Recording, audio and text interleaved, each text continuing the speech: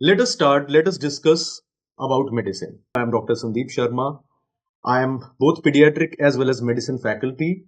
I take classes since last more than 10 years. I have been training students right from FMGE and PG to all the way to super specialty.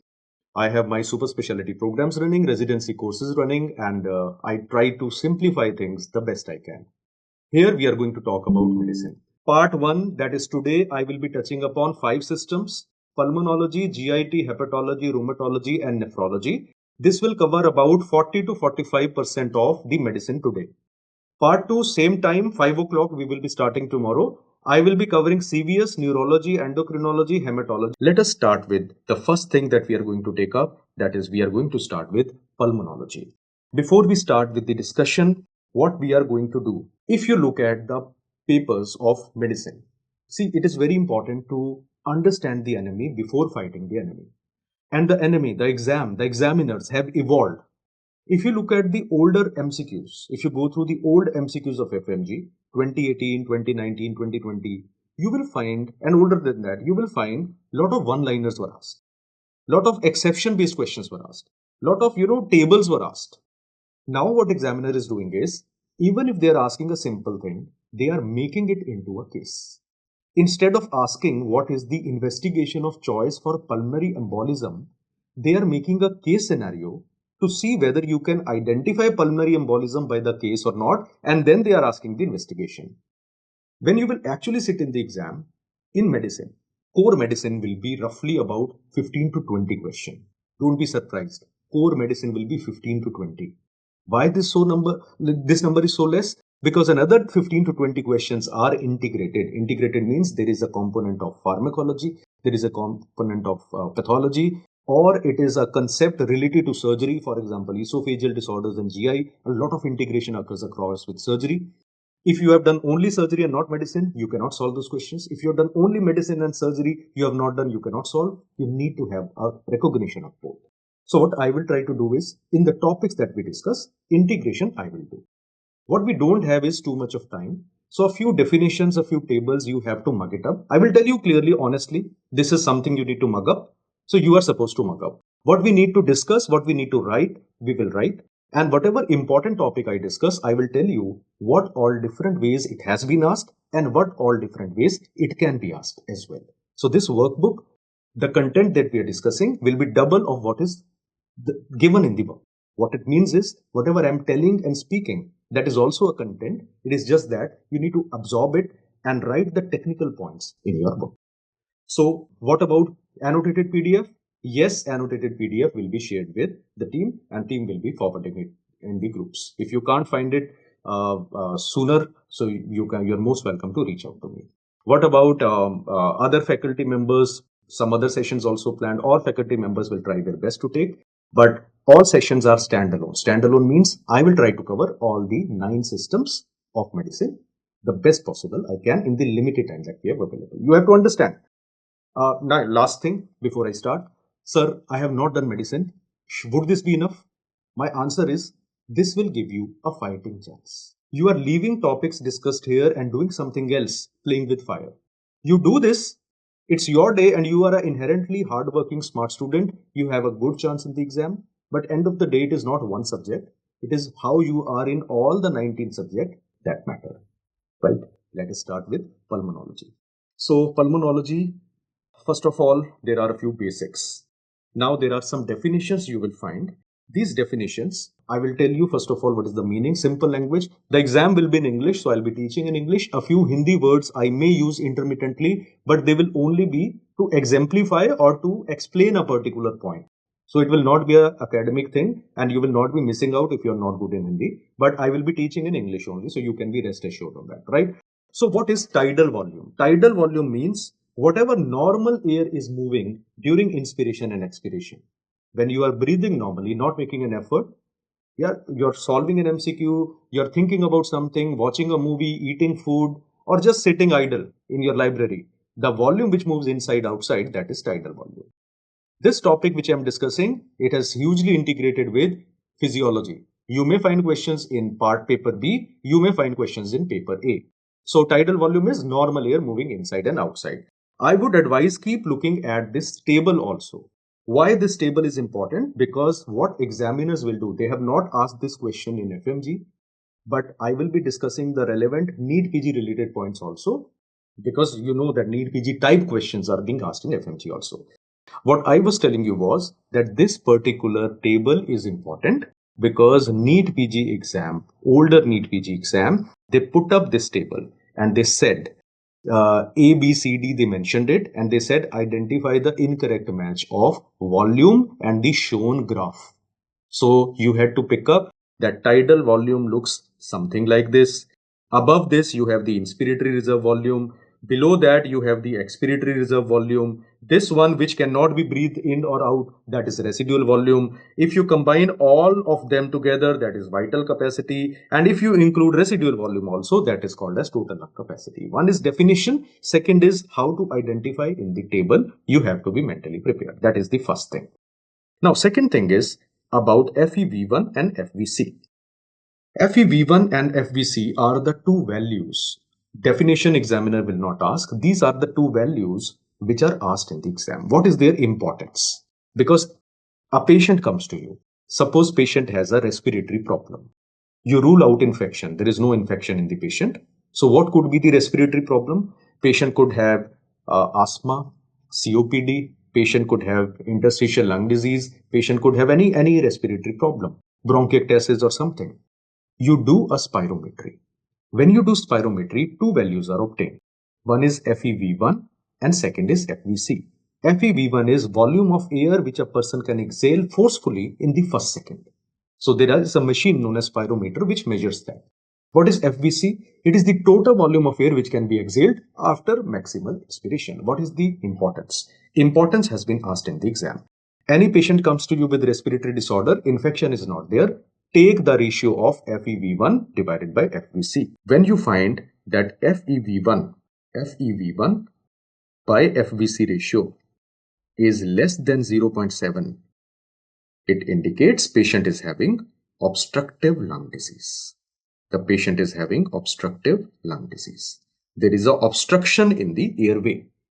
And whenever the patient has FEV1 by FVC ratio equal to or more than 0.7, what does it indicate? It indicates the patient is having a restrictive lung disease.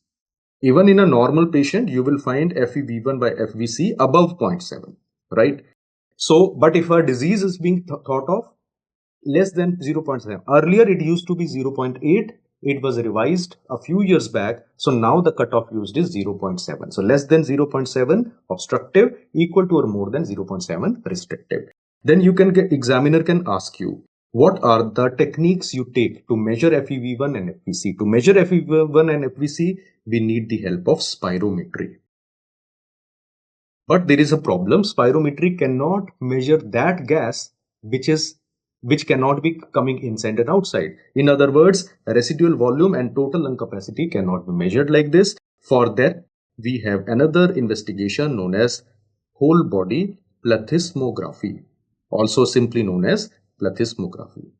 Plethysmography has many subtypes, many techniques. Mainly it uses helium dilution technique, but those details will never be asked in your FMG exam. If it gets asked, it could be a physiology question, but certainly not a medicine question. So what are the name of the two techniques to measure that? Spirometry. But spirometry can measure everything except two things, the residual volume and TLC. For TLC and a residual volume, what do you need? You need body plethysmography. Okay. Moving further, we have this flow chart. Any patient comes to you, he has FEV1 by FVC ratio less than 0.7, that is less than 70%. You will suspect the patient is having a obstructive lung disease. Now, there are, broadly speaking, two types of obstructive lung diseases. One is reversible obstructive lung disease and second is non-reversible obstructive lung disease. Any obstructive lung disease, if you are suspecting, you give a trial of salbutamol. What is salbutamol? I'm writing in short. It is a short-acting beta agonist. We also call it as SABA. You give a trial of salbutamol in the patient. There will be two possibilities. The obstructive lung disease, the ratio improves. the ratio improves in the patient. If the ratio becomes better, that was a reversible disease. What does it indicate? The likely diagnosis in the patient. What is the answer? Yes, bronchial asthma. Bronchial asthma. However, if there is no improvement in the patient, you will suspect other diseases. It is a common mistake. We think that only COPD should be thought of. What is COPD? Chronic obstructive pulmonary disease.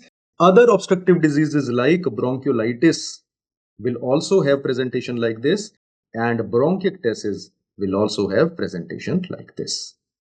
So this will tell you that the underlying disease is not asthma, it is COPD, bronchiolitis or bronchiectasis. It will be helpful in ruling out the options in the MCQ.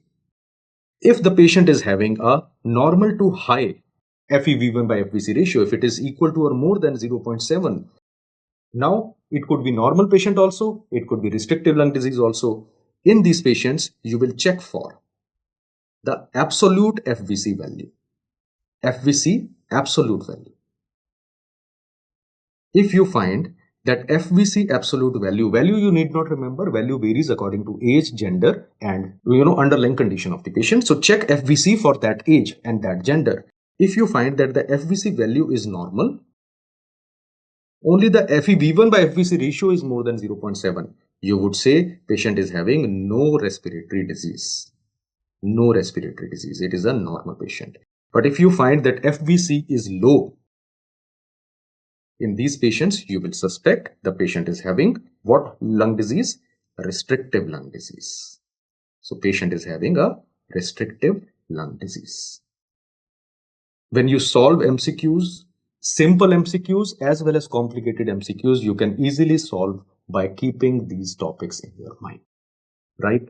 So no improvement, COPD, bronchiolitis, bronchiectasis with salbutamol, improvement, bronchial asthma. If it is high, more than 0.7, check for absolute value of FVC and decide whether it is a normal patient or there is restrictive lung disease in the patient. Now, let us do a table distinguishing between obstructive lung disease and restrictive lung disease, and we will be taking their examples also. What is the problem in obstructive lung disease? The problem in obstructive lung disease is air trap. Air is getting trapped. In bracket, you would write it is a flow problem. It is a flow problem. Flow cannot occur. Whereas restrictive lung disease, there is a expansion problem.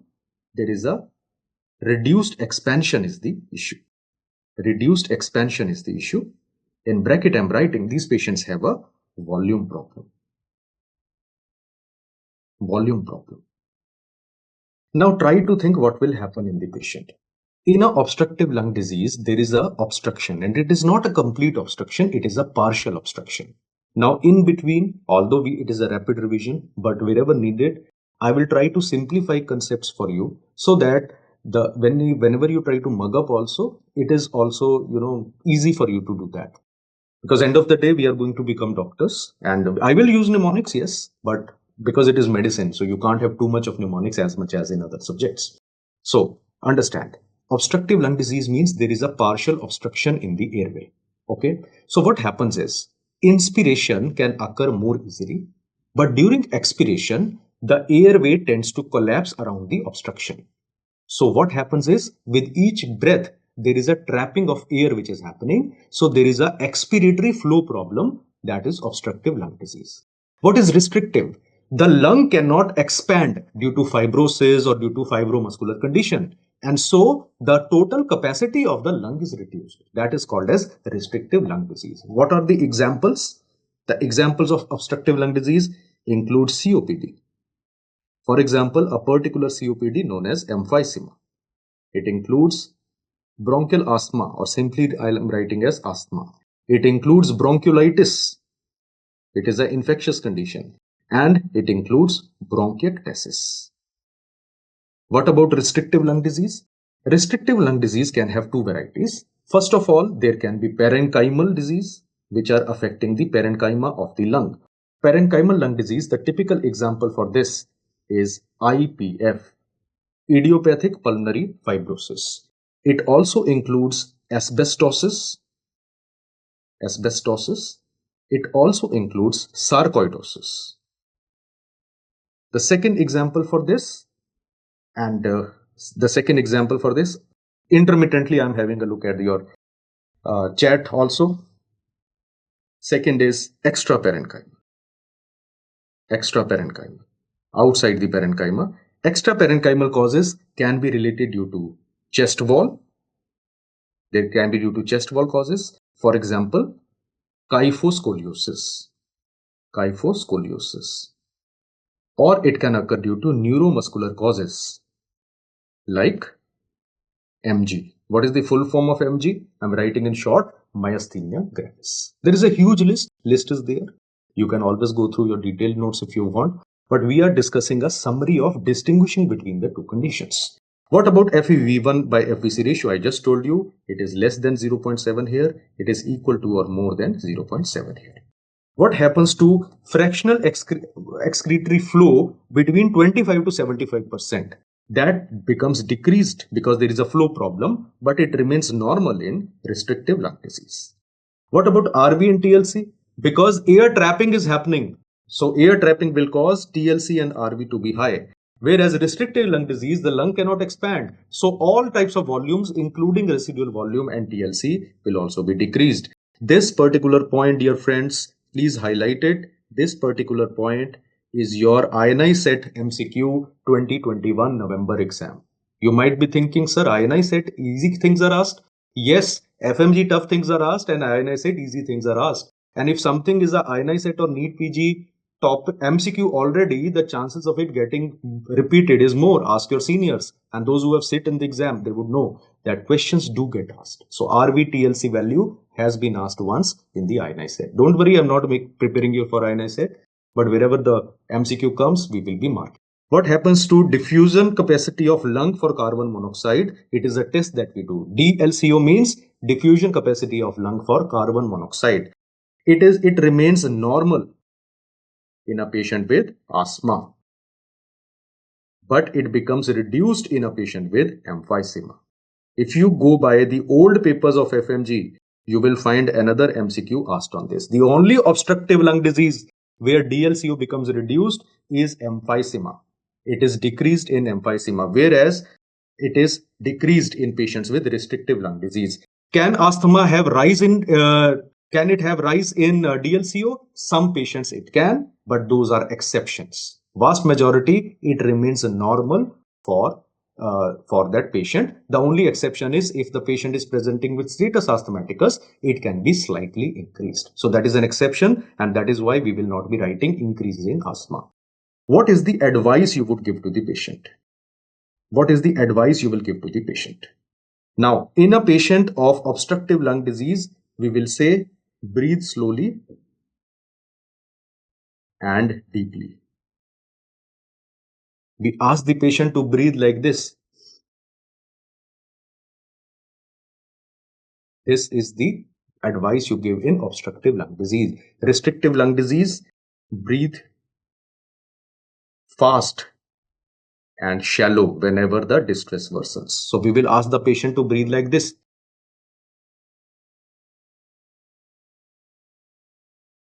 Why is it so? There are hemodynamics involved. Not hemodynamics, there are aerodynamics which are involved, which we need not go into right now. But this is the advice that you would give, and it is mentioned in Harrison as well.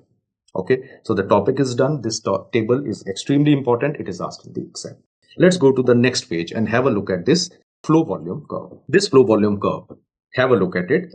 Whenever you look at this flow volume curve, always we start from this particular point. We start from this particular point. This is your starting point. This is your starting point, right? The segment which is on the lower side, minus side, that is the inspiratory segment. And the segment which is on the positive side is expiratory segment. Why the inspiratory segment is negative? Because as you are inspiring, the negative pressure is becoming more negative. So flow is written in minus value. Whenever flow is coming out, the sensors are detecting the flow coming out towards it. So it is always written as a positive segment. So remember, we start from here, then inspiration happens. When inspiration begins, the volume which is present in the lung at that point is the residual volume. Okay. Then inspiratory volume starts. This is the peak inspiration. Then inspiratory flow tends to fall. At the point at which maximum inspiration has been attained and no further inspiration can happen, this is the point where total lung capacity can be measured. Then the expiration starts. This is the peak expiratory flow point, and then the expiratory part ends and the new cycle of respiration begins. So what are the key points to know? First of all, it starts at point somewhere around 5.8 liter. The lower part is inspiratory, the upper part is expiratory. This point, what we measure is residual volume. This point, what we measure is total lung capacity. These are the normal things that you need to know. You can know abnormal only if you know the normal values first. Now, what are the abnormalities examiner can ask you? Examiner will give you, he will say, a patient with a lung disease underwent spirometry. Flow volume curve is as shown in the image. What is the likely diagnosis? By looking at the image, you have to tell. Now, in this photograph, you can see that this is the normal value. I'm labeling it also. So they will label in the exam. This is a normal. And this is a patient's flow volume. Now, what has happened to this? Two things you can see.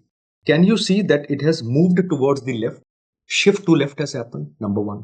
Second, in the expiratory segment, there is a concavity which is getting produced like this, concavity.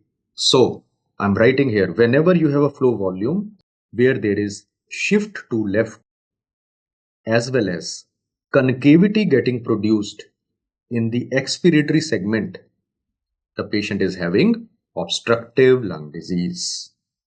Obstructive lung disease, right? What are the variations of this question? First of all, they can show this photograph and ask you diagnosis. Your answer will be obstructive lung disease. Whatever obstructive lung disease is given, you will mark it. Second, they will say obstructive lung disease was there. Curve is shown. After giving salbutamol, the curve shifted to right and became normal. What is your diagnosis? On giving salbutamol, the curve shifted back to right and became normal and the concavity disappeared. What is your diagnosis? If it doesn't change, then it should be other diseases like emphysema or COPD should be thought of, right? First thing. Second thing, look at this curve. This is a normal patient's curve. And this is the curve which has shifted to the right in the patient.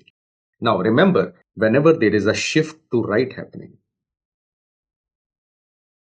or the overall dimension, overall size becomes narrow,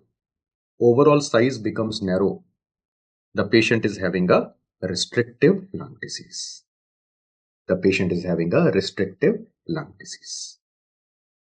Restrictive lung disease. Also, you need to know that whenever there is a shift to right, that will indicate a extra parenchymal variety, whereas in parenchymal, only the size will reduce in the patient. But again, examiner will not ask you to go so deep. So whenever there is a shift to right happening, or overall size becomes narrow because it is a volume curve.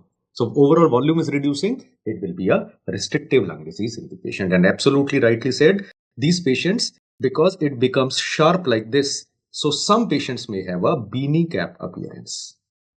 Beanie cap is plus minus. It is not always seen, but if the uppermost expiratory curve becomes pointed, that is called as beanie cap. I'm just highlighting here. Beanie cap may be plus minus. And tomorrow examiner can ask you as one-liner, beanie cap on flow volume curve indicates which lung disease? It indicates a restrictive lung disease in the patient. Moving further, look at this curve. What is happening in this curve? In this curve, this upper one is the normal curve. And here you are finding this is the curve of the patient. I am highlighting in red. Originally it was red, but due to some formatting, the red color was lost. So the red colored one is the patient. Now what you can see in the patient, I am using the technical words also because there is a possibility tomorrow examiner may not show you the photograph. They will simply mention in the line and you have to imagine and tell the answer. So whenever in a flow volume curve, the inspiratory curve as well as expiratory curve are flattened symmetrically. They are flattening symmetrically. What does it indicate? If they are flattened symmetrically, that indicates fixed airway obstruction. It indicates fixed upper airway obstruction. Fixed upper airway obstruction. And the typical example for fixed upper airway obstruction is tracheal stenosis. Tracheal stenosis. Tracheal stenosis. What is the overall most common cause of tracheal stenosis? Most common cause of tracheal stenosis is prolonged intubation.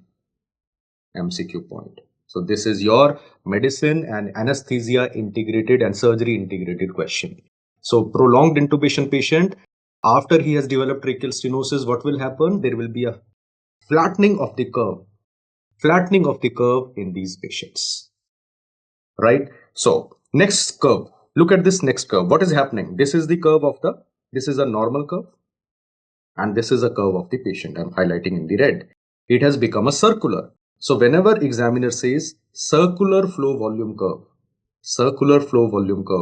what does it indicate? Circular flow volume curve indicates neuromuscular weakness. Neuromuscular weakness. And neuromuscular weakness, what is the most common example? It will be seen in patients with myasthenia gravis. Absolutely right. Myasthenia gravis. Let us write NEET PG MCQ 2024.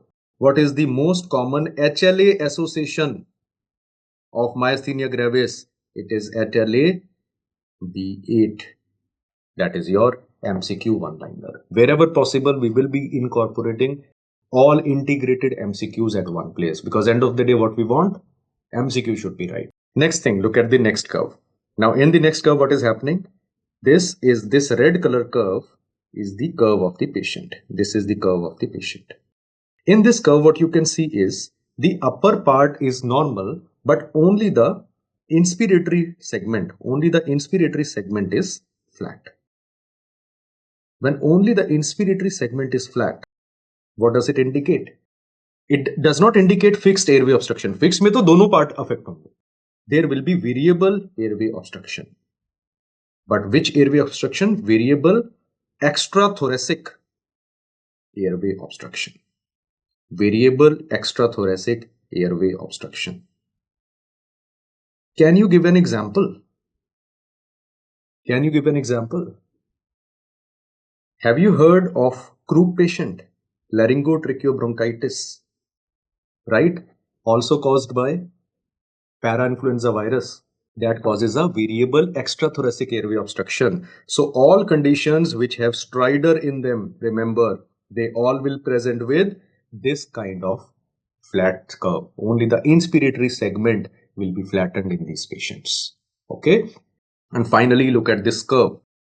When this patient, what is happening? Only the expiratory curve, the upper one, the positive one, that is getting flattened. So if there is only expiratory segment getting flattened, the patient is having variable intrathoracic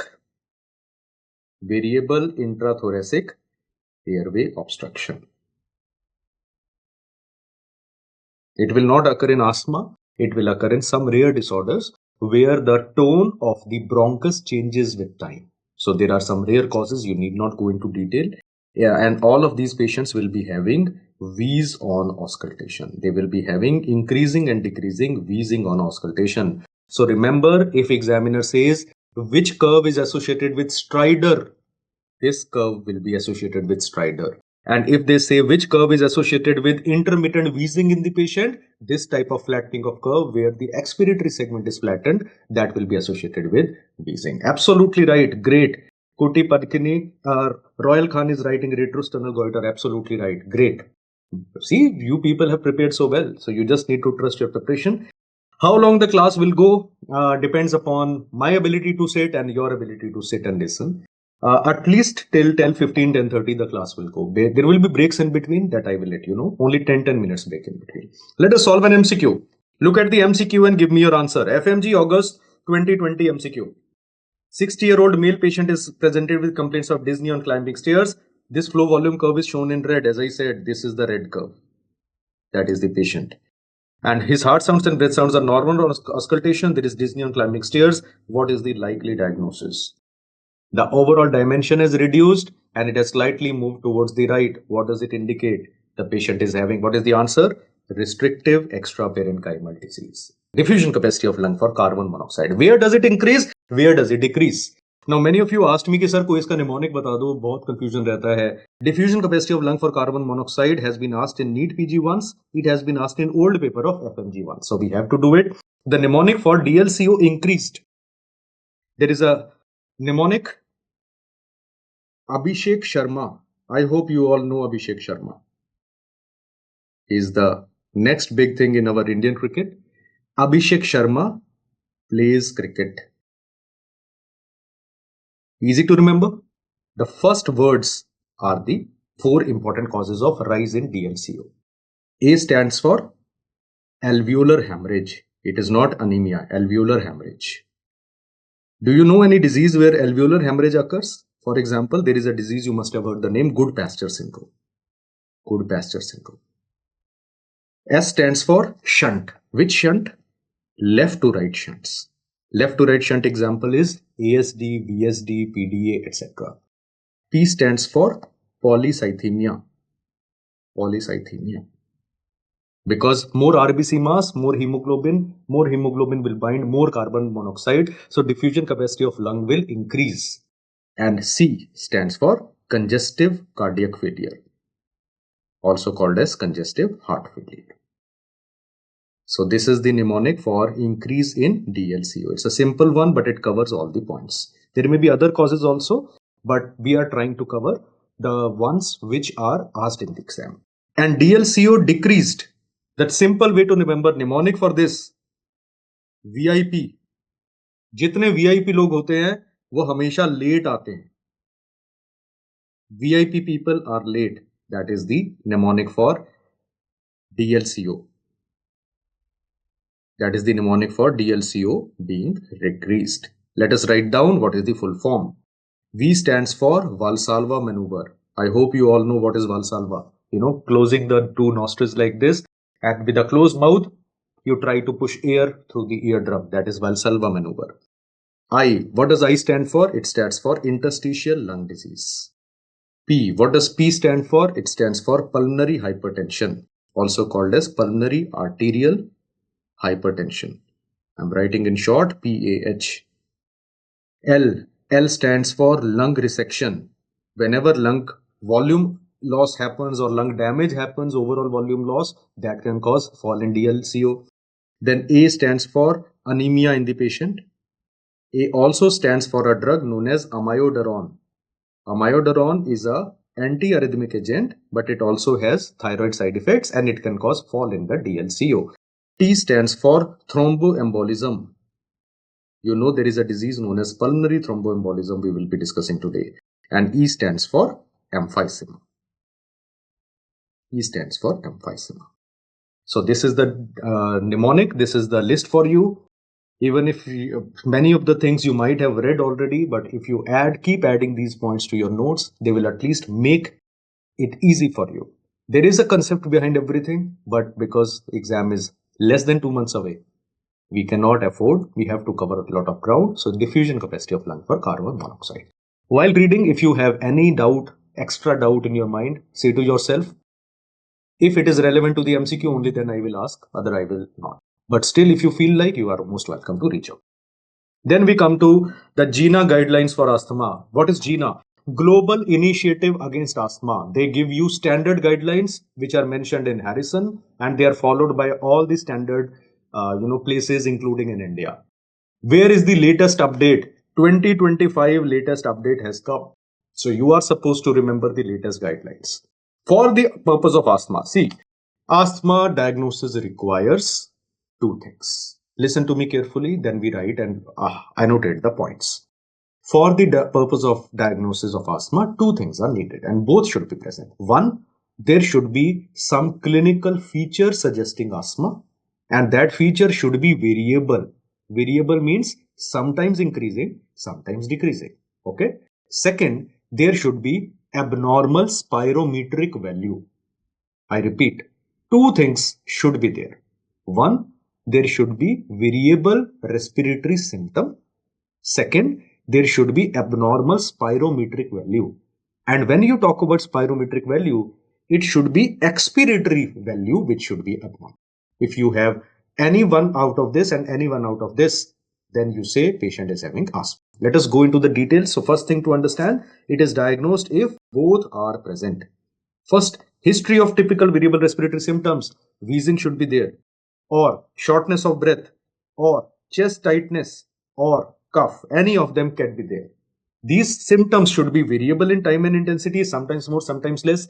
Worse at night or awakening the patient from sleep, or they should be triggered by some agent like viral infection, cold air, exercise, laughter, allergens. So at least one out of these symptoms has to be there. Wheeze, shortness of breath, chest tightness, and cough. And second, on spirometry, there should be confirmed variable expiratory airflow limitation, at least one or more of the following. What are the things we look out for? First of all, you check the positive bronchodilator responsiveness test. What we do is, first you check FEV1 or FVC. Okay, first you check. Then you give salbutamol, and after 20 minutes repeat the test. If now the FEV1 improves, you will call it as diagnostic of asthma. Okay, so how much it should increase? It should increase by equal to or more than 12%, or it should increase by equal to or more than 200 ml. It should increase by equal to more than 12% or equal to more than 200 values you have to mark up. Second, over a 2-week period, you check what is the peak expiratory flow in the morning and in the evening. This is difficult to do, but these days you have portable spirometric devices which can only check for PEFR value. So we ask the patient, do in the morning, do in the evening, 6 a.m., 6 p.m. and write in your diary. Now patient comes to you and he has a diary record of 2 weeks. If you find that there is a variability in twice daily PEFR, peak expiratory flow rate by equal to or more than 10%, then again it is a criteria. Third, you give inhaled corticosteroid and check FEV1 after 4 weeks. If FEV1 rises by 12% or peak expiratory flow rate rises by 20%, then it is a criteria.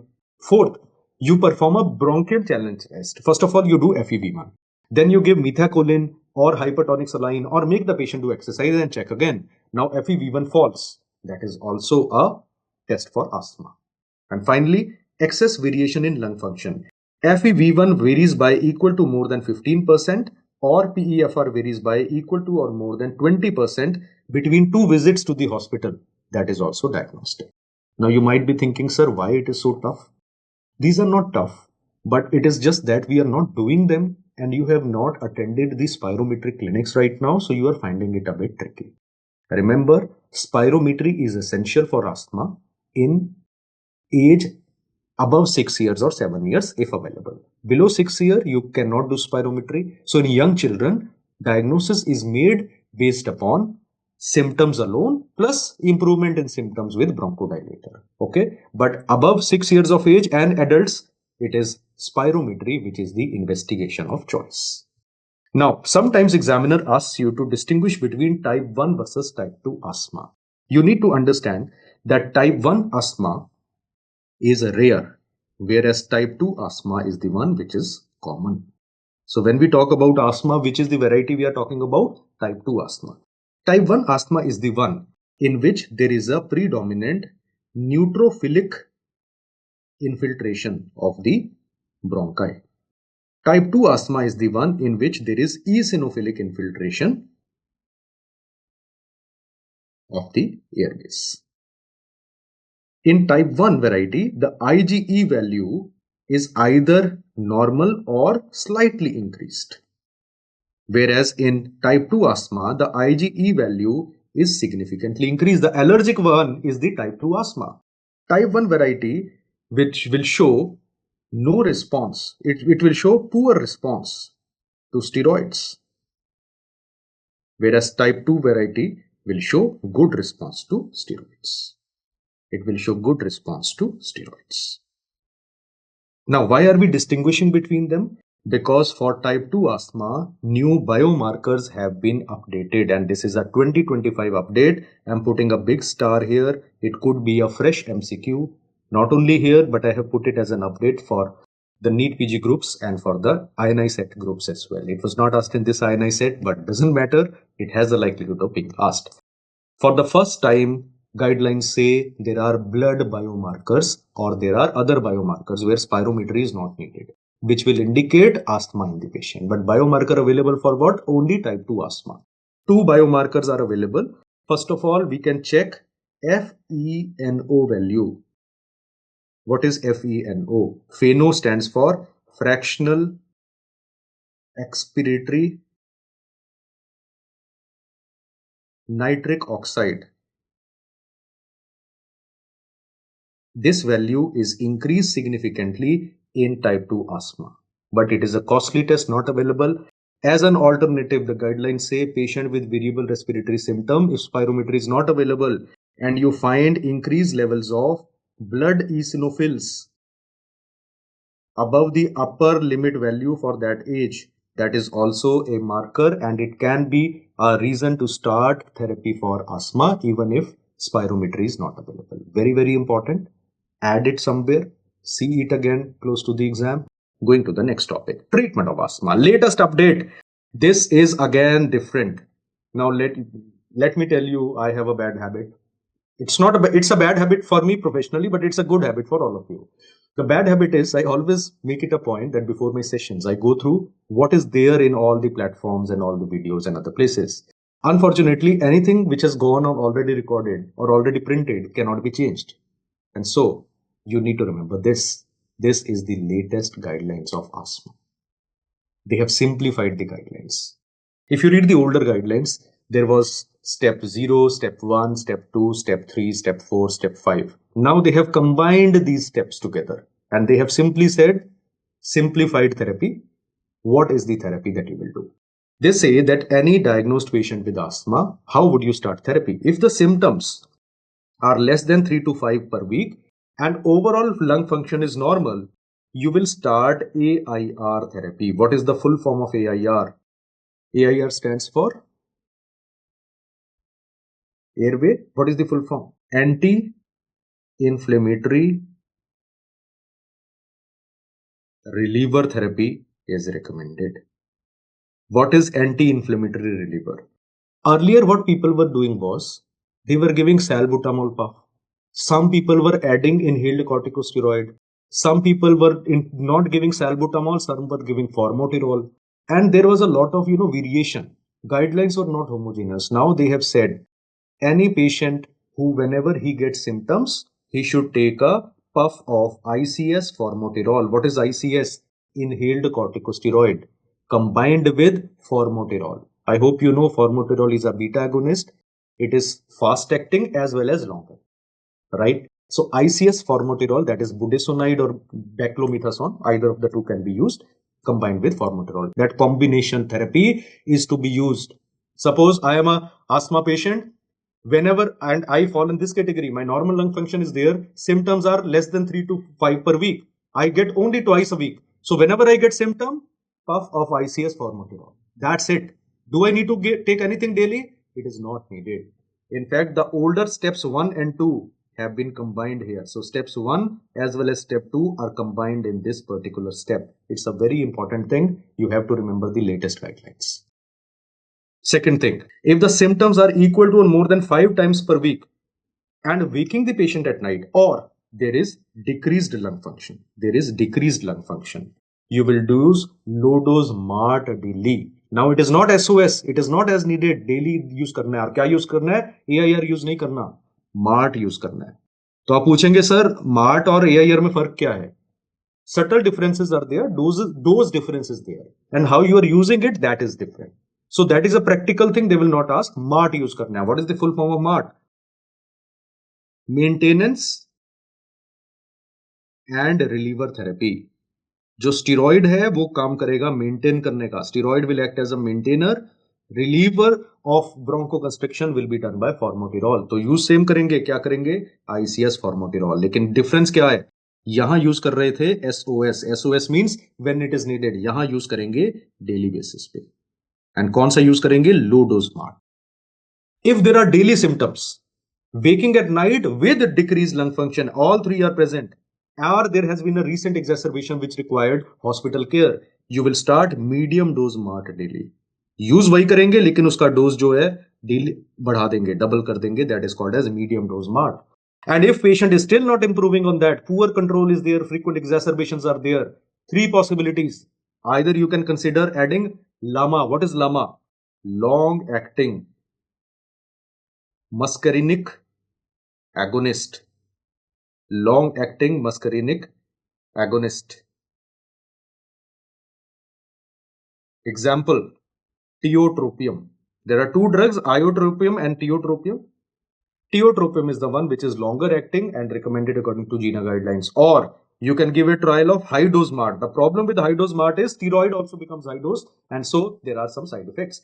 And third, you can consider biological agents. What is the role of oral steroids? Oral steroids can be given for a life-threatening episode, but they are not useful in the definite management in such patients. So what are the biological agents useful in asthma? Biological agents used in asthma. So what about considering biological agents? Yes, long-acting muscarinic antagonist. Really sorry, antagonist. It is tiotropium bromide. Biological agents useful in asthma. This is extremely important from exam perspective. Very, very important from exam perspective. And it is integration with your pharmacology as well. Pharmacology as well. Right? So biological agent kya kya hai? Dekho. Anti-IgE. What is anti-IgE agent which is approved for use in asthma? Omalizumab. Second, anti-interleukin-4 receptor alpha. The agent is dupilumab. Third, anti-interleukin-5. We have mepolizumab. And fourth, anti-TSLP. What is TSLP? TSLP stands for thymic stromal lymphopoietin. It is involved in maintaining low-grade inflammation in the airway. So anti-TSLP, 𝗘𝗱𝗶𝗁𝗲𝗋. 𝗘𝗱𝗶𝗁𝗲𝗋. Are there other antibodies? Yes, almost 11 monoclonal antibodies are there. But from exam perspective, what are the ones which are at least available in India? Approved by FDA, mentioned in GINA, available in India. These are the four important ones. Once you have remembered these four antibodies in asthma, you want to add more, most welcome to do it.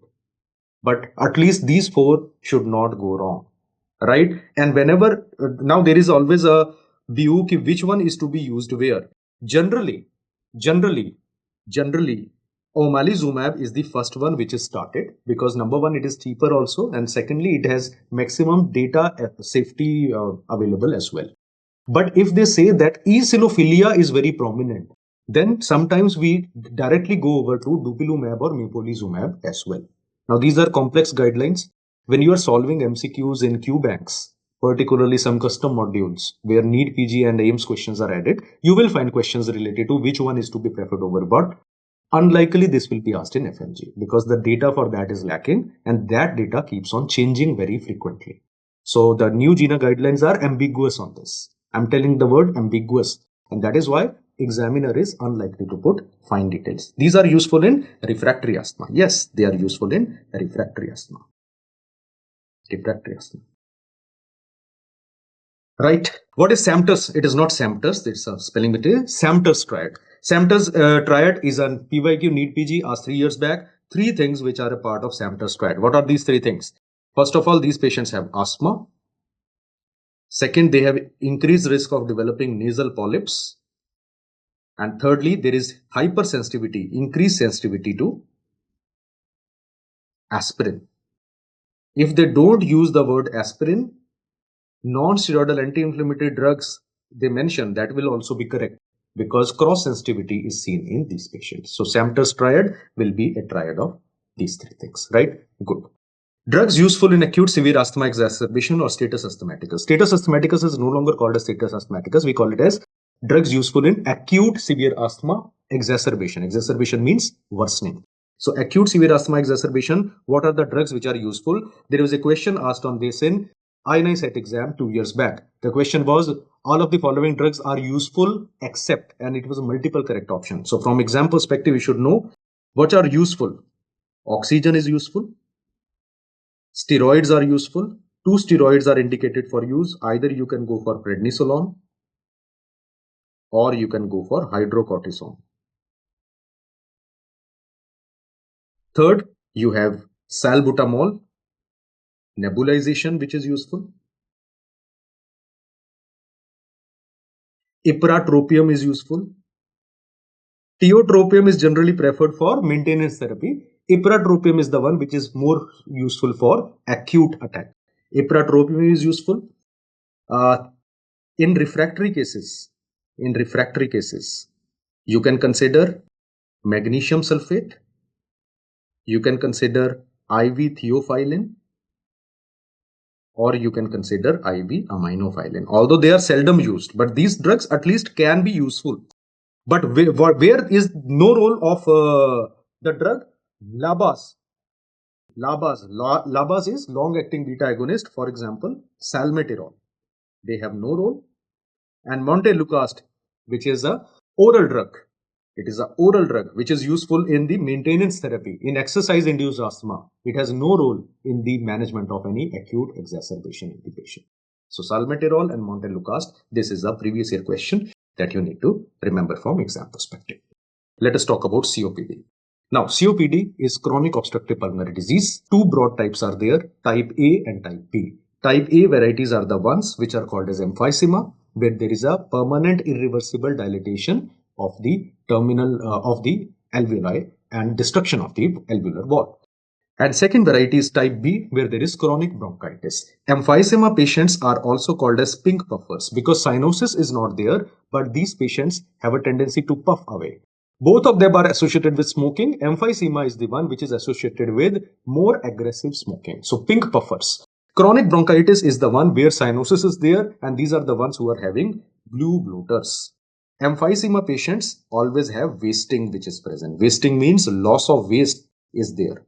And blue bloaters are the one where weight gain along with productive cough is the hallmark. These are the patients who are having productive cough as the hallmark. Now, this is the tracheobronchial tree. It has been shown. Two types of emphysema can be seen. First variety is the one in which the entire lobule of the alveolus becomes involved. It is called as panlobular emphysema. It is also known as pan-acinar emphysema. You can get a pathology MCQ. Panlobular or pan-acinar emphysema is seen in which condition? This is seen in patients with alpha-1 antitrypsin deficiency. But if the examiner says there is centrilobular emphysema, only the central part of lobuli, this particular part is getting dilated. But the terminal parts are still, relatively better off. This will be seen typically in patients with smoking associated disorders. These are the ones which are associated with smoking associated disorders, particularly COPD or emphysema. Let us move into the gold criteria for COPD classification of severity. Gold criteria is important. I am writing here. There was an MCQ asked on this in INI set November 25. INI set November 25, there was a question asked on this. So gold criteria says that there are 4 stages which are defined, and they are decided based upon FEV1 by FVC ratio, which is a mandatory criteria, and then predicted FEV1 percentage. You have to divide. 1 is mild, 2 is moderate, 3 is severe, 4 is very severe. FEV1 by FVC will be less than 0.7 in all of these patients. It will not be responding to bronchodilator. If the FEV1 percentage is more than 80%, that is mild COPD. If it is 50 to 80%, that is moderate COPD. If it is 30 to 50%, that is severe COPD. And if it is less than 30%, it is very severe COPD. Running short on time, just focus on these particular points. And what is the treatment of COPD as per the gold criteria? Now, this is something we need to understand. For the purpose of treatment, there are additional things that we do. We first check what is the MRC dyspnea grading. 4 grades of dyspnea are there. 1, 2, 3, 4. Right? Those dyspnea grades is a clinical thing. Then there is a score we calculate called as CAT score.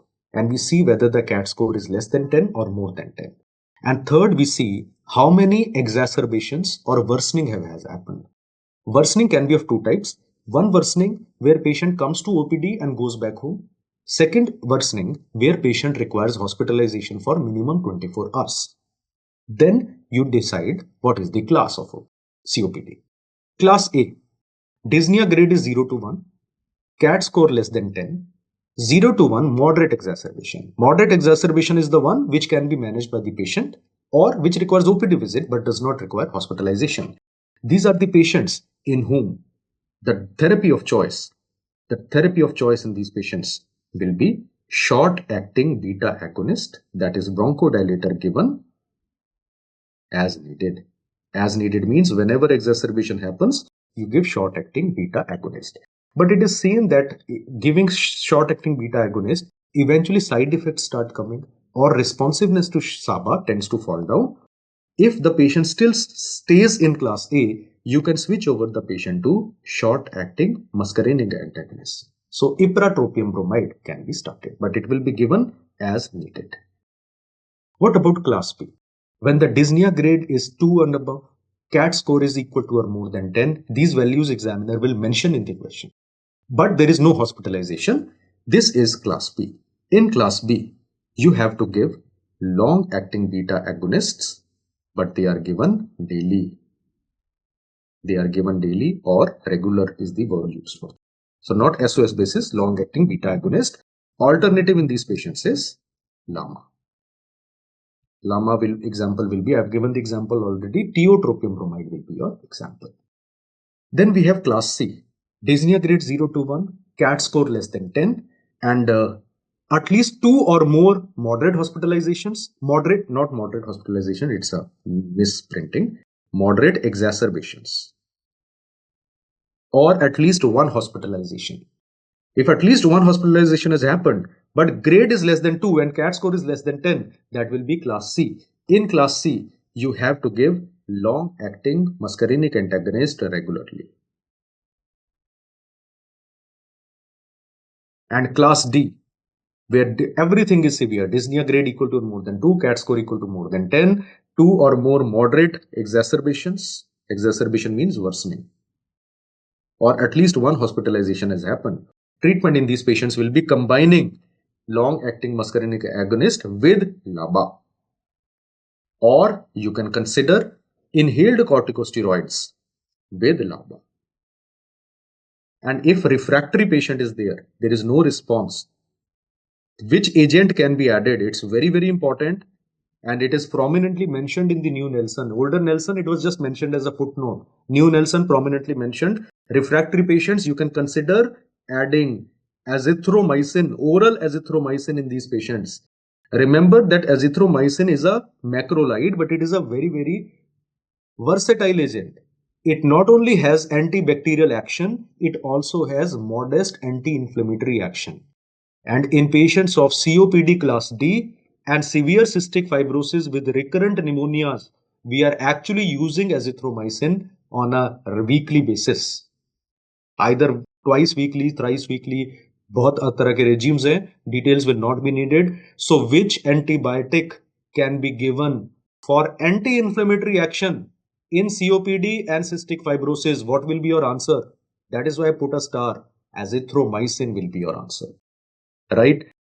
Azithromycin is resistant in many people. The reason azithromycin resistance is high is because in India, we take azithromycin. Any sore throat, people take azithromycin. Any sore throat, people take azithromycin. Let me tell you a fact. Azithromycin resistance is not that common yet. It is that you are taking azithromycin for a wrong indication. That is the reason azithromycin doesn't work. You will learn it once you cross over to this side and start treating the patient. Then you understand that azithromycin is still a very, very good drug, but it is not a magic wand that, it's not Harry Potter. It's a wand that you just use like this and the patient gets correct. So azithromycin is the only agent which is antibiotic with anti-inflammatory action in respiratory tract. Remember this point, will be useful in the coming days. Moving further, we have some case scenarios to you. Let us talk about some case scenarios. Now we can pick up the speed. These are easy scenarios. First of all, examiner will say there is a patient with asthma or cystic fibrosis He comes to you with productive cough. It can occur in asthma cystic fibrosis, but there is brown sputum. First clue in the question, thick brown sputum and brown plugs are present. The patient has difficulty in breathing, and second clue in the question, raised immunoglobulin E. Asthma cystic fibrosis, brown sputum, raised IgE, not responding to the conventional management. What is the likely diagnosis? The patient is likely suffering from a disease known as ABPA. What is ABPA? Allergic bronchopulmonary aspergillosis. This is an allergic reaction in response to Aspergillus infection. So it is an allergic reaction. What is the cause? It is hypersensitivity to fungus. What is the name of the fungus? Aspergillus fumigatus. The name of the fungus is Aspergillus fumigatus. What is the cardinal diagnostic test? Put a MCQ here. Specific immunoglobulin E against Aspergillus. We don't check total IgE. We do a costly test known as Aspergillus specific IgE. It is not easily available, but this is considered the cardinal diagnostic test. In other words, you can call it as a gold standard investigation also. What happens to circulating levels of IgE? The total IgE levels are increased. They are more than 1000 international unit per ml. What will CT or chest X-ray show? Another MCQ. This is an MCQ asked in radiology part of FMGE PYQs. You will find CT or chest X-ray shows bronchiectasis. What type of bronchiectasis? Bronchiectasis means restriction of the wall of large bronchus. Central bronchiectasis is seen in these patients. Normally, it is peripheral bronchiectasis which is more common. But in asthma patient, cystic fibrosis patient, ABPA patient, what type of bronchiectasis is seen? Central bronchiectasis is seen. 3 types of questions you will ask. You will be asked, very, very important. If they ask you what is the treatment of choice in the patient, the treatment of choice is combination. See, it is an allergic reaction. You need to understand one thing. For treatment, when the patient is first diagnosed, you need to, number 1, control the inflammation. For that, you need steroid. Plus, there will be aspergillus in the body. You have not used antifungal. So you have to use antifungal agents as well. But if the patient is not improving, then you will add omalizumab to control the inflammation because it is IgE mediated reaction. But for every worsening which is happening, you need not give antifungal because exacerbations can occur in the absence of active fungal infection also. Okay, so whatever I just said, you can listen to it again when you are listening to the video. Treatment of choice in these patients will be prednisolone, that is corticosteroids, combined with antifungal agents. What are the 2 antifungal agents of choice? The first line agent is always itraconazole. If itraconazole is not tolerated, you can go for voriconazole. Remember, fluconazole does not work in aspergillus. Fluconazole does not work in aspergillus. So either itraconazole or voriconazole is useful. Treatment of choice, steroids with antifungal. Refractory cases, what you will add? Omalizumab. And for exacerbations, that is worsening, what you will do? You will use only steroids. Why this point is important? Because there was an MCQ on this statement-based question. Not in FMG, it was asked in old AIMS paper, not INISET. AIMS before 2020, there was AIMS. It was not INISET. The INISET exam came by clubbing of the exam. So there was a question that a patient has been treated appropriately for ABPA. 1 year later comes to you with another acute exacerbation. Which of the following will be used? One of the option was steroids alone. One of the option was antifungals alone. Third was steroid with antifungal. Fourth was steroid, antifungal and biologicals. What is your answer? Steroids alone. Because exacerbations can occur in the absence of fungal pathogens also. This is the funda that you need to know. This is the funda I am telling you while discussing the topic. So first scenario is done. Second scenario. Respiratory infection or CVS condition is there. Right? So patient will say there is a respiratory infection or there is a cardiovascular disease in the patient. Examiner will mention these words, decreased air entry is there. Air entry is reduced. And this is the most important point. I'm highlighting it here. Stony dull percussion note. Stony dull percussion note always indicates presence of fluid in the lungs. Remember that. Stony dull percussion note always indicates fluids.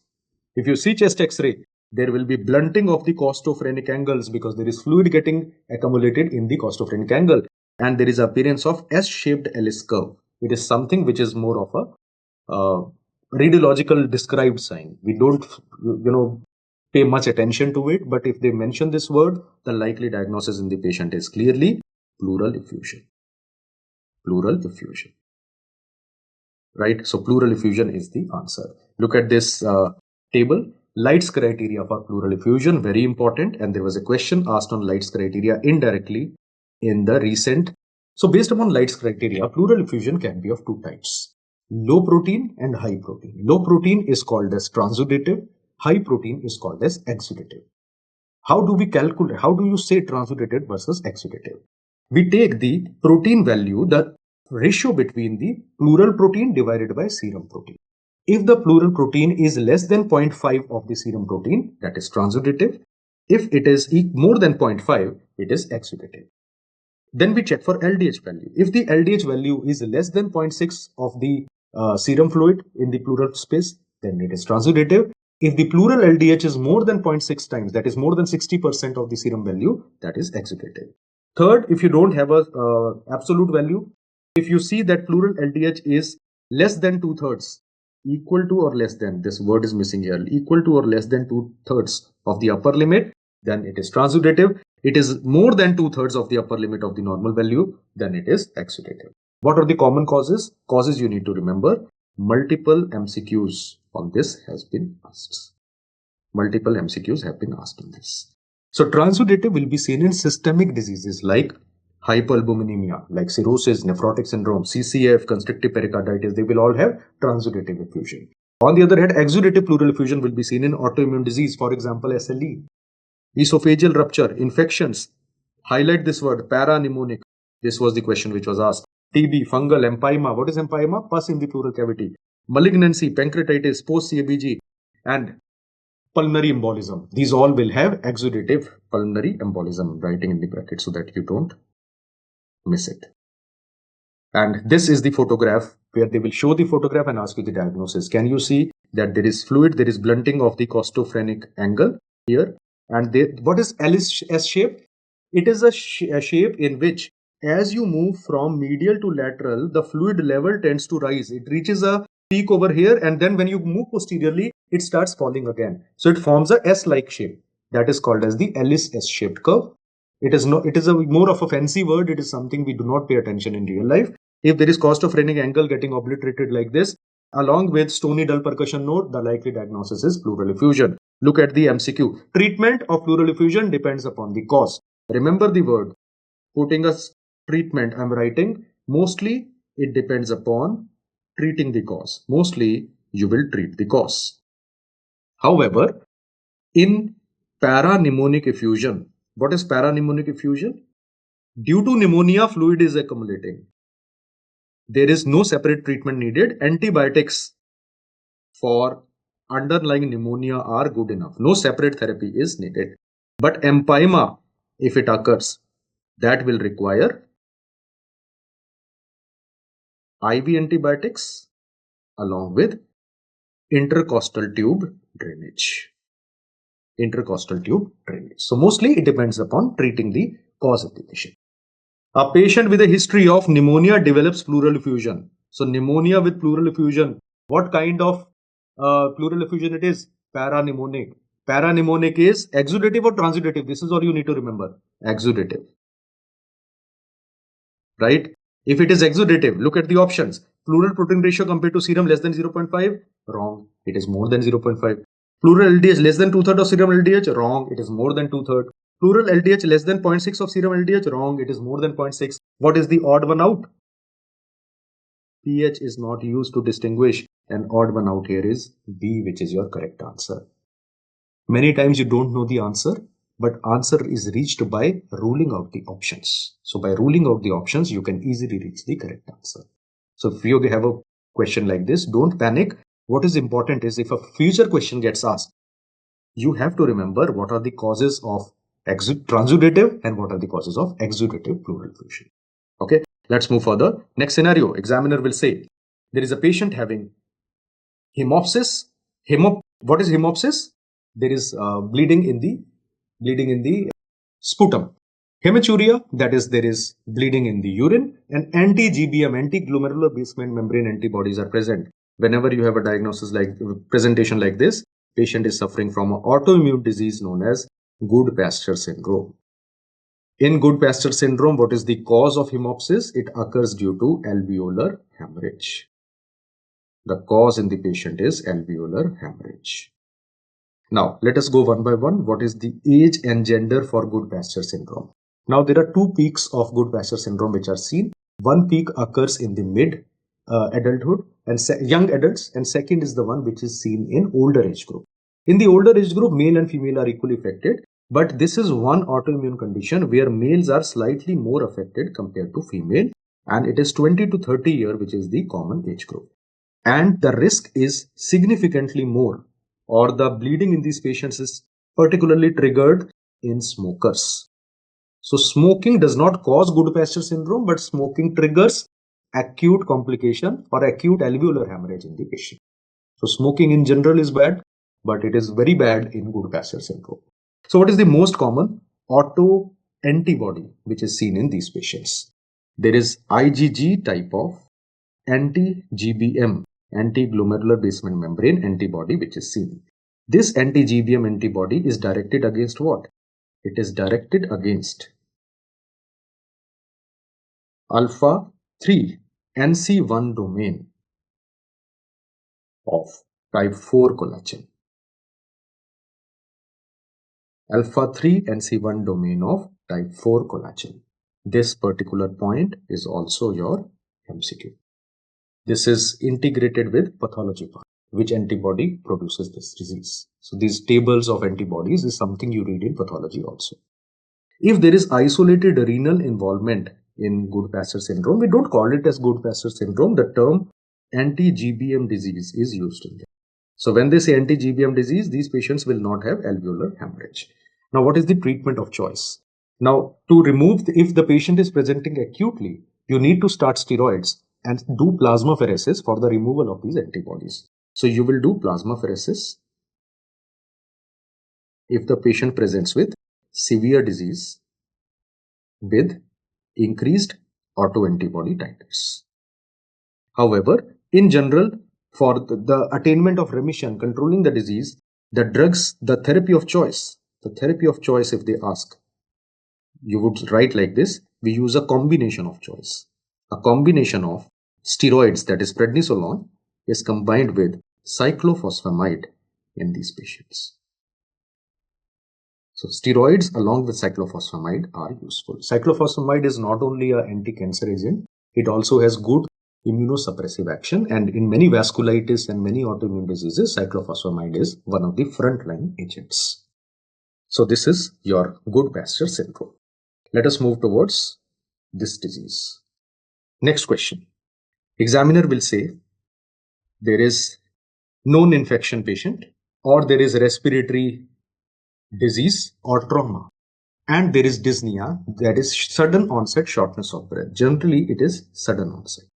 So sudden onset shortness of breath will occur. There will be decreased air entry on one side. Decreased air entry on one side can be seen in pleural effusion also, but there will be unequal breath sounds. There, the important point was there will be stony dull percussion note. Here there is hyper resonant note in one affected side. And chest X-ray shows deep sulcus sign and loss of vascular markings on the affected side. What is deep sulcus sign? On the affected side, there will be a sign like this, where air will be trapped. And this sign will produce a deep sulcus-like appearance, and there will be complete absence of vascular markings in that particular segment. Whenever you have a presentation like this, what is the likely diagnosis? The patient is suffering from pneumothorax. Pneumothorax. Okay. Now, if there is, what is the treatment of pneumothorax? If it is, I'm giving the heading, if there is sudden onset pneumothorax or fall in SpO2, you should suspect the patient is having a variety of pneumothorax called as tension pneumothorax. Tension pneumothorax needs to be relieved as early as possible. And the immediate therapy of choice in these patients will be needle decompression. The first step in pneumothorax will be do needle decompression. Do needle decompression. Now the question arises, MCQ point. What is the site of doing needle decompression? Site of doing needle decompression. If it is a child, then you do needle decompression in second intercostal space in the mid-clavicular line. You do it in the second intercostal space in mid-clavicular line. But if it is an adult patient, you will do in the fifth intercostal space in the mid-axillary line. So be careful what is being mentioned. These are the standard guidelines for doing. After doing needle decompression, later you will put intercostal drainage tube insertion. But this site of putting needle is important, and already previous year question has been asked. It is integration between surgery, anesthesia and medicine. And pediatric part also I have mentioned. So child ke andar second intercostal space, make sure it is mid-clavicular line. In case of adult, it is the mid-axillary line where we put it in the fifth intercostal space. FMG July 25 MCQ. Options are not there. Question was something like this. This is the latest MCQ. After failed subclavian catheterization, when you are putting subclavian vein through here, there is always a possibility of hitting the apex of the lung. There is increased work of breathing, BP falls and pulse rises. What is the likely diagnosis? Likely diagnosis is pneumothorax in such a patient. So what needs to be done? Do urgent X-ray and consider needle decompression. Pneumothorax is a known complication of subclavian catheterization. Now it is predominantly a anesthesia topic integrated with medicine and surgery, of course. Pneumothorax is your answer. Okay. Next thing, examiner will say productive cough. Cough is more in the morning. Now cough is showing change with posture and change with diurnal variation. Productive cough more in the morning, yellowish sputum, and the sputum amount increases with change in posture. So something getting collected in a dilated space. Fever plus minus, another clue, clubbing of the digits. The patient is suffering from a disease known as bronchiectasis. So what is the likely diagnosis in patient? It is bronchiectasis. If you go through medicine MCQs of July 25, January 25, last 24 both exams and 23 both exam. In medicine, at least 5 to 6 questions are only based upon tell the likely diagnosis. It is just that every time examiner keeps, conjuring up new ways of asking you. So if you know the buzzwords, you can either reach the correct answer or you can rule out the option to reach the correct answer. And that is why these small boxes which I am discussing, you are supposed to remember every word of them, because many times easy question. It is just that you know the buzzword, you know the keyword, you know the answer. So bronchiectasis, what is bronchiectasis? It is definition, they will not ask, irreversible dilatation of the lower larger tracheobronchial tree, that is called as bronchiectasis. What is the investigation of choice? Investigation of choice is a previous year question. It is HRCT, high resolution CT scan of the chest. And what are the radiological signs which are seen in these patients? 3 types of radiological signs. It is a NEET PG MCQ. The question was, all of the following are radiological signs described in bronchiectasis except. So 3 signs were mentioned. You have to remember all the 3 signs. So first sign is tram track sign. It is not tram track calcification. Tram track sign. Tram track calcification is a feature of Sturge-Weber syndrome that we will discuss tomorrow. Kal aayega wo. Second is signet ring sign. Signet ring is seen in malaria also, and signet ring sign on radiology is seen on bronchiectasis. What is a signet ring? You have a ring like this, and then there is a, hira like this. Oh, hire wala anguthi. That is called as signet ring, right? So signet ring sign will be rings like sign, something like this. And third, there will be tree in bud appearance. If you are already wearing a ring like this, you can have a look at it. If you are not wearing a ring like this, don't worry, your time will come. but not now after 17 January. So tree input appearance. So these are the three radiological signs described in bronchiectasis. What is the treatment in these patients? Treatment of bronchiectasis is treat the underlying cause. So generally it is infection. So you will use IV antibiotics. Harrison says these antibiotics should cover Pseudomonas and H. influenza. So generally we go for third generation cephalosporins. So most commonly we use third generation cephalosporins. Plus we allow more chest drainage to occur. So you give chest physiotherapy so that the mucus, the sputum which is collected in the dilated vessels, that can come out. The drainage of the chest improves, plus minus nebulization in the patient. And obviously, if it is due to underlying reason, you will be correcting the underlying cause. This is the treatment of. See, that is what I'm saying. If you go into radiology, there are so many radiological signs which have been described. The only thing is we can't remember everything. See, radiology makes sense only after you have done all the other 18 subjects. So I'm covering this particular point here because it was a previous year question. And these were the three options mentioned in the question. So the fourth one was your answer. So obviously there are more signs. So you are supposed to read radiology. But here I'm talking like a clinician. The most important things or the characteristic points are the ones I am discussing. And then we come to pneumonia. How pneumonia question will be asked to you. Examiner will say fever and cough is there. There is shortness of breath. Bronchial breathing will be the clue. And chest X-ray will show either lobar consolidation, in one lobe there is consolidation, or diffuse infiltrates are. Generally, lobar consolidation occurs in typical bacterial pneumonias, and infiltrates in both the lungs, hilar infiltrates. They can occur in bacterial causes, they can occur in viral causes, they can occur in some opportunistic pathogens as well. So fever, cough, bronchial breathing, consolidation or infiltrate, we are dealing with infection and inflammation of the lung parenchyma, that is pneumonia. The diagnosis is pneumonia. So this is pneumonia. Now let us talk about one-liners on pneumonia. Pneumonia is a sure topic in exam. If you go to pediatrics, IMNCI guideline of pneumonia, sure topic. If they don't ask there, you come to medicine, you have all the one-liners and you have criterias and you have treatments of pneumonia. So pneumonia, you do from pediatrics, you do from medicine, you go into the exam knowing that pneumonia, something is going to be asked, right? So let us talk pneumonia, one-liners. Overall, most common cause of pneumonia is Streptococcus pneumoniae,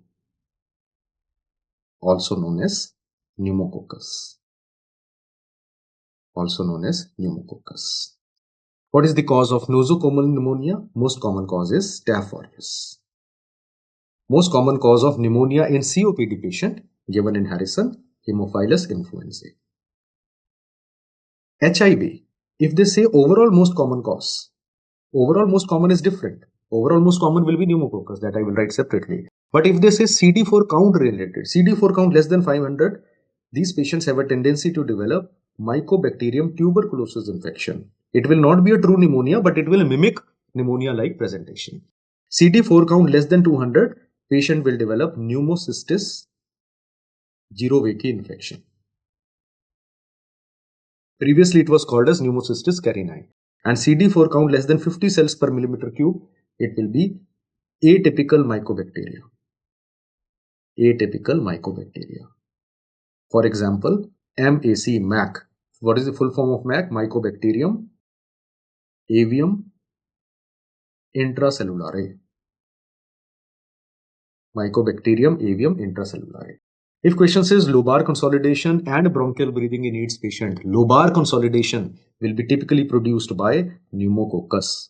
And pneumococcus is also the common cause if CD4 count is not mentioned. Whatever the CD4 count, if they simply say most common cause of pneumonia in AIDS patient, where HIV positive patient already AIDS has developed. I hope you all know AIDS and HIV are not the same. HIV positive patient turns into AIDS, right? That subtle difference you'll be reading in microbiology. And if they say pneumonia with hyponatremia and diarrhea, hyponatremia means low sodium level, and diarrhea with pneumonia, always think of Legionella pneumophila as the likely pathogen. In these patients, the risk factor will be contaminated water conditioning or AC units, from where aerosols can spread into the closed room and spread Legionella pneumonia. And drug of choice in these patients, you can use either fluoroquinolones. These days, levofloxacin is very useful, or you can go for azithromycin. Fluoroquinolones or azithromycin. MCQ, CD4 count less than 50 is an MCQ. COPD is an MCQ. Overall most common cause is an MCQ. So the points done. Let us have a look at FMG January 23 MCQ and give me the answer. FMG January 23. Look at the question and give me the answer. HIV positive patient, pulmonary infection, CD4 count is less than 50 cells per millimeter cube. Sputum was positive for acid-fast organism. Acid-fast are mycobacterium. All mycobacteria are acid-fast. They will stain with Zeal-Nielsen stain. So two clues: CD4 count less than 50, acid-fast organism. Answer is B, Mycobacterium avium intracellulare. Mycobacterium avium intracellulare. Nosocomial pneumonia is hospital-acquired pneumonia. Nosocomial pneumonia is hospital-acquired pneumonia. Okay. Next, what is the predictor of mortality and where do you want to treat the patient? For that, we have a criteria known as 𝗘𝗱𝗶𝗁𝗱 criteria. 𝗘𝗱𝗶𝗁𝗱 criteria. NEET PG. Recently, it was asked. I said, recently it was asked. Would it be asked in FMG exam? You will tell me when we come for the recall. So, there is a 𝗘𝗱𝗶𝗁𝗱 criteria. It predicts mortality and it tells where you are supposed to treat the patient. Should you admit the patient? Should you treat on OPD basis? So, 𝗘𝗱𝗶𝗁, 5 components are there. CURB and 65, which is the age. C stands for confusion. So check for sensorium of the patient, whether he's oriented or disoriented. Second, you check for urea. Any urea value more than 7 millimoles per liter, that is a positive finding. You are giving a score of 1 each for if they are present. Then R, respiratory rate. If respiratory rate, it is not a newborn, it is not a child. So any adult with respiratory rate 30 per minute or more, give score of 1. Fast breathing will be there. B, BP abnormality. Either systolic BP is less or diastolic BP is less, or both, but you will take it as one value. Either systolic BP less than 90 or diastolic less than 60, 1 score. And age more than 65, 1 score. Then you calculate the total score. If the 𝗘𝗱𝗶𝗁𝗱 total score is 0 to 1, it is risk group 1, mortality is only 1.5%, low risk, you can give antibiotics at home.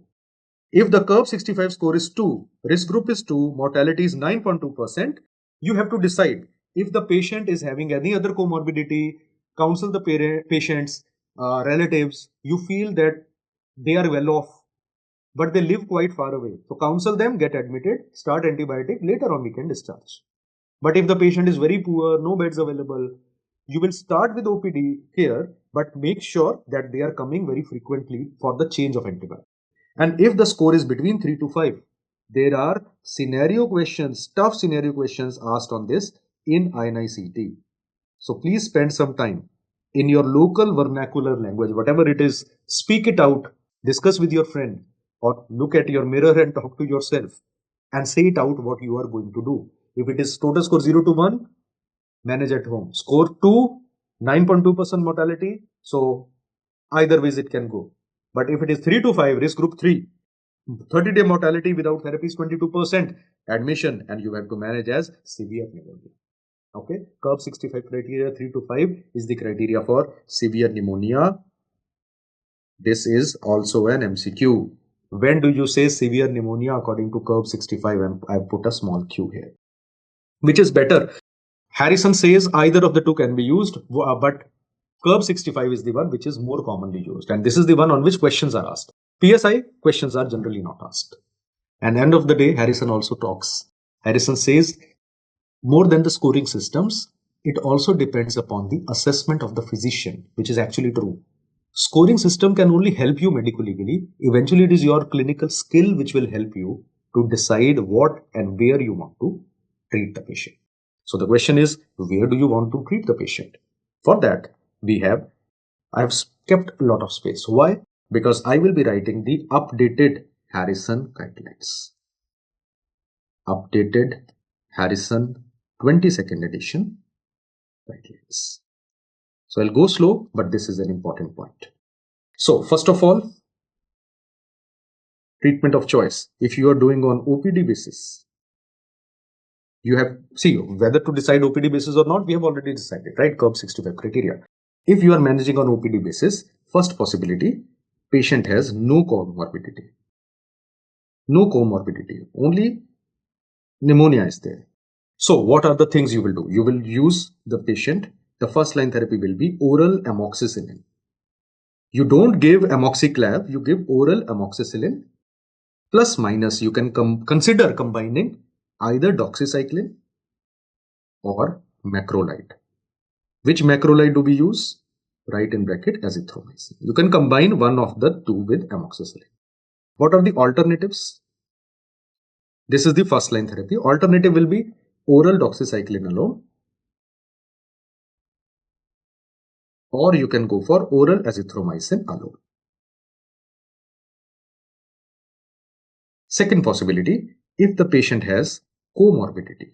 Comorbidity means there is some additional more problem. For example, there is uncontrolled diabetes also in pneumonia patient. Now there is a comorbidity or very severe hypertension in the patient. Or patient already had, some other recurrent infection or some hospitalization for some other event. Maybe he had appendix surgery some months back, some weeks back. So comorbidity is there. Now what you will do? You will treat on OPD basis. But in these patients, you will use oral amoxiclav. Now you will combine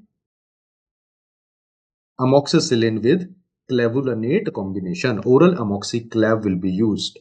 And you will combine it. Amoxiclav will be combined with either doxy or azithro because it is a comorbidity which is present. And second alternative, which is the one that we followed these days, you can use oral respiratory specific fluoroquinolones. Respiratory specific. What are the respiratory specific fluoroquinolones? You know the answer. It is either levofloxacin or moxifloxacin or going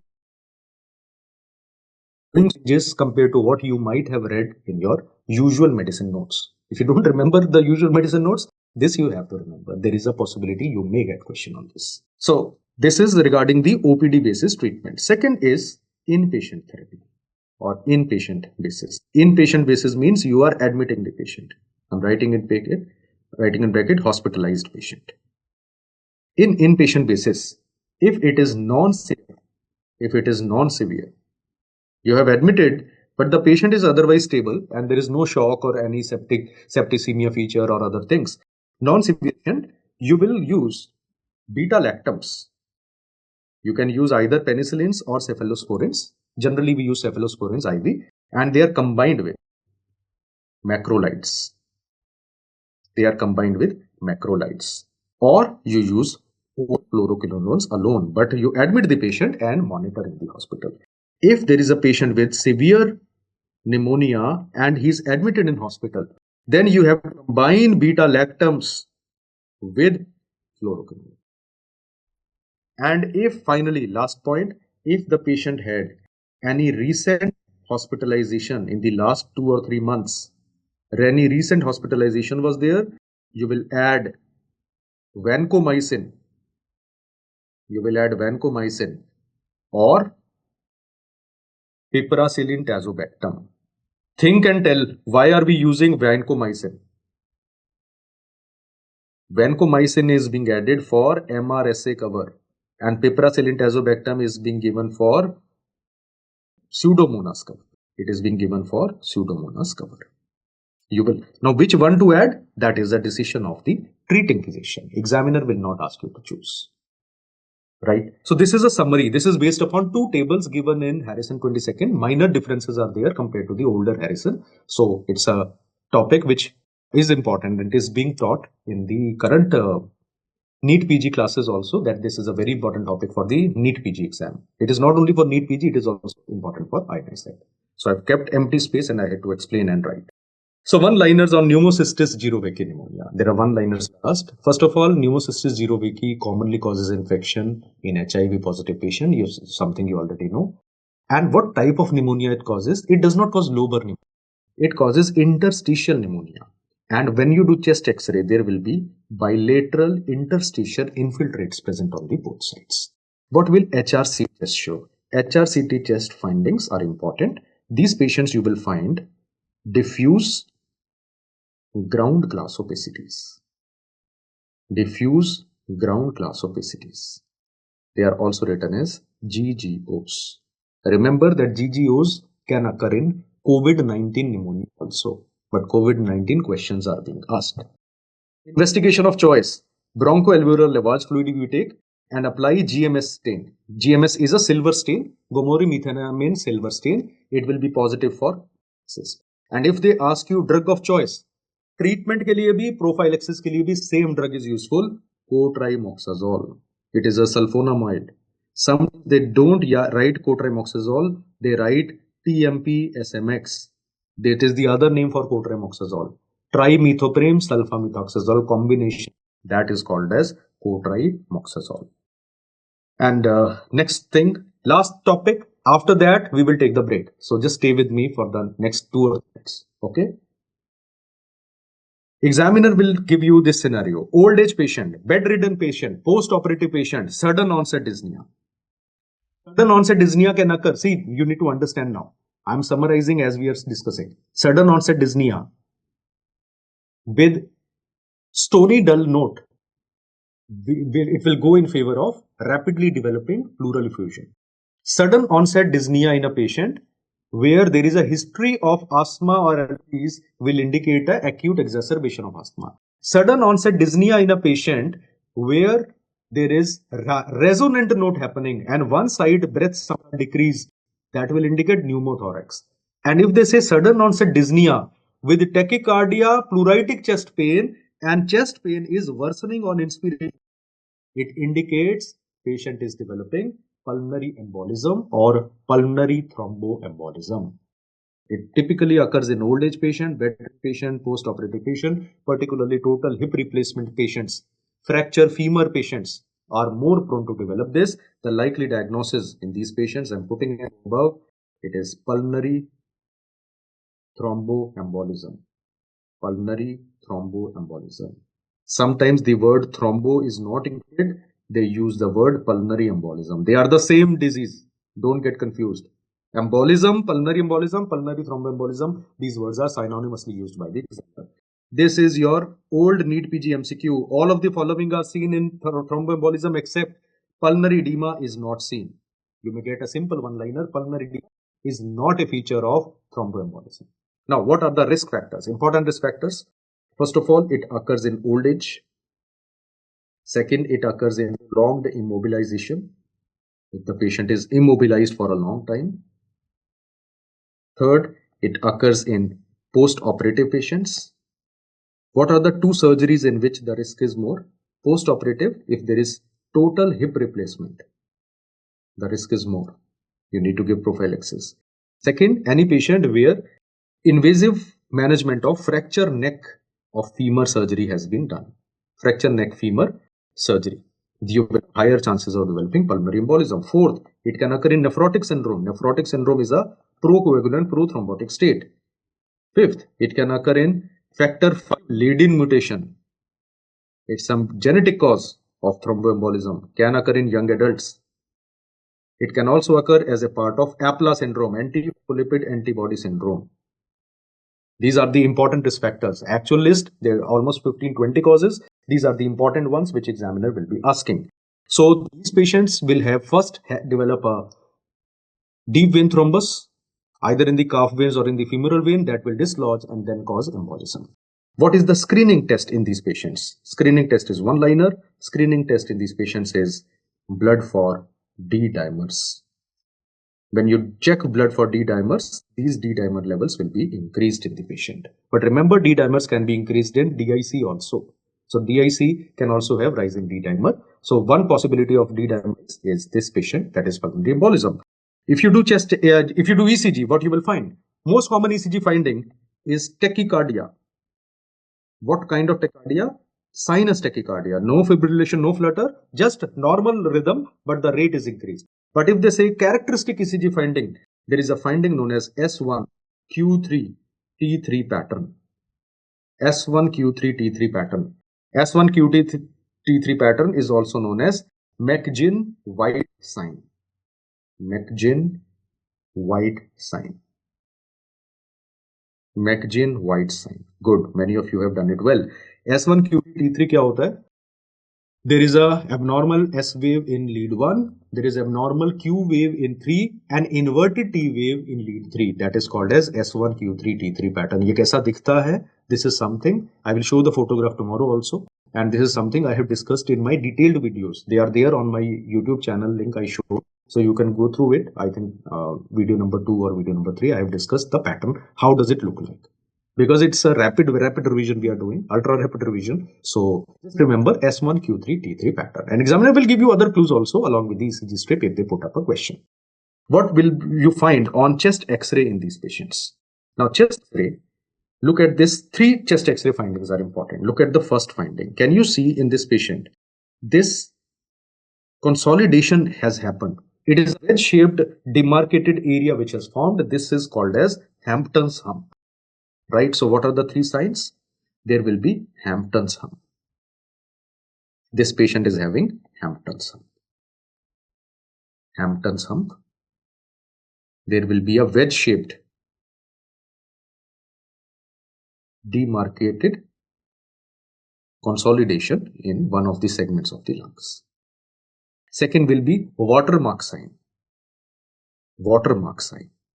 What will watermark sign show? Watermark sign indicates in the local area, the blood vessels will be less prominent. It is difficult to identify. You can just remember theoretically focal leukemia. And third will be Palla's sign. Palla's sign. What is Palla's sign? There will be enlarged descending right pulmonary artery. Enlarged descending right pulmonary artery. So in this photograph, this is a very characteristic photograph. You can see a hump present. This is Hampton's hump which is present in this patient. Hampton's hump is present in this patient, right? Now, what will echocardiography show? Now, echocardiography shows a sign known as McConnell sign. But many people do not understand what is the meaning of McConnell sign. If the examiner writes in explanation, you will not be able to know that this was McConnell sign which is being taught. So when you do echocardiography, you will find that there is a right ventricular dysfunction. What kind of right ventricular dysfunction? You will find that there will be increased cardiac motion at apex of right ventricle, but decreased or absent motion in mid wall of the right ventricle. This abnormal motion of right ventricle is called as McConnell sign, and this is a feature of pulmonary thromboembolism. But what is the investigation of choice? Investigation of choice in none of these. It is CT, pulmonary angiography. It is also known as CT angiography or CTPA, CT pulmonary angiography. It is a one-liner question already asked in December 21. There was another question in 2023 exam of FMGE. I'm writing it here. Which is the investigation of choice to locate origin of thrombus in embolism? Then they are not asking to find the cause of embolism. They are asking you to find the location. And for that, you need to do ultrasound Doppler study. You need to do ultrasound Doppler study. So ultrasound Doppler will be needed in these patients to locate the origin of thrombus in embolism. You can just write. As you can see, I'm spending more time. The place where I'm spending more time, more chances of, more important, more chances of getting asked. If you just do the one-liners, I would not, be content, because who knows, the things we leave maybe.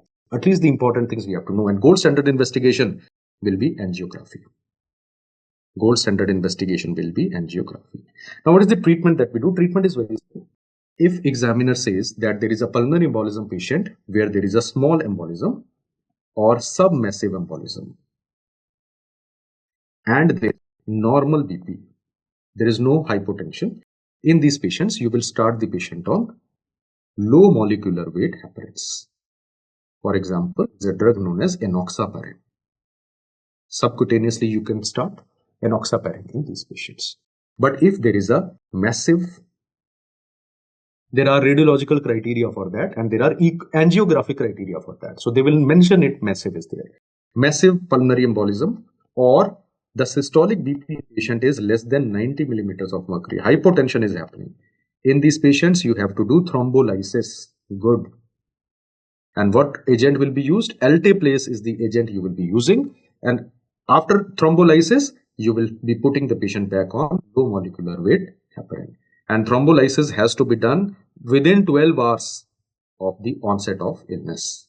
Within 12 hours of the onset of illness. And finally, how can you do prophylaxis or prevention? Prophylaxis can be done by, in a high-risk patient, risk factors we have done, compression stockings should be used. Along with low-dose conventional heparin can be added in these patients. This is useful for prophylaxis. Let us solve an FMGE MCQ. 60-year-old bedridden patient develops sudden onset breathlessness and acute chest pain. What is the best investigation to make diagnosis? Bedridden patient, old age, sudden onset breathlessness, chest pain. It is not pneumothorax. It is not pleural effusion. It is not asthma exacerbation. What is the likely possibility? Acute pulmonary embolism. What? They are not saying screening investigation. Best to make the diagnosis. They are saying best to make the diagnosis. CT pulmonary angiography which is used. Warfarin is used in high-risk patients, not in low-risk patients. If there is a previous history of pulmonary embolism, then warfarin can be used. Warfarin has a problem of bleeding. It is a more, kind of unsafe agent when bleeding tendencies are there, particularly in old age. So, see pulmonary angiography. Okay. So, let us start with the next case scenario. The case scenario is very important. And for some unknown reason, this topic has become relevant in all the exams, including the recent exam. There was a question, January 25 this year, there was a question asked on this topic. And similar questions have been asked, similar scenarios have been asked in the NEET PG exam as well. So the case scenario says, now look at the buzzwords, look at the keywords. There is progressive shortness of breath. It is not like sudden onset. It has started, it has a subacute kind of onset, but it is increasing. There is parasternal heave. Now parasternal heave means there is likely right ventricle involvement that tends to produce a right-sided parasternal heave. It is more prominent on the right side. Loud S2, which is due to pulmonary component, plus minus right-sided S3, S4, plus minus features of congestive cardiac failure like hepatomegaly or raised ABP. What is the likely diagnosis? If the loud second heart sound, parasternal heave, shortness of breath, and right-sided sounds are abnormal, the likely diagnosis in the patient is PAH. What is PAH? Pulmonary arterial hypertension. It is not cor pulmonale, pulmonary arterial hypertension. See, cor pulmonale is a consequence of it. Cor pulmonale, we will be talking about it tomorrow when we discuss cardiology. You need to understand, cor pulmonale and PAH are related, but they are not the same. They are related, I repeat, but they are not the same. What is cor pulmonale? We will discuss tomorrow. So, pulmonary arterial hypertension. Now, whenever you have a pulmonary arterial hypertension, we need to do a quick review, short review of this topic because some new drugs are also added in the Harrison 22nd edition. So, what is PAH? First of all, the definition says that we calculate the mean pulmonary artery pressure. Mean pulmonary artery pressure, it is also written as small m. If it is more than 20 millimeters of mercury, that is said to be pulmonary arterial hypertension. Earlier, it used to be more than 25, but now the cutoff used in Harrison, it was changed in the last Harrison itself, it is more than 20. There are, broadly speaking, two types of PAH. You can have pre-capillary causes and you can have post-capillary causes. Pre-capillary causes, the identifying factor of them, examiner will use the word transpulmonary gradient. There is a gradient we calculate on catheterization. The transpulmonary gradient will be more than 12 millimeters of mercury. That is pre-capillary PAH. It is typically seen in patients who are having idiopathic pulmonary hypertension. And most common cause of idiopathic pulmonary hypertension is gene mutation known as BMPR2 gene mutation. This gene mutation has been asked in the INI set exam already. BMPR2 gene mutation. Second is post-capillary PAH, where the transpulmonary gradient is less than 12 millimeters of mercury. And the cause of this will be typically seen in patients with mitral stenosis as well as patients with left ventricle failure. Due to back changes, post-capillary PAH will be produced. These causes, you need to remember, these causes are important and they are asked in the exam. Mitral stenosis is one of the favorite of FMG examiner, and we will be discussing this topic in detail tomorrow. It was asked in the July 25, it was asked in January 25, and it was asked in January 24 as well. So there is a good possibility you may get something on this tomorrow. We will be discussing it in details tomorrow. So remember, mitral stenosis is a common cause of pulmonary arterial hypertension, but it causes back pressure changes and so it causes post-capillary PAH. What happens to DLCO in these patients? DLCO in these patients will be reduced. What is the treatment that we are going to do in pulmonary arterial hypertension? Now, first of all, we have the first line. Wherever you possible, you have to treat the underlying cause. Treat the underlying cause. If there is a treatable cause, you will start with drug therapy. When you start with drug therapy, what are the agents which are approved for use? We have the first line agent. There are two first line agents which are available. First of all, we have the endothelin receptor agonists. Endothelin receptor antagonists. Two types of drugs are available. We have bosentan, which is a non-selective endothelin receptor antagonist. It blocks both the endothelin receptor A as well as endothelin receptor B. And the second one is ambrisentan.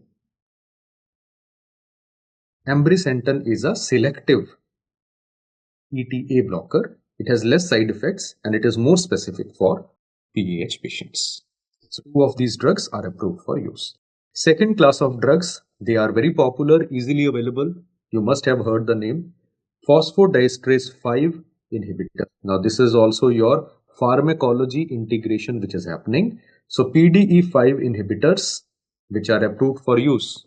One of them is a drug famous for its use in male erectile dysfunction, sildenafil.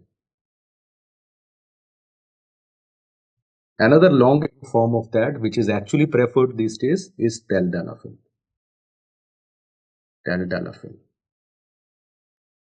So sildenafil or tadalafil are the agents. Sorry, tadalafil are the agents which are used in as first line therapy. Can they be combined? They can be combined, but the problem is there is a possibility of fall in BP and there is a possibility of increased flushing happening. But many patients, you can combine them. In fact, some trials have shown that combining them reduces the overall mortality. If the first line agents fail, then you can go for second line agents. And the second line agent is prostanoid agent known as IV agent we use, intravenous form of epoprostenol. Epoprostenol can be used. It is a prostacyclin derivative. It is a pulmonary vasodilator and tends to reduce the pulmonary hypertension in the patient. Then we have the newer class of drugs which are available. What are the new drugs which have been approved for use?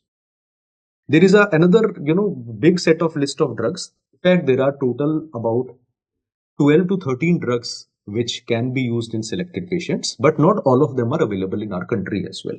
So there are two new drugs that we need to know. First of all, we have a prostaglandin I2 binder and activator of prostaglandin I2, that is selexipag. This is a new drug. And second is activin signal blocker. Activin signal is involved in producing thickness of the pulmonary vessel. If you can block that signal, the pulmonary pressure tends to. So activin signal blocker, sotatercept can be used in these patients. So what are the 5 agents that you need to remember from exam perspective? Bosentan, ambrisentan, sildenafil or tadalafil, epoprostenol, selexipag and sotatercept. It will be a bit tricky when you read it initially. That is why I said you have to read it multiple times. But if you read it 3-4 times after and you do revision of that, eventually drug will be written there. All you need to do is identify and mark in the exam. So it is not going to be a theory paper, it is going to be a MCQ exam, so you just need to mark. Now have a look at the question and tell me the answer. FMG January 25 question. Female patient presented progressive shortness of breath, raised JVP, palpable liver, there is a systolic murmur and loud P2. So progressive shortness of breath, loud P2 and raised JVP, palpable liver, everything is fitting into which diagnosis? The patient is having a diagnosis of pulmonary arterial hypertension. Moving further, we have some scenarios from the recent exam. Look at the word. Examiner will say Homan sign, ECG changes, sudden onset of shortness of breath. What is the diagnosis? Deliberately, I have not put this scenario in the topic. Homan sign. What is Homan sign? When you press the calf muscle and you try to push the dorsally, when you press the calf muscle, push the foot of the patient dorsally, there is pain. That is called as Homan sign. Homan sign indicates deep vein thrombus. So Homan sign is an indicator of DVT. Plus ECG changes are there and sudden onset shortness of breath. What is the likely diagnosis? You know the answer. It is not a shortness of breath will not occur in DVT. The likely diagnosis is pulmonary embolism. And that is the answer. Homan sign indicates DVT is there, and now DVT is causing shortness of breath. That is pulmonary embolism. DVT itself will never cause shortness of breath, right? So pulmonary embolism is your answer. Good. Many of you are answering it correctly. Then if the examiner says this was the question asked this year, July 25, petechiae sudden onset shortness of breath after fracture shaft of or road traffic accident. It is an orthopedic problem, what you call as fat embolism. Fat embolism. So don't confuse fat embolism with pulmonary embolism. Both of them are scenarios and both of them are frequently asked in the exam. Now, few words about primary ciliary dyskinesia. Primary ciliary dyskinesia is also known as 𝗘𝗱𝗏 GINA syndrome. There is a triad of 𝗘𝗱𝗏 GINA syndrome. What are the three things? Number one, these patients have situs inversus. Complete ulta ho jata hai. Normally, liver is on the right side, spleen is on the left side. This reverses, that is situs inversus. Plus, these patients have sinusitis. It is not one attack, it is recurrent attacks or chronic sinusitis. And thirdly, patient will have bronchiectasis. So three things occurring together: situs inversus, chronic sinusitis, bronchiectasis. That is the triad of primary ciliary dyskinesia, also called as 𝗘𝗱𝗏 GINA syndrome. And what is the defect? The defect is, I'm putting an MCQ point, dynein arms. There is a dynein protein which is present in the arm of cilia. That is where the defect is. So dynein arm of cilia is the site of defect. And because cilia are defective, they cannot move properly. This condition is also known as immotile cilia syndrome. It is also known as immotile cilia syndrome. Immotile cilia syndrome. And also remember that 𝗘𝗱𝗏 GINA syndrome is more severe in males. More severity is seen in males. And because cilia is absent, these patients will have infertility as well. Infertility tends to occur in the males. Immotile cilia, reduced motility of the sperms in these patients, right? So this is few words regarding the topic of 𝗘𝗏𝗏 GINA syndrome. Then what are the three common types of ILD? Actually, ILD has it's a multiverse of its own. It has multiple types of diseases. We will not go into the details. Silicosis, asbestosis, then the rare other forms. They are all types of ILDs only. But here we are talking about three ILDs on which one-liner questions are asked in the exam. So three common types of ILD you should distinguish. One is idiopathic pulmonary fibrosis. Second is ILD seen in Sjogren syndrome or scleroderma. It is seen not only with Sjogren syndrome, you would write and scleroderma. Sjogren syndrome and scleroderma. And third will be ILD, which is also called as Hammond-Rich syndrome. So idiopathic pulmonary fibrosis, when you do biopsy of the lungs, you find a pattern known as UIP. What is the full form of UIP? UIP stands for usual interstitial pneumonitis. The treatment response in these patients is variable. They may improve with steroid, they may not improve with steroids. Second is ILD associated with Sjogren syndrome and scleroderma, that is ILD which is associated with connective tissue disorder.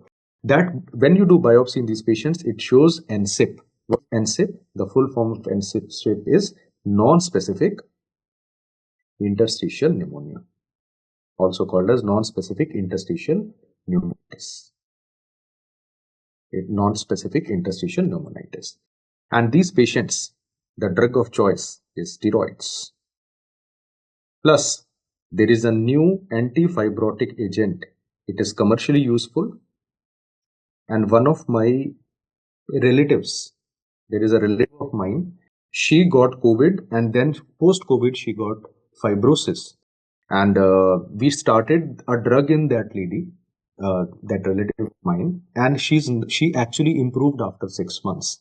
And it is a anti-fibrotic agent, slightly costly, but oral form it is available. It is nintedanib.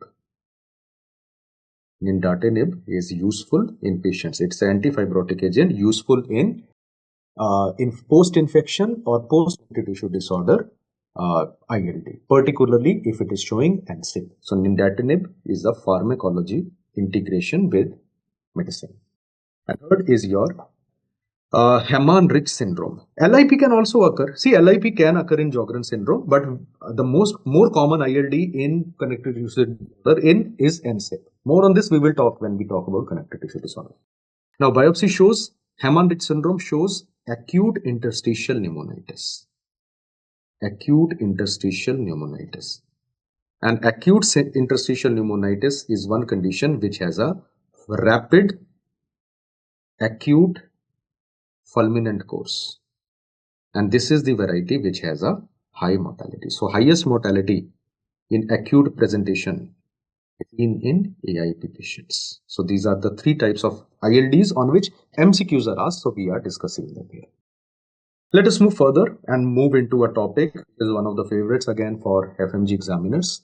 Examiner will make a case scenario. They will say either a smoker or a non-smoker. So smoking history is plus, but it is not minimum. So fever and hemopsis. Hemopsis means there is blood in the sputum. Weight loss is there, loss of appetite. Whenever weight loss and appetite loss happens, you should do something chronic, and malignancy should be a DD. Chest X-ray shows either mediastinal widening or collapse of the lungs. Collapse of the lungs. What is the likely diagnosis? We are suffering from carcinoma of the lung. Carcinoma of the lung is also known as bronchogenic carcinoma. It is also known as bronchogenic carcinoma. Now, it's an important topic. So, just like we spent some time talking about pulmonary hypertension, similarly, we will be spending some time talking about this disease. And we will do it in a high-yielding manner, so you can revise it also. So, if you have done, I'm changing it. What are the types of lung cancers? Now, broadly speaking, there are 4 varieties, but there is a classification of that as well. First variety is small cell cancer of the lung, SCLC. Small cell cancer of the lung is also known as oat cell carcinoma. So when they say oat cell carcinoma, some people are still fond of using the word oat cell, but the new nomenclature says the term oat cell should not be used. It is just a variant of small cell cancer only. So they are identical. So small cell cancer, also called as oat cell cancer of the lung. This is not very common. This comprises just about 15 to 25% of all lung cancers, but it is an aggressive tumor. And these patients have early brain metastasis. See, most of the lung cancers will metastasize to liver. Which is the variety which metastasizes to brain commonly? It is a Robbins related MCQ point, and it's a pathology MCQ, small cell cancer of the lung. Second category are the non-small cell cancer of the lungs. It includes 3 varieties. You have squamous cell carcinoma,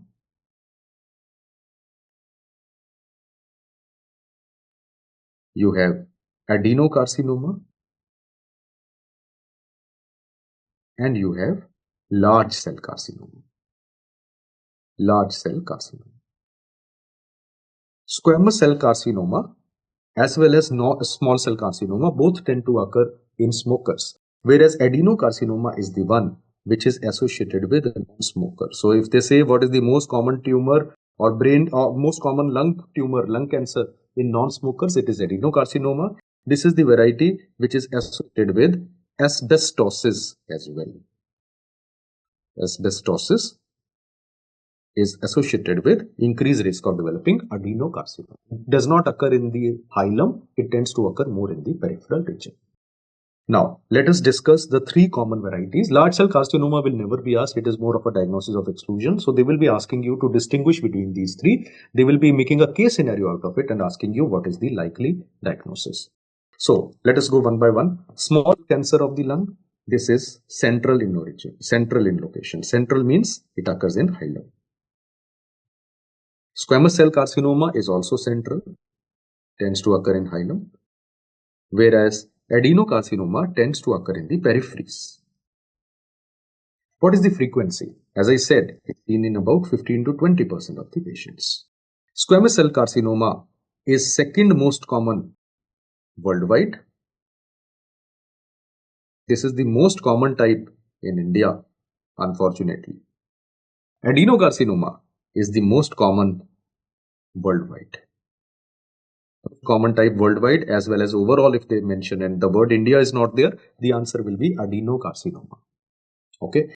Then what is the gender predilection? Small cell carcinoma, males are more commonly affected than female. Squamous cell carcinoma, males more commonly affected than female. Adenocarcinoma, females more commonly affected than males. Okay. So it's a stupid way to remember, but remember that both the cancers which are strongly associated with smoking are more common in male. You can remember like this, males smoke more. So males have small cell carcinoma more, squamous cell carcinoma more. Females, they smoke less, and females are, they are found on the periphery of the patriarchal society. So females are more commonly affected than males in adenocarcinoma. It's a stupid way, but at the end of the day, you need these generalizations to make you remember in the exam. Now, smoking association, strong association here, but it is absent in case of adenocarcinoma. What about the markers? When you do histological staining, small cell cancer of lung will have markers like chromogranin, which is positive, synaptophysin, which is positive, and plus minus NSE may be there. NSE is plus minus. What is NSE? Non-specific enolase. These are, now this is pathology integration, very, very important. Pathology integration happening. Squamous cell carcinoma will be having cytokeratin. Keratin is always present in the squamous cells, right?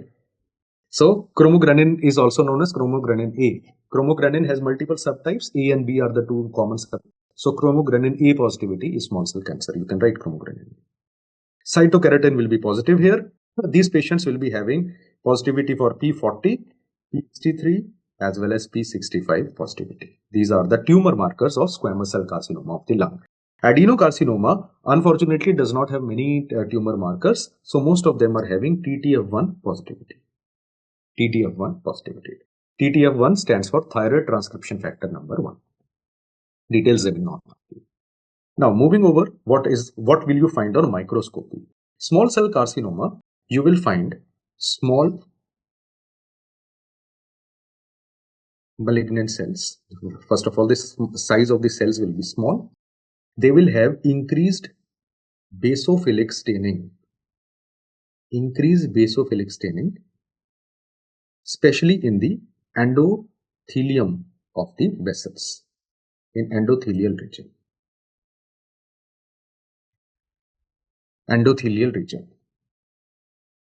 And this effect is called as Azopardi effect. Squamous cell cancers will be having keratin pearl formation. So keratin pearl formation, and they will have whorl formation. Whorl means ऐसा वो बन जाता है, fibrosis और keratin material का ऐसा whorl बन जाता है. Whorl is something like this. This is called as a whorl. So whorl formation will be common in squamous cell cancers. Whereas in adenocarcinoma, there will be butterfly pattern. So सबसे beautiful looking, not for the patient, but for the pathology is adenocarcinoma, butterfly pattern. It is also known as lepidic pattern. Butterflies जो होती हैं उनकी family का नाम ही Lepidoptera है. Tera is not the right way to pronounce it, but I'm writing like this, saying like this so that you can remember it better. It is actually called as Lepidoptera.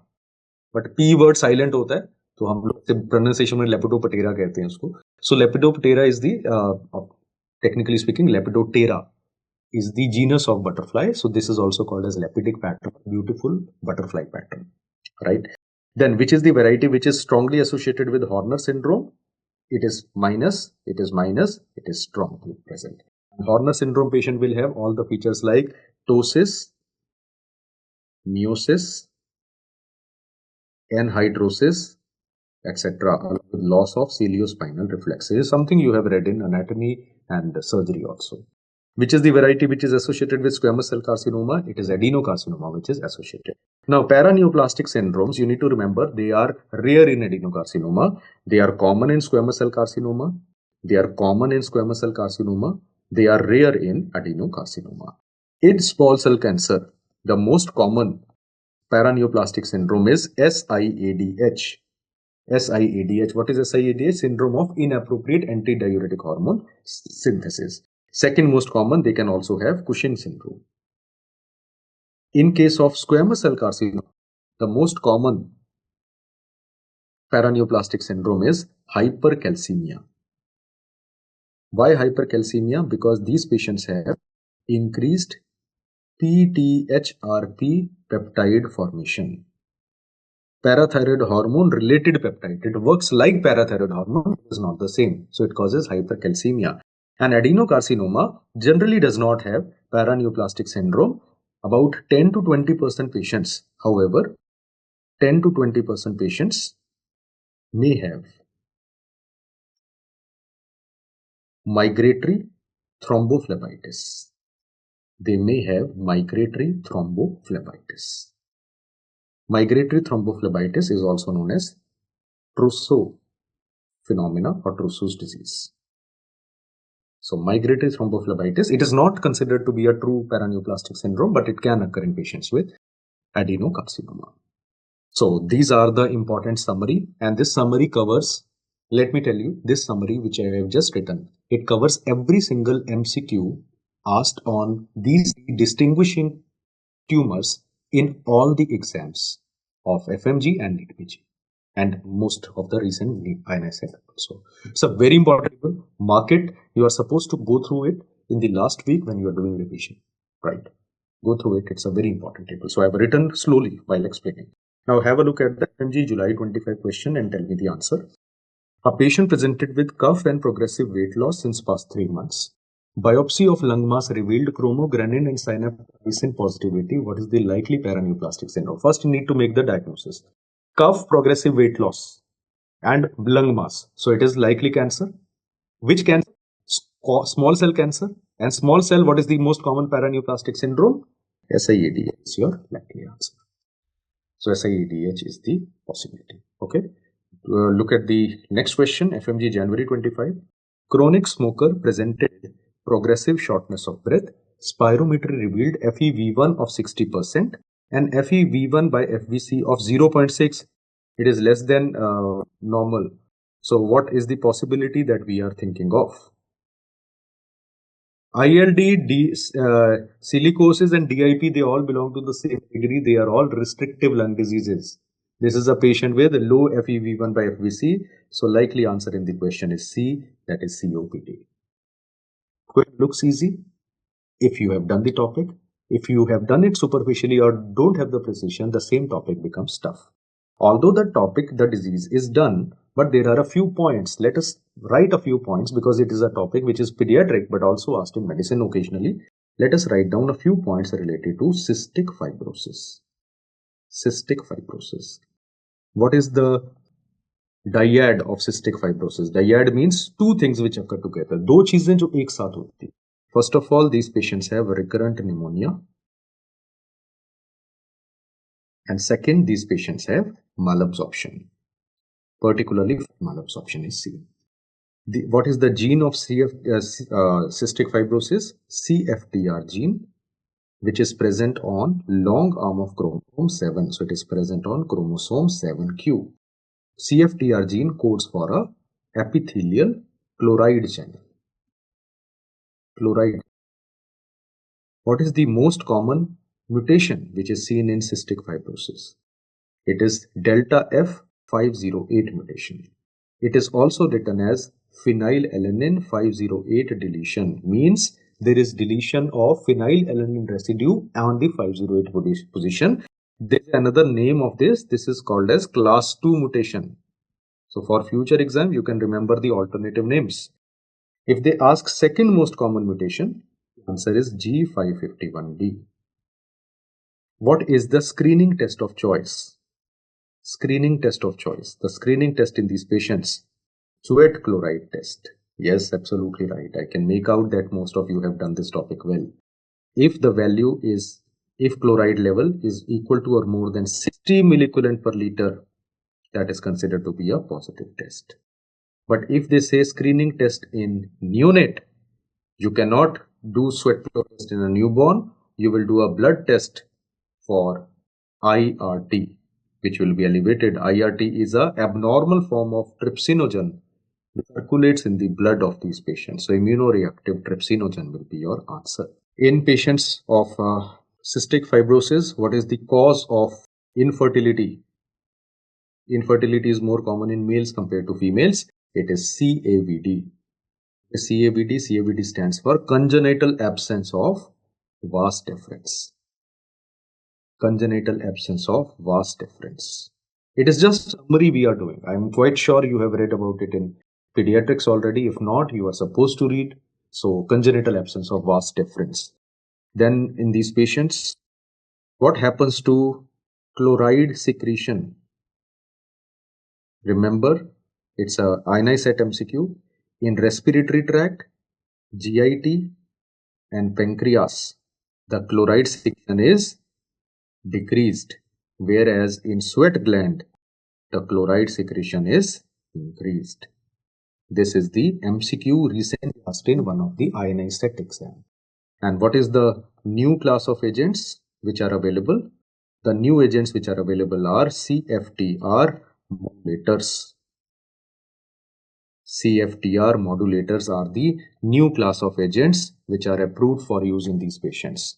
You have CFTR potentiators. The typical example is ivacaftor. And we have CFTR correctors. The example for this is lumacaftor,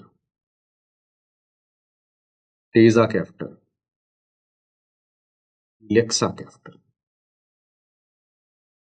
This may seem like this is important from MCQ point of view. It's the integration between pediatrics, medicine, and pharmacology. So if I zoom out, it's just a few points of cystic fibrosis, but it is important that you revise these points. Almost 70% of the points I have wrote are NEET PG or ionized set or FMGE actual previous year questions. I've just put them up in the form of a condition. See, pancreatitis is not common. It is more like a subacute or low-grade pancreatitis which occurs in these patients. This is the one which is responsible for eventually malabsorption, and in long-standing cases, diabetes can also occur in the patient. But predominantly, the cause of death is always pneumonia in cystic fibrosis. Right? So, dear friends, we are done with the respiratory system. Now, the GIT and hepatology part is relatively easy. It will be more scenario-based approach we will be taking, and there will be a lot of integration happening with the surgery part. So, I will not talk about the surgical details, but I will try to talk what bare minimum I feel you should know about the topic. Let us start with GIT. We'll be starting with esophagus first of all. So, esophageal disorders. What is dysphagia? First thing, approach to dysphagia. There is a flow chart we have to make, and this flow chart is very, very important. A lot of questions are asked from this flow chart. Dysphagia, one-liner, it is considered the hallmark of esophageal disorders. So if somebody says, what is the hallmark of esophageal disease? It is dysphagia. What is dysphagia? Difficulty in swallowing is called as dysphagia.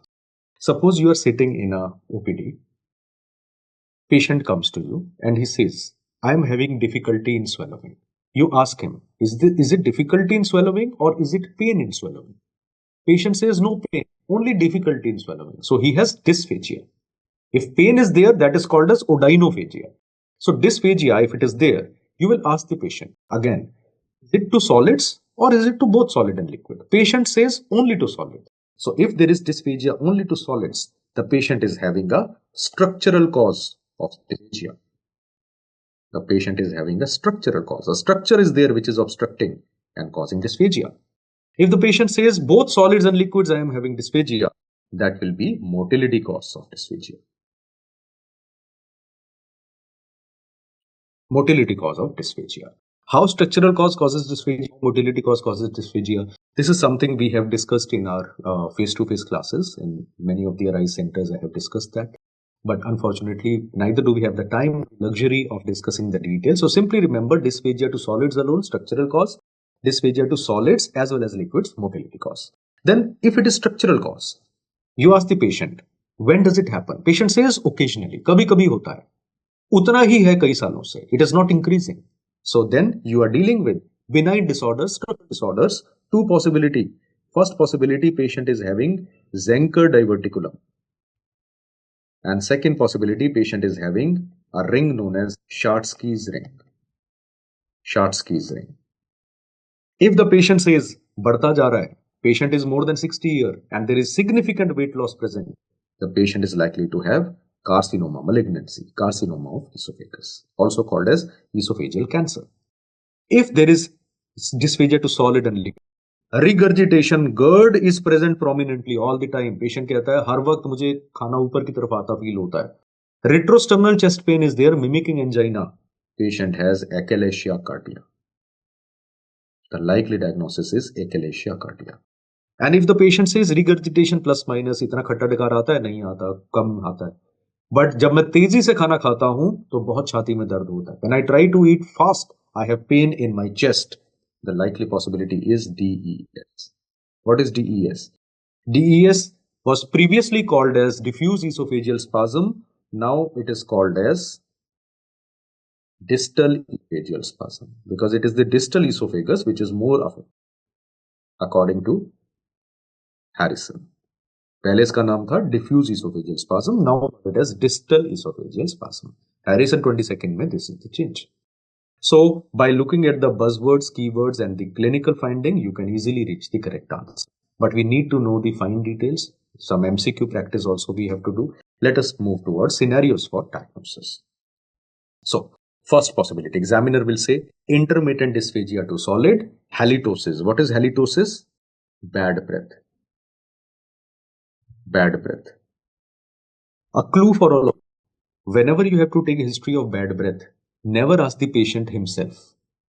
क्योंकि देखो अगर मुझे halitosis है तो मुझे नहीं पता चलेगा. You understand? जिसको बैड ब्रेथ होती है उसको नहीं पता होता है, दूसरे को पता होता है.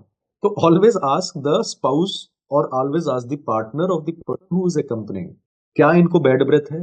वो बोलेंगे हाँ बहुत. द पेशेंट विल से नहीं नहीं नहीं है. Who will you trust? The other person, because our nasal receptors, they tend to get accustomed to it. All those close-up and Colgate ads where they do like this, that is nonsense. You cannot come to know halitosis unless your mouth is stinking. Your mouth is really stinking, then to obviously you also will come to know. But generally, low-grade halitosis, it is the patient's attendant who will be telling you. So halitosis. Second thing, globus pharyngeus. It is also known as globus hystericus. There is a sensation of foreign body. Actually, yeah, like a sensation of foreign body sticking in the throat. That is called as globus pharyngeus. So intermittent dysphagia to solid, bad breath, sensation of things sticking in the throat. Likely diagnosis in the patient. Yes, many of you are answering it correctly. It is Zenker's diverticulum. The likely possibility is Zenker's diverticulum, also written as ZD. Now, let us do a quick rapid fire review. Zenker's diverticulum is a type of pulsion diverticulum. It's a type of pulsion diverticulum. Pulsion means something which forms due to pressure. Increased pressure inside the esophagus pushes a part of it through a weak area of the muscle that is called as pulsion diverticulum. It is also known as pseudo-diverticulum. Pseudo-diverticulum means there is no true muscle, only mucosa and submucosa are present. Only mucosa and submucosa. Remember, pseudo-diverticulum is Zenker's diverticulum. But Michel's diverticulum is true diverticulum because it has mucosa, submucosa, muscularis layer, they all are present. Okay. Now, what is the most common site? Zenker's diverticulum occurs through a triangle known as Killian's triangle. Killian's triangle is a triangular area present posteriorly in the inferior constrictor muscle. Inferior constrictor muscle. There are two types of muscles which are there. You have if this is the neck, if you are seeing posteriorly, you will find that there are oblique fibers, and then you have the horizontal fibers. These fibers are cricopharyngeus fibers, these are the thyropharyngeus fibers, and this triangular space is present between them. This is called as the Killian's triangle. This is called as the Killian's triangle.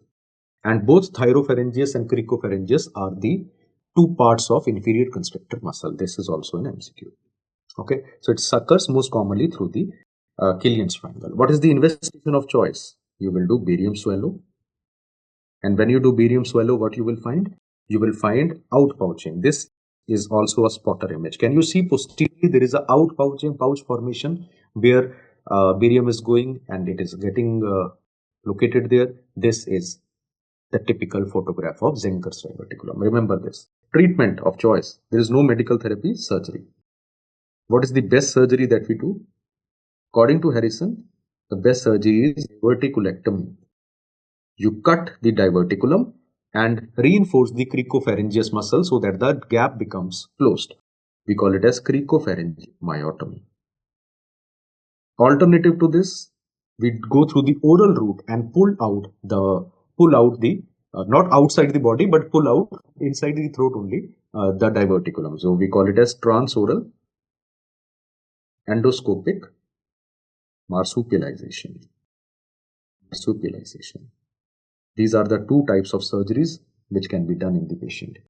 Yes, various named surgeries have been given to them. Dolman's procedure, cricopharyngeal myotomy, and so on. So these are the two basic procedures that are mentioned in Harrison from medicine point of view. Surgical details you can always do from surgery. So when you are reading these topics in surgery, revise the medicine part. When you are revising medicine, revise the surgery part. It will make sure that the topic gets covered because you don't know from where the question is going to be framed.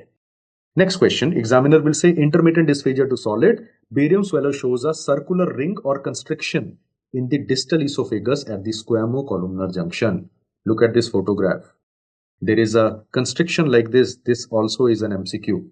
If you have a presentation of this in the lower esophagus, there is a circular narrowing at squamo-columnar junction. The patient is having the diagnosis of Gschotzky's ring. Gschotzky's ring.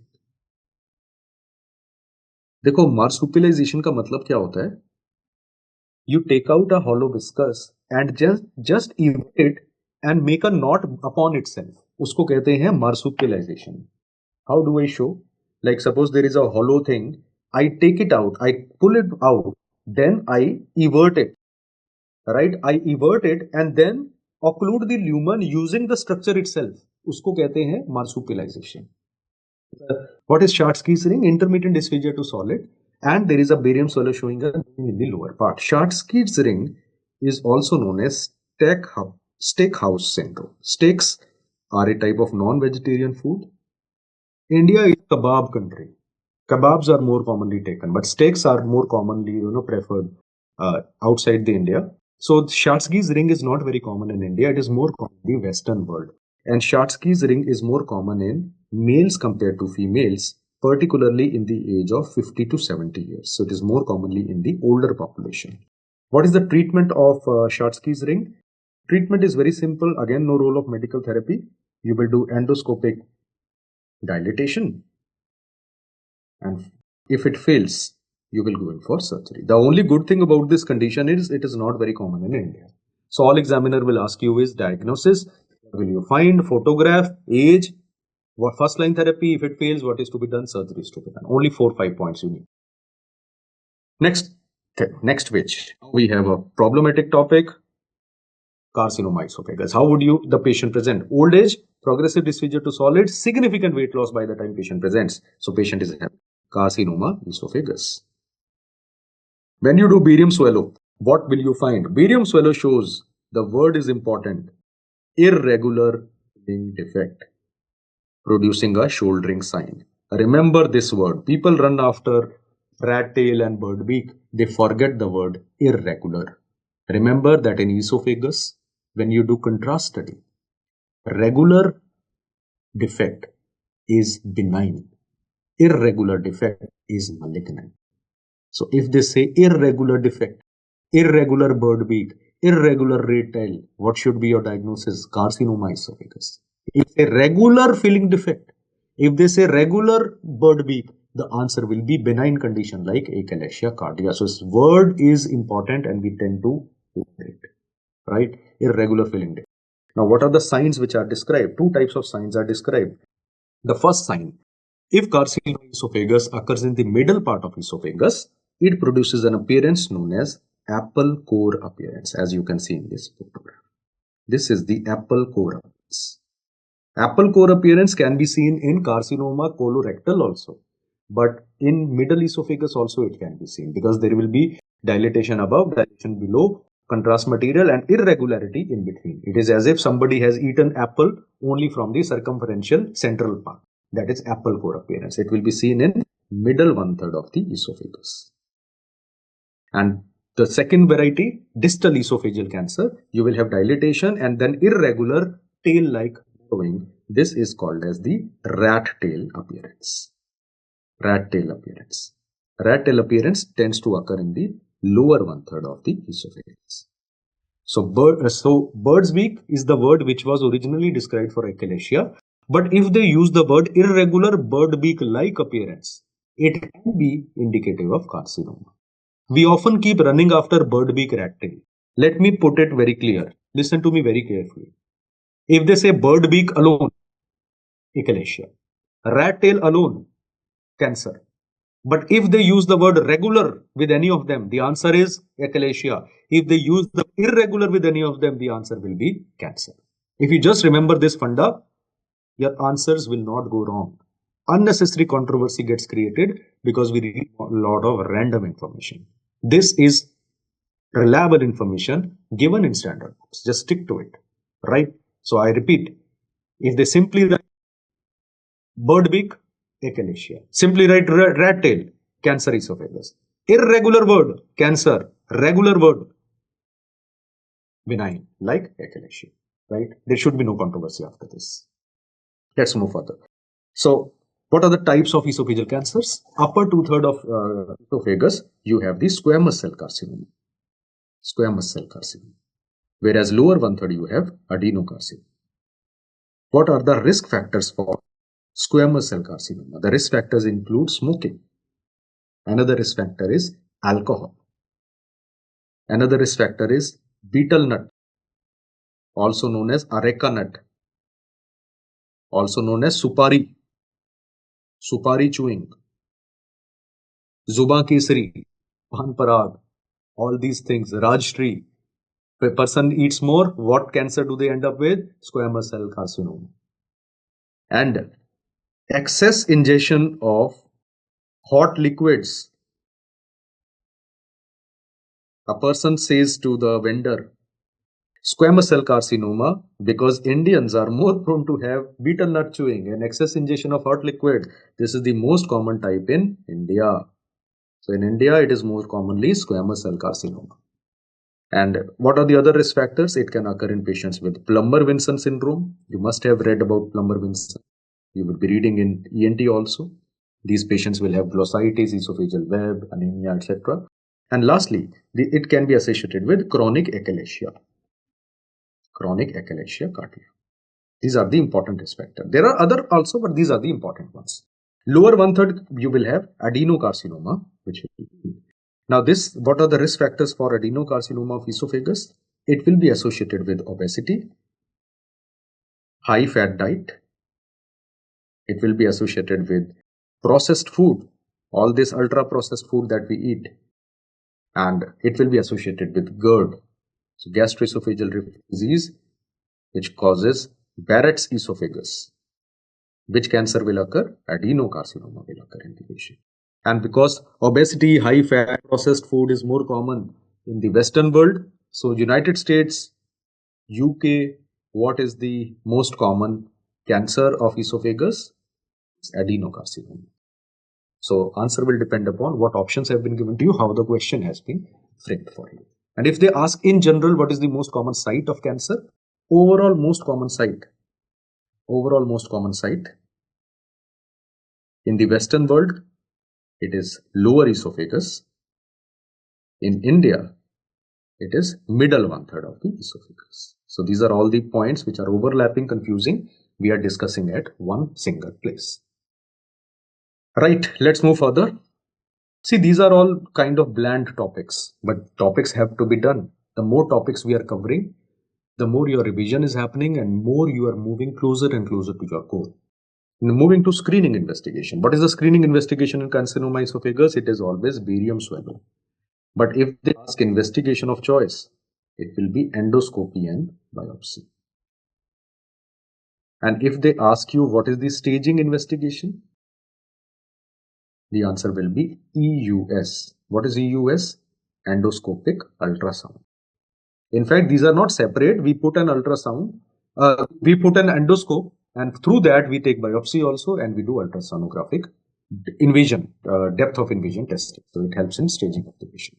What is the most common site of distant metastasis? Wrongly given in many of the older editions. It is not lung, it is liver, which is the most common site of distant metastasis. Liver, liver, liver. I repeat, liver. कहाँ भी lung लिखा है, उसको change कर दो, liver है, right? If you read your notes and you find it is written lung, you are supposed to change it. अगला चीज ट्रीटमेंट. फिर मुझे पूछोगे सर उन्होंने ये बताया, मुझे पता है किसने क्या पढ़ाया, तब भी मैं कह रहा हूँ लिवर, तो मतलब right, I take full responsibility for liver. It is the current, because some older books and older videos, there is lung also mentioned at a few places. So liver, there is no doubt about it. Coming to treatment part. Now, if the patient presents early, if there is early presentation, which is relatively rare, you will have to do surgery. What surgery you will do? You will do esophagectomy. And whenever you do esophagectomy, surgery integration, you will keep a cancer-free margin. You will free a cancer-free margin of equal to or more than 10 centimeter. Remember that when you are doing surgeries of cancer in gut or cancers in the colorectal region, or you do in the stomach, you keep a cancer-free margin of about 5 centimeter there. But in esophagus, you always keep a cancer-free margin of 10 centimeter. It is a NEET PG one-liner question. And if the patient presents late, you need to create a new esophagus afterwards. Late patient, you will have to use chemotherapy along with radiotherapy. The radiotherapy is called as EBRT. What is EBRT? External beam radiotherapy. You will be using external beam radiotherapy. External beam radiotherapy. There is a good regime for chemotherapy which is used. What is the currently followed best regime for these patients? Now we are integrating with surgery and pharmacology. Regime. What is flawed regime? 4 चीजें हैं. F से हुआ 5 फ्लोरोयूरेसिल, साथ में हुआ L से हुआ leucovorin, it is a type of folic acid derivative. साथ में हुआ O से oxaliplatin, it is a platinum compound. Earlier we used to use cisplatin, but now Harrison's 22nd edition says oxaliplatin is more efficacious. It is a part of flawed regime. Plus taxanes. Taxane is a class of drugs. Example of that is docetaxel. Paclitaxel and docetaxel, 2 drugs are there. So this is the flawed regime. This is the best regime in these patients. So what is the new monoclonal antibody in carcinoma esophagus? It's a Harrison 22nd edition update. Harrison 22nd edition update. So new monoclonal antibody, there is a monoclonal antibody known as nivolumab. Nivolumab. Nivolumab is a PD-1 analog. PD-1 stands for a programmed death analog. What it does is, it activates apoptosis in many, it activates apoptosis in many cancer cells. In PD1 positive cancer cells. तो हम क्या करते हैं? See, in carcinoma esophagus, we first try to see what are the tumors, what are the patients who are PD1 tumor marker positive. If they're positive and money is available, it's a costly drug, we start nivolumab. It selectively kills only those cells which are cancer containing because they express PD1 on there. But not every cancer will improve, but those cancers where PD1 is positive on the cancer cell, it is a very useful monoclonal antibody. You can get a question on this. And lastly, what is the most important prognostic factor in carcinoma esophagus? It is depth of invasion. More is the depth of invasion, more worse is the prognosis in carcinoma esophagus. There are other risks like lymph node involvement, distant metastasis, etc. But it is the depth of invasion which is the most important prognostic factor. Next scenario, dysphagia to both solids and liquids. Very, very important. Liquids more than solids in long-standing cases. Regurgitation and heartburn are present. External chest pain mimicking angina is present. What is the likely diagnosis? What is the likely diagnosis? Patient is having achalasia cardia. Achalasia. देखो हम ना motivation और भी कर सकते हैं, बातें और भी कर सकते हैं. So dysphagia to solid and liquid, liquid more than solid, and regurgitation, heartburn, chest pain present, achalasia cardia. Now, what is the mechanism of achalasia cardia? It is always an acquired disease. The mechanism is herpes simplex virus 1 infection triggers autoimmune reaction. This autoimmune reaction destroys ganglion cells in esophagus. उससे क्या होता है? When the peristaltic wave comes, the lower esophageal sphincter does not open. I'm putting like this: lower esophageal sphincter fails to relax. Weak waves, weak peristaltic waves, and that is achalasia cardia. Normally क्या होता है? Normally when you eat something, the ganglion cells, Ayurvedic plexus, mental plexus, they trigger peristalsis, and in response to that peristalsis, the lower esophageal sphincter relaxes. But in these patients, the ganglion cells are destroyed, so the waves which are produced, they are not sufficient to cause a relaxation of LES, and so there is a constricted LES that causes dysphagia, and the proximal esophagus becomes low, it becomes enlarged, it becomes dilated. That is achalasia cardia. When you do barium swallow, you will find a smooth filling defect. You will find smooth filling defect. Smooth filling defect.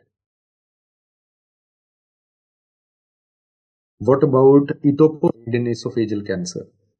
So, barium swallow will produce a smooth filling defect. It is a benign condition. I told you benign conditions will have smooth filling defect, giving rise to bird's beak appearance. Beak's appearance or bird's beak sign in the distal esophagus. What is the investigation of choice or sensitive? See, the barium swallow is only for screening purpose. Investigation of choice will be high resolution manometry. It is high resolution manometry. What is the treatment of achalasia cardia? Treatment has three parts. First of all, you will be using drugs in the patient. Three classes of drugs. Any one of the following can be used. Either you can use calcium channel blockers, for example, nifedipine, or you can use phosphodiesterase 5 inhibitors. I'm writing like this: PDE5-Is, that is PDE5 inhibitor, for example, sildenafil. Or you can use nitrates, acyl trinitrate, isosorbide mononitrate. But drugs का problem क्या है? They have to be taken 1 hour before each meal. Now try to think. Before every meal, you are taking a sildenafil, you are taking nifedipine. They have their own side effects also. They cause fallen BP, flushing, hypotension. And try to think like this. That, see, so difficult, no? It occurs in females, but can occur in males also. Male having sildenafil with every food. It's not logical. Male having, or male or female, both of them having nitrates with every meal. BP will fall suddenly. So these drugs are useful, but limited role in real world management. So more importantly, these days we go for local therapy. And what is local therapy? We give injection of botulinum toxin. Botulinum toxin, that is Botox injection. So injection of Botox. लेकिन Botox का effect कितने time तक रहता है? 6 months तक. Money cannot buy happiness, but money can buy Botox injection. Botox is not only useful for removing wrinkles, it is also useful for therapy of achalasia cardia, right? And if all else fails, we go for surgery. The best surgery in these patients is Heller's myotomy. It is also known as LES, lower esophageal sphincter myotomy. And there is a new surgery being done these days. Alternative to this is a surgery known as POEM procedure. POEM procedure. What is POEM procedure? Per oral endoscopic myotomy. They reduce the thickness of the lower esophageal sphincter, so the food which is coming by mechanical effect, they can still pass even if it does not relax totally, right? So this is the treatment. Treatment is important. I have not discussed details of treatment things, but here the treatment is important. FMG previous year question: which infection produces achalasia-like illness by causing destruction of the ganglion cells of the myenteric plexus? There is a disease known as Chagas disease, not Chagas, Chagas disease. It is caused by Trypanosoma cruzi.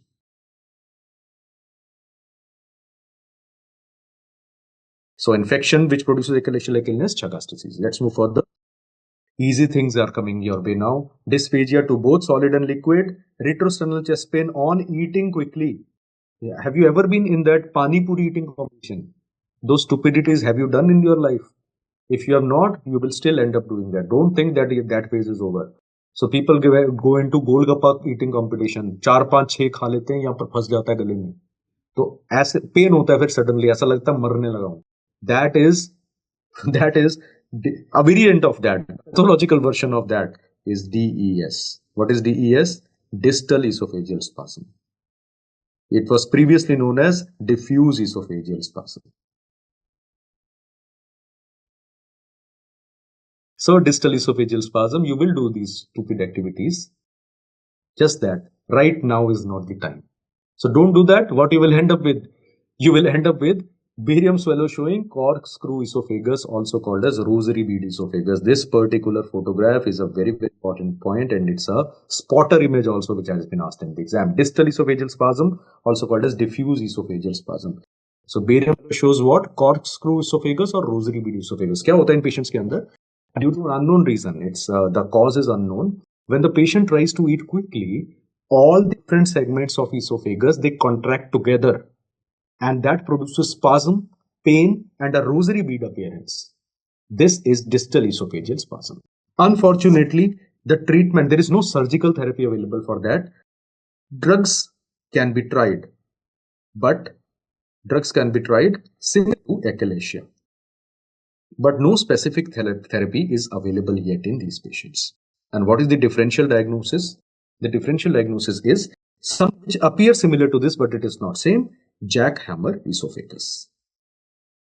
Jackhammer esophagus. It is also known as the nutcracker esophagus. Don't try to read too many details. It is a topic which you will be needing for your INI set exam when you will be preparing. Right? It's not needed for neurology. Next question. Examiner will say dysphagia with food impaction. गले में अटकता है खाना. History of atopy, allergies is there. One hypersensitivity, asthma, food allergy. GERD is there, regurgitation is happening, and biopsy shows, this is very, very characteristic. Biopsy shows equal to or more than 15 eosinophils per high power field. What are we looking at? The patient is likely suffering from EOE. What is EOE? Eosinophilic esophagitis. Eosinophilic esophagitis. When you do barium swallow and when you do endoscopy, this is what you will see. This is the barium swallow finding, and this is your endoscope finding. Endoscopic finding. So barium swallow and endoscopy, this appearance. Now normally when you look at the esophagus, it is a smooth tube. It is a smooth tube. There are no hastrations, no rings. When this like appearance appears, this is called a feline esophagus. Feline means cat. Cat के oesophagus, बिल्ली के oesophagus में rings होते हैं, so feline oesophagus. It is also known as esophageal shiver. It is also known as trachealization of esophagus. Trachealization of esophagus. Trachealization of esophagus. So feline esophagus is typically seen in eosinophilic esophagitis. What is the treatment that you do? GERD is very prominent in these patients, so you need to give PPI, and because it is an allergic reaction, so steroids need to be given. But which steroid is used? Locally acting steroid known as budesonide. This is the first line therapy. This is the first line therapy. But if this first line therapy fails, you go for second line therapy. And the second line agent, according to Harrison, is dupilumab. Dupilumab is not only anti-interleukin 4 or monoclonal antibody, it is also anti-interleukin 13 monoclonal antibody. And because interleukin 4, 5 and 13 are the three interleukins involved in eosinophilic esophagitis, this is efficacious. It's a costly agent, but it produces dramatic recovery. So 6 monthly infusions may be needed in the patient. Don't write the therapies and drugs and all. Just remember the name of the drug. That is all examiner will be asking. Okay, so the topic is done. Let's come to some one-liners. Easy things and one Harrison update as well. So what is the investigation of choice for GERD? What is the investigation of choice for GERD? Investigation of choice is endoscopy and biopsy. Endoscopy and biopsy. What is the gold standard investigation in GERD? 24-hour esophageal.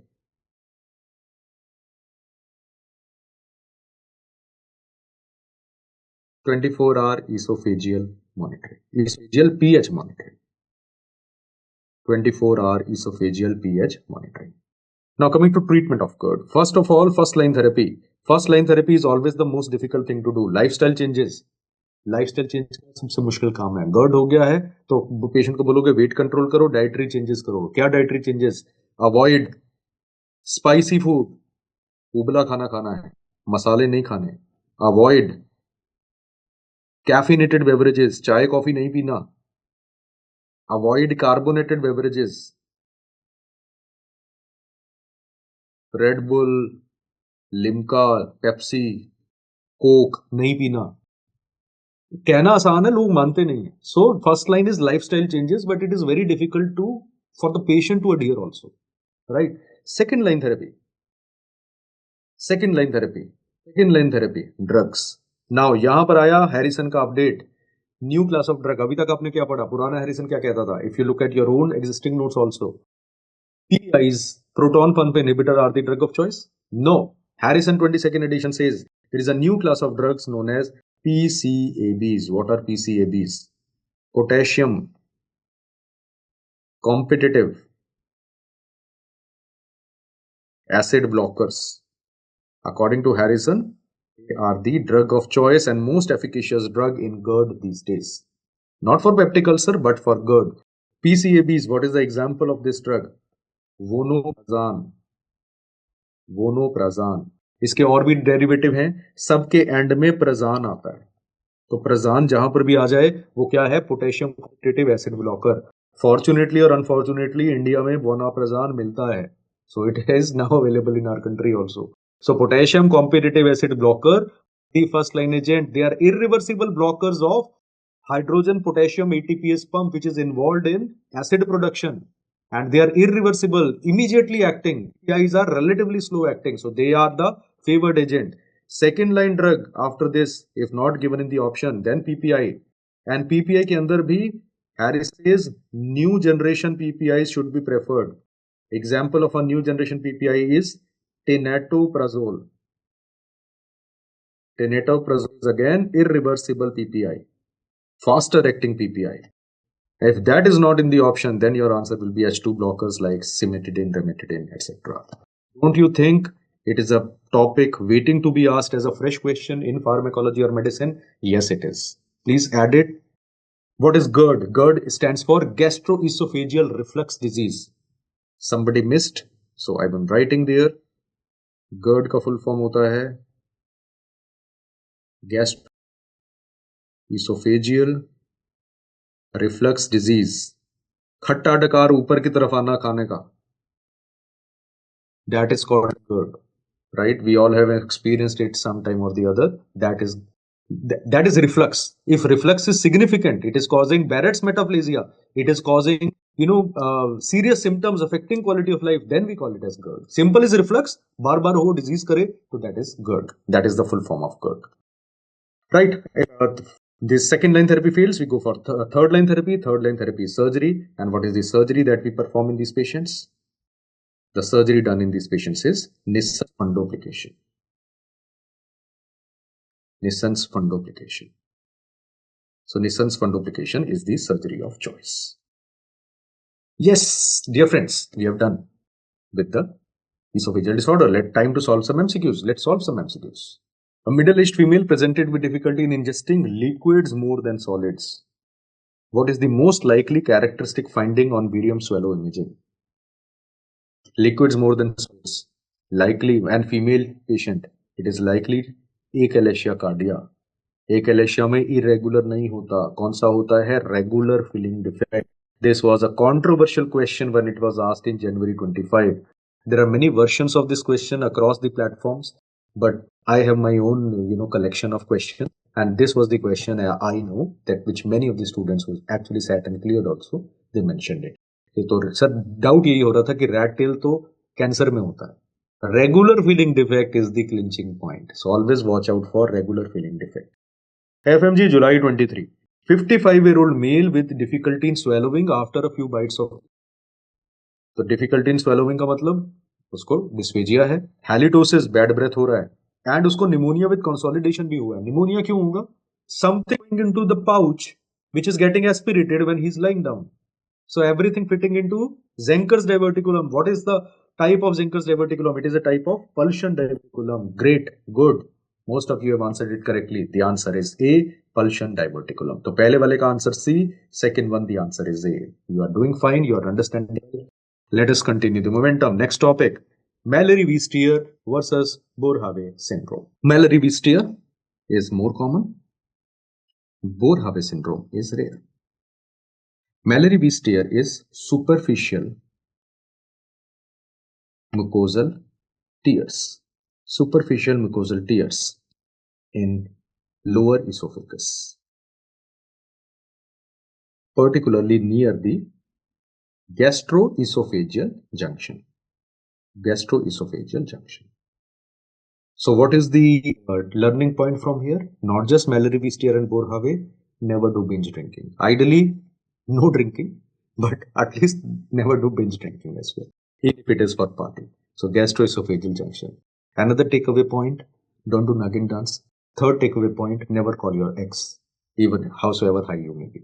So near gastroesophageal junction. What about Boerhaave syndrome? It is transmural. Transmural means throughout the thickness. So transmural rupture of lower esophagus. Transmural rupture of lower esophagus. And it typically occurs in the posterolateral aspect. Posterolateral aspect of esophagus. What are the risk factors? Risk factors for Mallory-Weiss is alcoholic binge drinking. Have you heard the term? Nadeem sir must have taken your class already. Bulimia nervosa. Usually seen in adolescent girls, they eat a lot and then they vomit out. So bulimia nervosa is another risk factor. The risk factor here in Boerhaave syndrome is alcoholism and recent endoscopy done or instrument inserted into the esophagus. Mallory-Weiss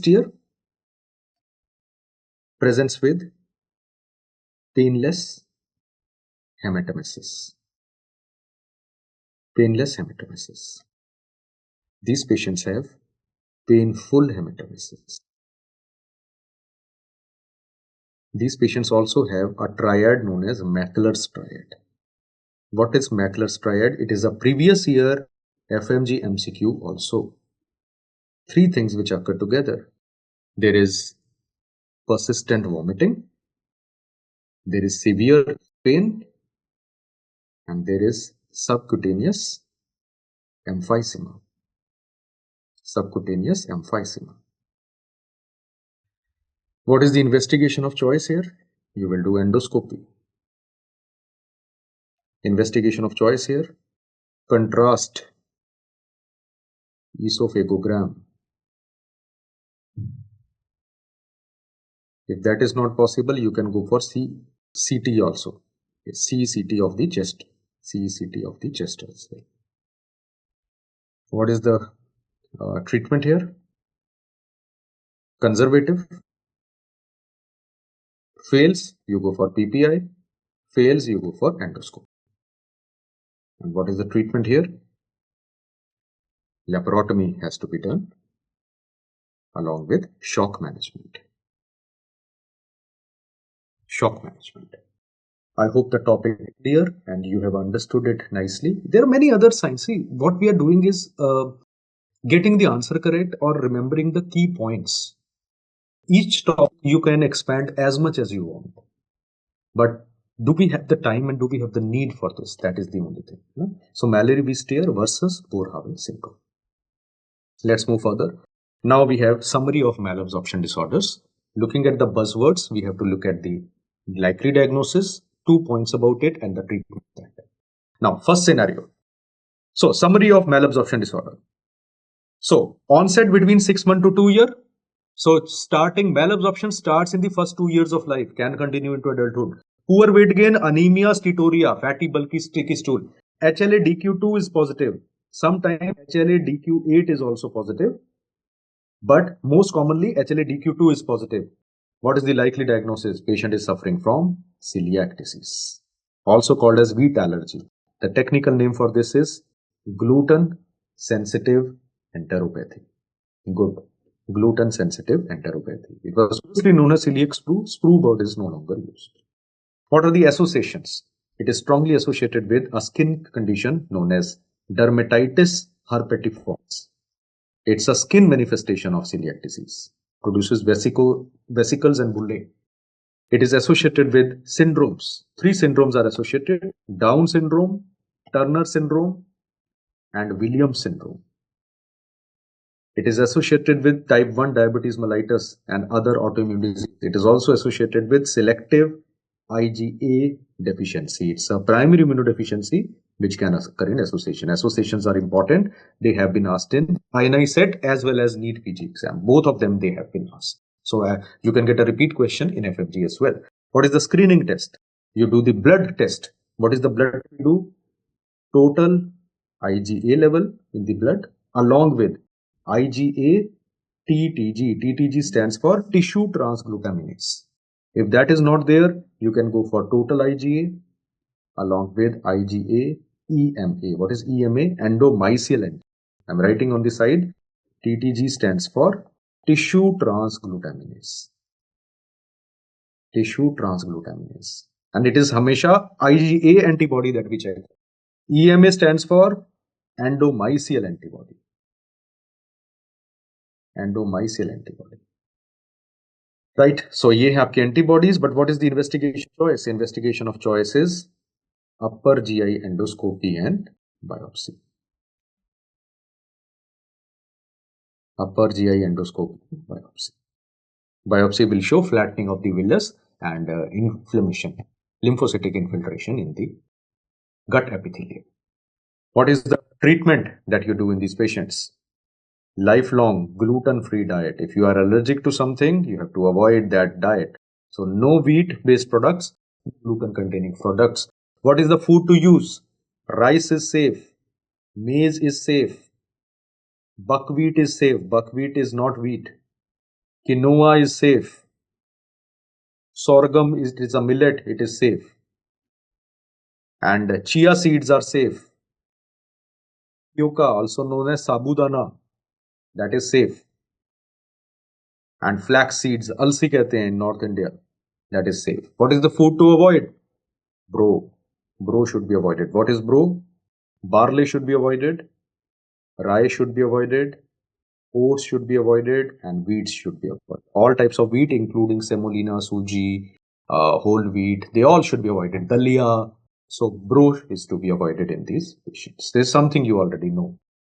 So this finishes our first malabsorption disorder summary. We have discussed in more details, more frequently asked, can occur in children, can occur in adults.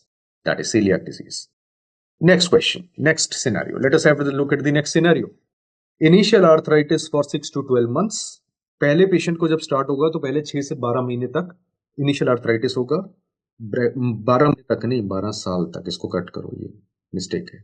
Initially arthritis will be for 6 to 12 years, not months. 6 to 12 years. Months तो minimum होता है, years तक extend हो जाता है. फिर malabsorption start होता है. This is the stage where the patient actually is treatable and comes to medical attention. And intestinal biopsy shows positive inclusions in the gut epithelium. What is the likely diagnosis? Yes, the likely diagnosis is Whipple's disease. So joint involvement, malabsorption, pass positive finding in the gut epithelium, Whipple's disease. It's an infectious disease caused by a bacteria known as 𝗘𝗱𝗶𝗁𝗍𝗂. 𝗘𝗱𝗶𝗁𝗍𝗂 is the bacteria. It is a gram positive, pass positive, intracellular bacteria. Cell के अंदर रहता है. What are the later complications? Patient can develop CNS complication and CVS complication. CNS complication can be in the form of memory loss and aphasias. And CVS complication can be in the form of inflammation, carditis, carditis, endocarditis, myocarditis, pericarditis, they all can occur, and some patient can develop arrhythmias as well. What is the treatment? Treatment is actually very difficult. So we will go by the 2025 update on the treatment.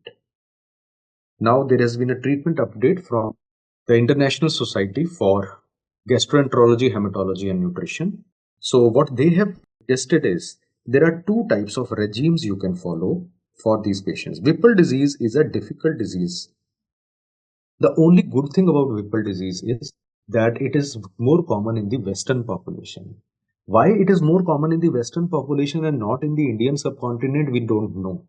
One theory is we people get so much of commando training during our childhood. What is commando training?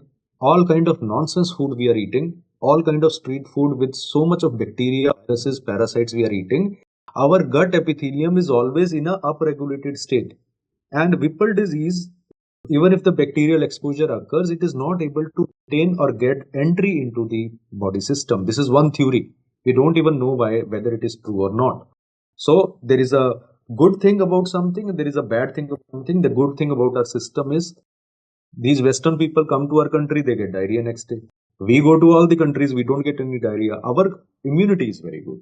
Right? So update says that it is difficult to eradicate them, but two types of regimes can be used. First regime is you use IV ceftriaxone. It is important. It is very, very important, and it is not there in most of the standard books. So you need to write it, whatever source you are preparing it from. First regime is you give IV ceftriaxone, and this is given for 2 weeks, followed by cotrimoxazole, which is given for 1 year. Second is you start with oral. Either of the two regimes can be used. You start with oral doxycycline and combine it with another oral drug known as hydroxychloroquine. And this combination is given for 1 year. So long-term therapy needs to be given in the patient. Okay, so two regimes are there. Let us go to the next disease. Onset of malabsorption. Diarrhea within 2 weeks of visit to tropical country. So it's an American word, but we have to live with it. So tropical sprue. Tropical sprue is the diagnosis. What is the hallmark? 100% patients are having folate deficiency. Can B12 deficiency occur? Yes, it can. But what is always present? Folate deficiency. And what is the treatment in these patients? Doxycycline और tetracycline. दोनों same class के हैं, दोनों में से कुछ भी use कर सकते हैं orally, plus folate supplement milligram per day. Oral therapy is good enough for tropical sprue. Cause is not known. Generally, it is supposed to be some non-specific bacteria and it is according to the country. तो scenarios की बात हो रही है. देखो अभी scenario क्या पढ़े हम? 3 सिनेरियो पढ़े.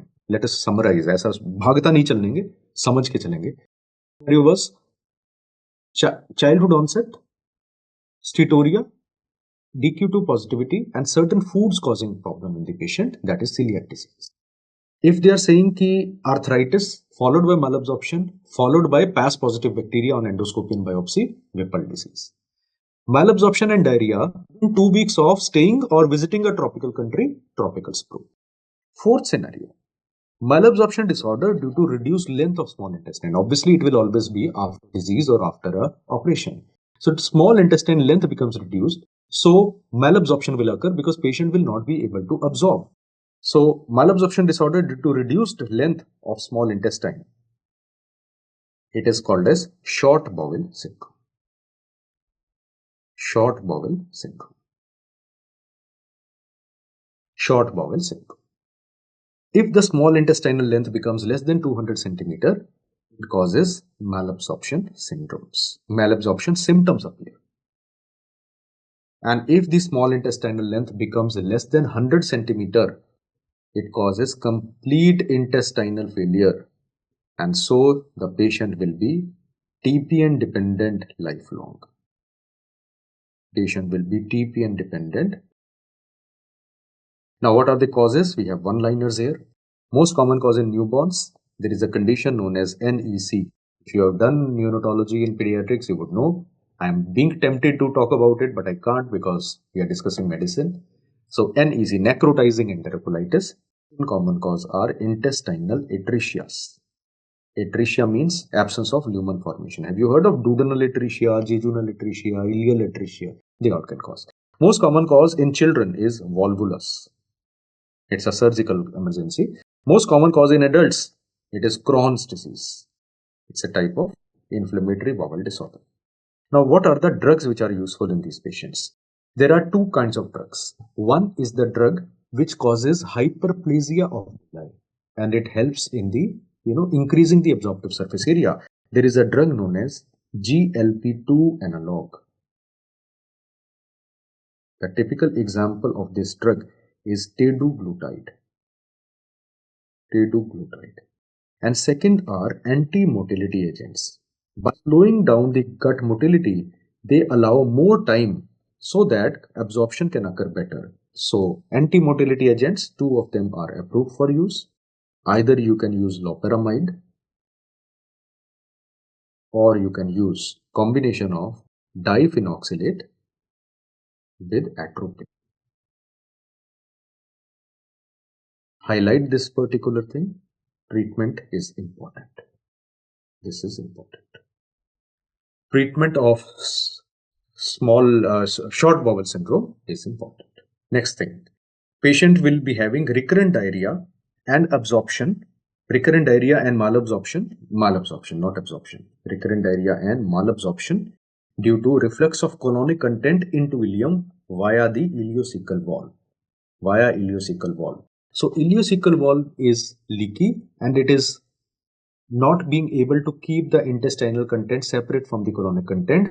Backflow is happening, and from colon, bacteria is moving into the sterile region of small intestine. This is what you call as SIBO. What is SIBO? Small intestinal small intestinal bacterial overgrowth. Small intestinal bacterial overgrowth. देखो, कभी सोचा है ऐसा कि हमारा जो stool है जो कोलोन से आता है, कोलोन में इतना बैक्टीरिया है, स्मॉल इंटेस्टाइन में बैक्टीरिया नहीं है. Because ileocecal valve is very efficient. It does not allow the content of colon to go back. But if ileocecal valve is leaky due to some reason, whatever reason, sometimes no reason is found, then bacteria can periodically go inside and it will cause recurrent diarrhea and malabsorption, and that will cause small intestinal bacterial overgrowth. Now, in small intestinal bacterial overgrowth, you cannot repair ileocecal. So periodically you will have to use drugs like metronidazole with or without doxycycline. Multiple courses will be needed. And it is a disease which is actually very difficult to treat. And these days a lot of endoscopic procedures are being done. But it is something beyond our exam level that we are preparing. So metronidazole with or without doxycycline. Yes, you rightly said rifaximin is being used in refractory cases. So refractory cases, we are giving a trial of rifaximin as well. Rifaximin acts locally and sterilizes the gut. So that can be used. But the first line therapy, according to Harrison, it is metronidazole with or without doxycycline. So Next scenario, examiner will say there is a patient with hypoproteinemia with edema, low serum albumin and globulin.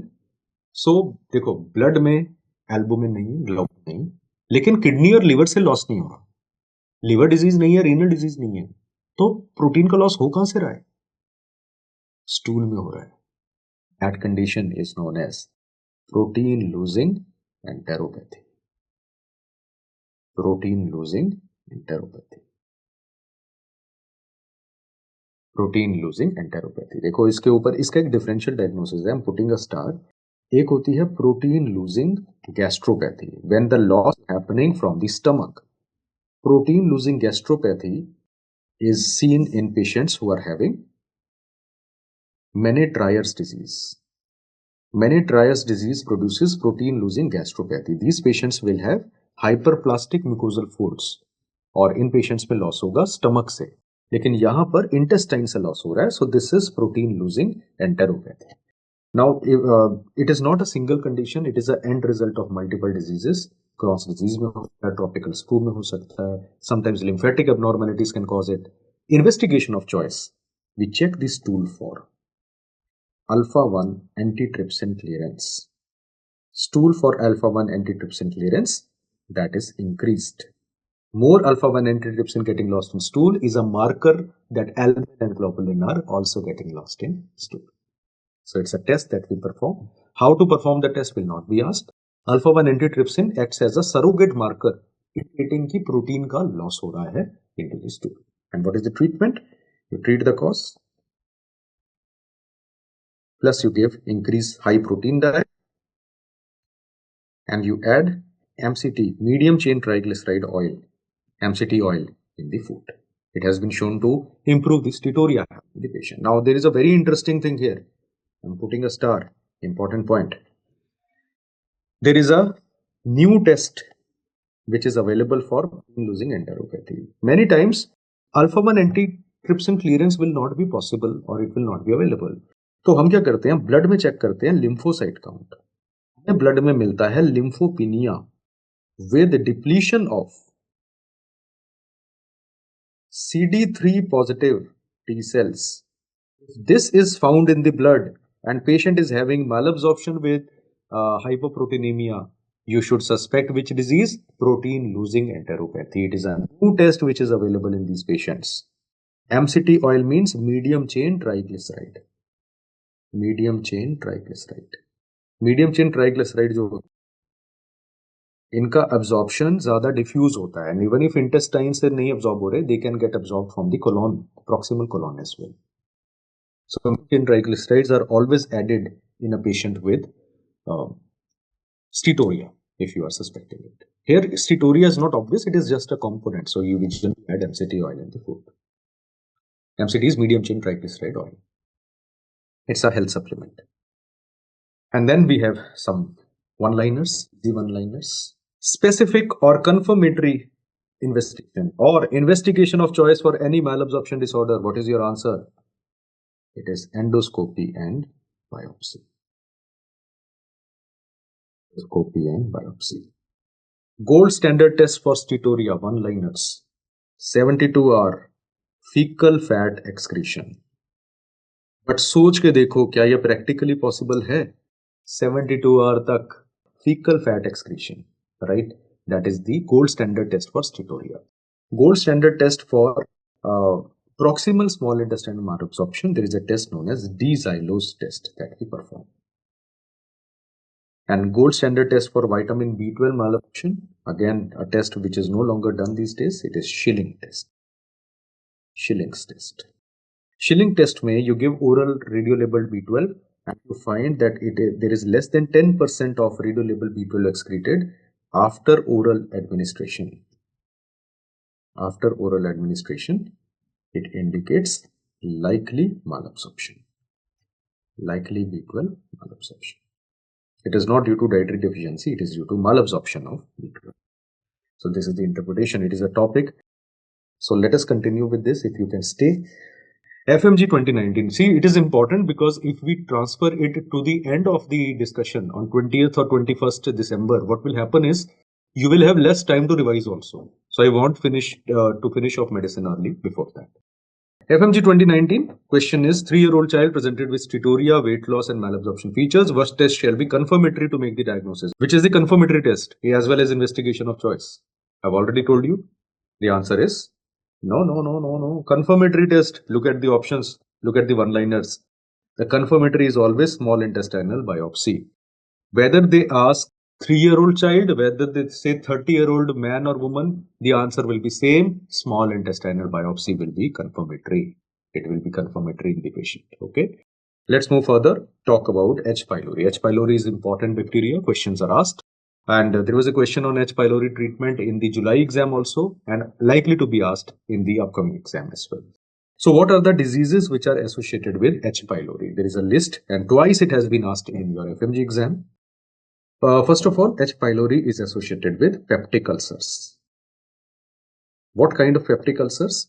It is seen associated with 70% of duodenal ulcers and 50% of gastric ulcers. 50% of gastric ulcers. So it is associated with both duodenal and gastric, but the association with duodenal ulcer is more common. Secondly, it is associated with distal gastric adenocarcinoma. It increases the risk of stomach cancer of adenocarcinoma. Third, it increases the risk of developing GIT lymphomas. Fourth, it increases the risk of functional dyspepsia. What is functional dyspepsia? See, middle-aged adults often they will eat something and then they will have, abdominal distension. They will have belching, dakar aega. Then they will be, just putting some, massage on their tummy. Then they will be drinking Eno and they will be belching like, that kind of a thing. You must have seen middle-aged people do that. That is functional dyspepsia. There is no organic cause, but functional gas, belching, dyspepsia, indigestion, that is functional dyspepsia. And fifth, these patients will have functional abdominal pain. These are the important diseases which are associated with H. pylori. Now the question arises, what is not associated with H. pylori? Not associated with H. pylori is carcinoids. Carcinoids are not associated. It's a previous year question. Another MCQ, is there a protective or negative association? Protective or negative association of H. pylori? The answer is yes. What is protective or negative association? What it means is H. pylori prevents certain disease from happening, right? So what is protective or negative association? Two things. H. pylori protects against GERD, gastroesophageal reflux disease, and secondly, it protects against distal esophageal adenocarcinoma. It's a very, very interesting phenomena that H. pylori causes stomach adenocancer, but it prevents esophageal adenocancer. I repeat, see here, H. pylori causes distal gastric adenocarcinoma, but H. pylori protects against esophageal adenocarcinoma. It's a very interesting thing, and obviously MCQ. It's not an MCQ in FMG exam, it's an MCQ of the old NEET PG question, can be asked in the FMG exam as well. Okay. Now, what is the treatment of H. pylori infection? We will go by what the Harrison 22nd edition update is saying. What we know so far.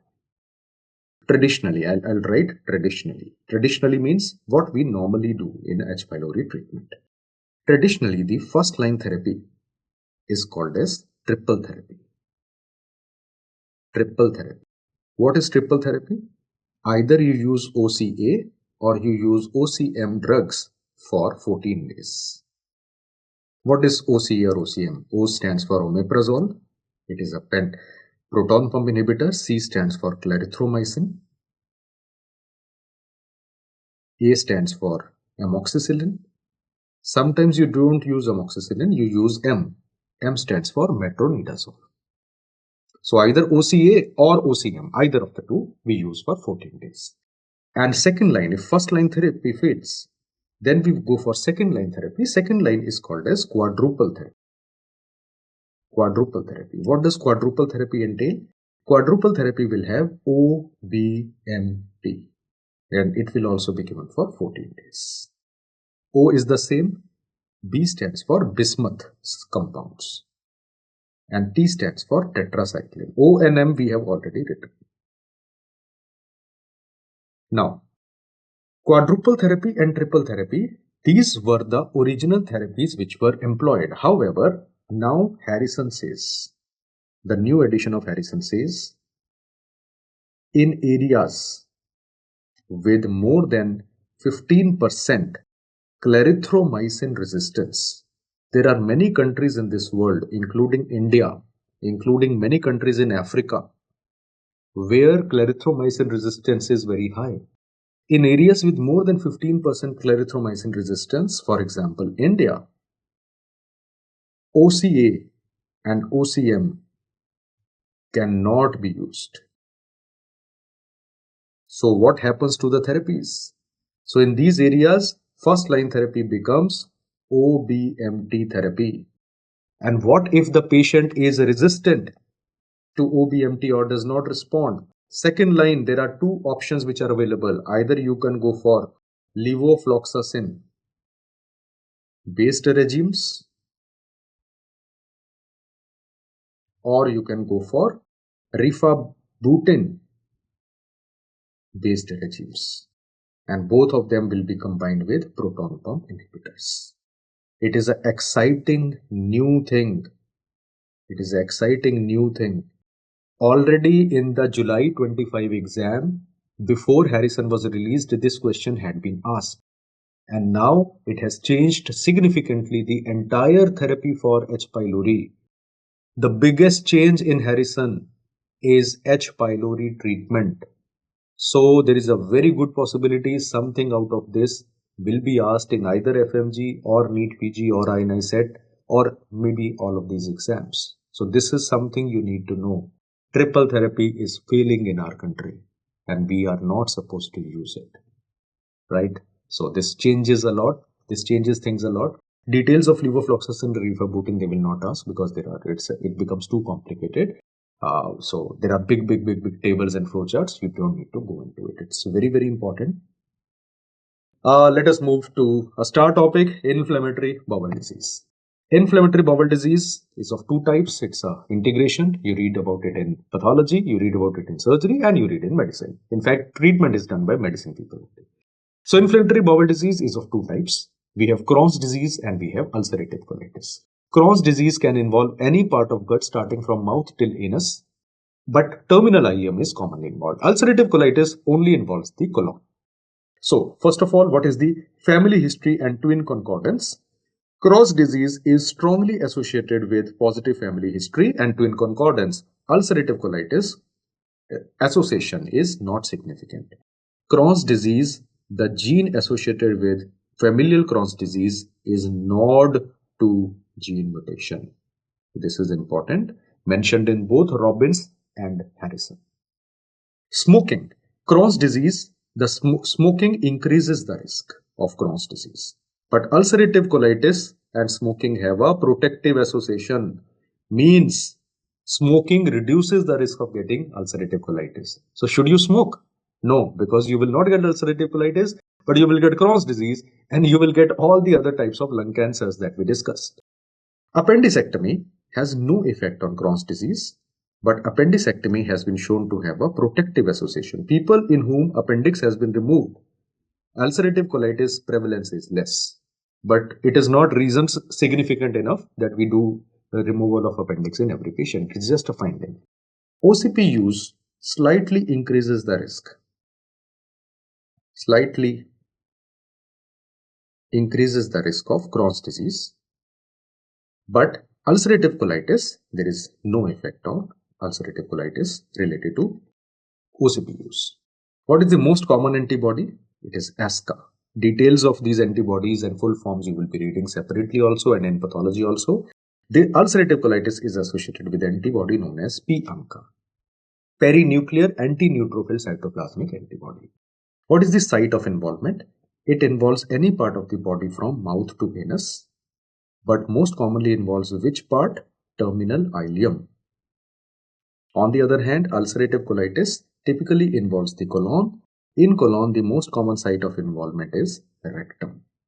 The most common site of involvement is rectum. What are the lesions? Here you find discontinuous lesions because there are skip areas, also called as skip lesion. क्योंकि क्या होगा, थोड़ा सा part में ulcer आएगा, फिर normal, फिर ulcer, फिर नॉर्मल, फिर अल्सर, फिर नॉर्मल. यहां पर कॉन्टिन्यूअस होता है. Continuous means starts from the rectum and without any skip area goes all the way till whatever is the edge of the colon. Now the types of ulcers, here they are deep and focal ulcers. Here they are superficial ulcers. Is there gut wall thickening which is seen? Yes, it is present here. It is absent in ulcerative colitis. What about stricture, fistula and fissure? It is significantly present in Crohn's disease, but it is absent in ulcerative colitis. Malignancy risk, it is low in Crohn's disease, it is high in ulcerative colitis. How high? It is related to the age. So colonoscopy, regular colonoscopy is recommended every year after a certain period of ulcerative colitis has happened. The risk of malignancy is 2% in 10 years after diagnosis, and it rises to 8% in 20 years after diagnosis of ulcerative colitis. It is mentioned in Harrison. So as the age increases, the risk of malignancy in ulcerative colitis increases. What about extraintestinal manifestation? Extraintestinal manifestations can occur in Crohn's disease, but they are rare, but they are common in ulcerative colitis. What are the 3 common extraintestinal manifestations which can occur in ulcerative colitis? 3 ऐसी चीजें जो intestine के बाहर हो रही है and which occur in ulcerative colitis. First of all, these patients have high risk of developing uveitis, particularly anterior uveitis, so they can develop blindness. Secondly, these patients have high risk of developing primary sclerosing cholangitis. Primary sclerosing cholangitis.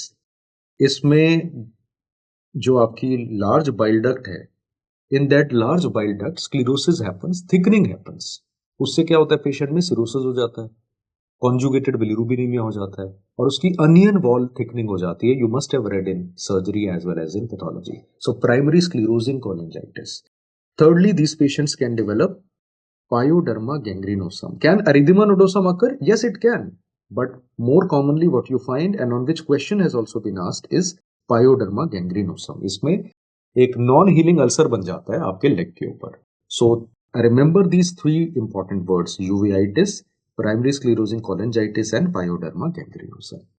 However, the only extraintestinal manifestation which is more common in Crohn's disease than ulcerative colitis is ankylosing spondylitis. It is more common in Crohn's disease compared to ulcerative colitis. Microscopic examination. देखो Crohn's disease में क्या हो रहा है, आपके पूरी thickness involve हो रही है, तभी तो गट वॉल थिक होगा, तभी तो फटेगा और फिस्टुला करेगा. So there is transmural inflammation.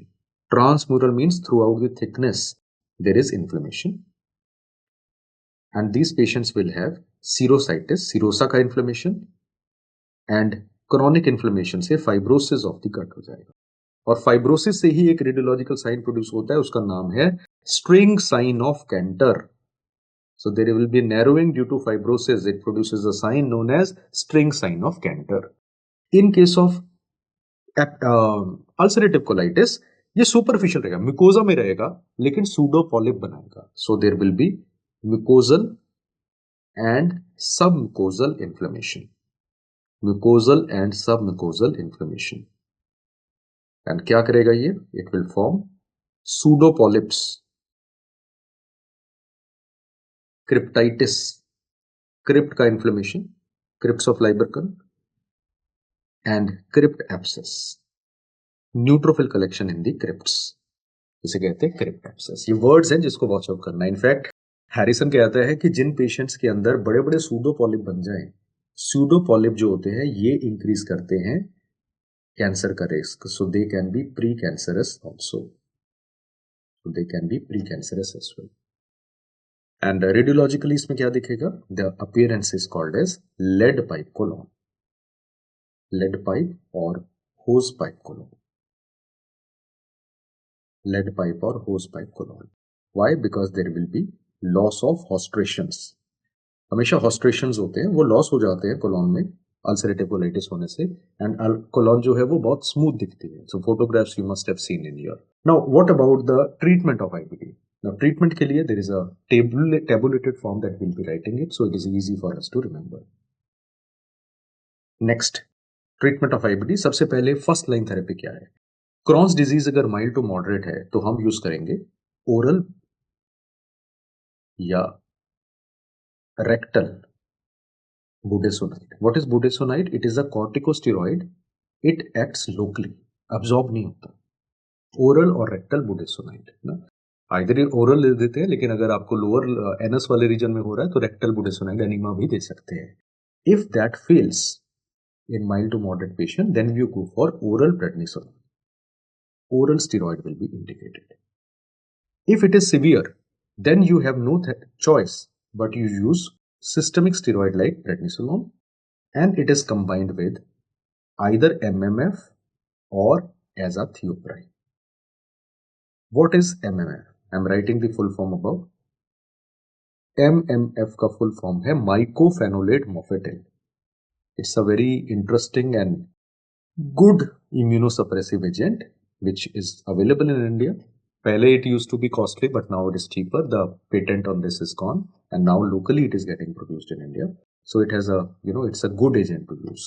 So it is combined with prednisolone in these patients. What about ulcerative colitis? Ulcerative colitis के अंदर हम सबसे पहले 5 ASA agents का ट्रायल देते हैं. 5 ASA. ASA stands for amino salicylic acid. Amino salicylic acid agents. 5 ASA agents are employed.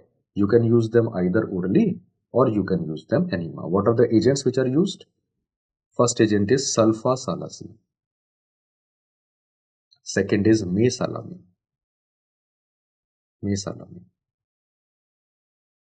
And third is balsalamine. Either of these agents can be used. Either of these agents. ये तीनों एक class के हैं, तीनों भाई हैं. So you can use one of them. And if ulcerative colitis is severe, then you have no choice, but you have to use steroids. So oral prednisolone will be used, plus minus MMF or azathioprine. So this is the treatment of mild to moderate. But if the Crohn's disease or ulcerative colitis are fulminant, severe, not getting controlled, very rapidly progressive, recurrent, बार-बार हो रहे हैं, the moment you cannot give steroids indefinitely, ना, non-responsive, respond ही नहीं कर रहे हैं, तो क्या यूज करेंगे? Biological agents. And which biological agents are useful in these patients? We go for anti-TNF alpha therapy. Traditionally speaking, हमारे 4 anti-TNF alpha agents हैं जो हम यूज करते हैं. So these agents, now if you look at the table of Harrison, it talks about 11 to 12 monoclonal antibodies and new drugs. सब के सब नहीं करने हैं, करेंगे नीट पीजी के लिए करेंगे. For FMG exam we will do only what the bare minimum you need to know, what are available in our country and what are actually clinically used. So there are 4 biological agents that you need to remember from exam perspective. So the first one, which is useful in both Crohn's disease and ulcerative colitis, is infliximab. So infliximab. Mild moderate का कैसे पता चलेगा? Clinically देंगे वो. Otherwise, there is a way to check for mild moderate. There are classifications known as Montreal classification. You can go for Montreal classification. It talks about extent, it talks about severity and so on. उससे करते हैं. But exam में जब MCQ आएगा तो they will mention mild या moderate या severe. So infliximab. Infliximab will be useful in both ulcerative colitis and Crohn's disease. दोनों में यूज करते हैं. Second is adalimumab.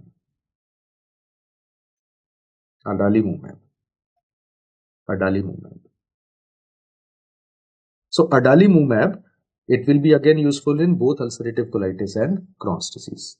Third, we have certolizumab. You can remember C के साथ C. So it is useful only in Crohn's disease. So you can remember like this, C stays with C. And fourth is golimumab. Golimumab is useful only in ulcerative colitis. Apart from that, you will put a star and write what are the recent drugs which are being used. Recently, we are using two more drugs. There is a drug known as vedolizumab. Vedolizumab is useful in both ulcerative colitis and Crohn's disease. And second is a new class of drug known as ozanimod. Ozanimod is a S1P1 receptor modulator. ये एक oral drug है. This is an oral drug which is effective in severe ulcerative colitis patient. So this is the Harrison update of new drug related to the what is important. This is based upon my reading and my perception of the drugs which are given. Let me tell you again, there are 11 drugs, biologicals. But if we write everything, we remember nothing. So we have to remember the more important ones and the ones which Harrison is also paying a lot of attention and which are actually available to us also. Otherwise, experimental things, there is no end, no point just remember, doing them for the sake of it. Hepatology is relatively easy in the beginning. So hepatology में सबसे पहला चीज जो इस पे questions are asked is scoring systems in hepatology. So if you have written, I'm changing. So in scoring systems, we have the first scoring system, that is the MELD score. What is MELD score? MELD score stands for Model for End Stage Liver Disease. This was one of the earliest score which was devised to help guide कि किस patient में prognosis अच्छा है, किस में खराब है, and which patient will require liver transplantation.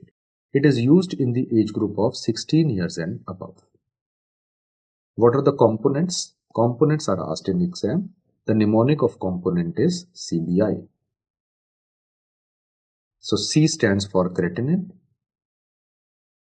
B stands for bilirubin, and I stands for INR. What is INR? International Normalized Ratio. It's a marker of prothrombin time. Second is PELD score. It's a pediatric modification of MELD score. ये कई सालों के बाद आया. Modification of MELD score, it is used in the age group of 15 years and less. इसके component क्या है? देखो इसके component same नहीं है. The components are different. And these components are also asked in the exam. The mnemonic for this is a big apple. A big apple. A stands for age because ये बच्चों में हो रहा है. B stands for bilirubin. I stands for INR. G stands for growth failure. And last A, it stands for albumin. Now, interesting MCQ for you. Which of the following is a component of MELD score but not a component of PELD score? And one of the option was creatinine. That was the answer. So creatinine is a component of adult MELD score, but it is not a component of the pediatric end stage liver disease score, that is PELD score. Third, child pug score. Child pug score, also called as child pug Turcotte score. Child pug Turcotte score. देखो इसको ना अलग अलग नाम है. Child score भी कहते हैं, चाइल्ड पग भी कहते हैं, चाइल्ड पग टर्कॉट भी कहते हैं. तीन लोगों ने मिलकर दिया था. तीनों का नाम आना चाहिए ना, लेकिन कई जगह पर सिंपल चाइल्ड पग स्कोर लिख देते. It is used to predict mortality and need for transplantation in CLD patients. What are the components? Now components can be remembered like this. Child pug score. एक child को क्या चाहिए? What does a child need? बच्चे को चाहिए an educated बाप. Child pug score में क्या चाहिए? An educated बाप. Baap is a Hindi word. Its a literal meaning is father. So A stands for albumin. E stands for encephalopathy. देखो कोई लॉजिक नहीं है, याद करना. ये कंपोनेंट है तो है, कैलकुलेट करना नहीं बोलेगा, कंपोनेंट पूछेगा examiner. We will show discuss MCQs also. B stands for bilirubin. A stands for ascites. And P stands for prothrombin time. Prothrombin time. So these are the components of child pug score. Fourth, we have the Naser score, also called as Naser's prognostic index, and this is used in patients with Wilson's disease. What is Wilson disease? It is a disease of copper metabolism defect. Wilson disease, ATP7B gene mutation. Yaad aaya? These patients, they have increased copper levels. Increased copper levels occur in the liver. They occur in the eyes. In eyes, it produces KF ring, as well as sunflower cataract, and in the brain they can affect the basal ganglia. They can produce Parkinson-like disease. So this is Wilson disease, right? So this is I've written so that you remember this is Wilson disease which has been talked about. What are the components of Nasser's prognostic index? Components can be remembered by the mnemonic ABP. News channel bhi hai na ABP. Literally stands for Anand Bazar Patrika, but the name of the channel, the news channel is ABP. A stands for AST levels, that is SGOT levels. B stands for bilirubin levels. And P stands for prothrombin time. There is a new modification of this recently done, very important. It is missing in many of the textbooks. So modification kya hai? There is a Nasser's index has been expanded to call it as the New Wilson index. New Wilson index. New Wilson index was given by a person whose surname is Dhawan. So it is also known as Dhawan's index. No, it is not the Dhawan you are thinking of. It is not the same Dhawan, it's a different Dhawan. So New Wilson index or Dhawan's index, क्या होता है इसके अंदर? ABP. It's not Rajiv Dhawan actually, it's a different Dhawan. So ABP along with serum albumin and WBC count. So इसको कहते हैं Dhawan's index or New Wilson index. It is just a modification of Nasser's prognostic index. FMGE January 23. Select the correct combination regarding components of child pug score A, B, C और D. देखो बड़े simple है. APTT तो किसी भी score का part नहीं है, तो A and B are ruled out. Globulin किसी का पार्ट नहीं है, ये C भी ruled out. तो बचा क्या? D is your answer. This is how you are supposed to mark in the exam. You should. That speed of marking is also important and it develops the more MCQs you solve. तो theory अपनी जगह है, but please solve MCQs. It's a skill also which you develop. FMG June 22. Chronic alcoholic patient with splenomegaly presented with sudden onset hematogenesis. Esophageal bleeding varices. Right, so B is your answer. याद कर लो. याद कर लो. I'm writing. Pain is always there. Pain is always there in scurvy. बिना pen का scurvy नहीं होता. Pain is always there in Boerhaave syndrome. Pain is always there deep in heart of all MBBS doctors. So this pain is good. Let it motivate you. Remember, scurvy is always painful. Boerhaave syndrome always painful. They will mention the question with bone pain in scurvy. They will mention the question and painful hematemesis in Boerhaave syndrome. Let's move further. What is the first line therapy for upper GI bleeding due to varices? Now varices के साथ patient आया है upper GI bleeding के साथ. क्या करोगे? पहला चीज, after managing ABC, right? Manage ABC. What is ABC? Airway breathing circulation. If shock में आया है, तो you will manage shock. You will give fluids followed by blood transfusion. Followed by blood transfusion. And whenever you are giving blood transfusion, the target hemoglobin should always be between 7 to 9 gram per deciliter. कभी भी high नहीं करना, MCQ है. Because if you increase the hemoglobin beyond 9, it has, किसी का 9 है तो कम नहीं करना है, but बढ़ाना नहीं है by artificial transfusion, because it has been shown that it worsens bleeding due to paradoxical rise in portal pressure. तो portal hypertension worsen हो जाता है if you give high more blood transfusion. So उतना ही देना है जितना जरूरी है. And then you will start the patient. If you are suspecting portal hypertension, you will give IV terlipressin or IV octreotide. दोनों में से एक mention होगा, that will be given to the patient. And then do endoscopy. Now when you do endoscopy, what is the first line therapy that you will perform? In endoscopy, the first line therapy is endoscope EVL. What is EVL? Endoscopic variceal ligation. Varices को बंद करने की कोशिश करोगे. This point which I am writing, it's very important. It's integrated between surgery and medicine. So medicine surgery integration is. So endoscopic variceal ligation बंद करने की कोशिश करेंगे. And alternative to this, Alternative to this is either band ligation, या तो band लगाओगे या आप स्क्लेरोथेरेपी करोगे. Sclerotherapy means injection into the base of the bleeding vessel. If this fails, the second line therapy will be tamponade of the bleeding vessel. और उसके लिए एक ट्यूब यूज करते हैं, उसे कहते हैं Sengstaken Blakemore tube. Sengstaken Blakemore tube. Step wise पूछता है एग्जामिनर. तो ये हो गया what is the next step in management. In surgery almost 1/3 questions these days in FMG are what is the next step in management. So in surgery, particularly when you are preparing, keep that in your mind. And if that also fails, then third line therapy is always surgery. What is the surgery that we do in portal hypertension? TIPS procedure will be performed. So this is how you do management of upper GI bleed due to varices. Right? So yes, there was a question on this. That is why we are covering it here. It's a very, very important question. It has been asked multiple times in all the exam. So मैंने उस तरीके से लिखा है कि what if it is a medicine question, you can manage. If it is a surgical question, you can manage. Right? So now what they have done is there is a printing error during formatting. Drug of choice for prevention of variceal bleed. ये अलग topic है. Go to the अलग page. Drug of choice for prevention of variceal bleeding is beta blockers.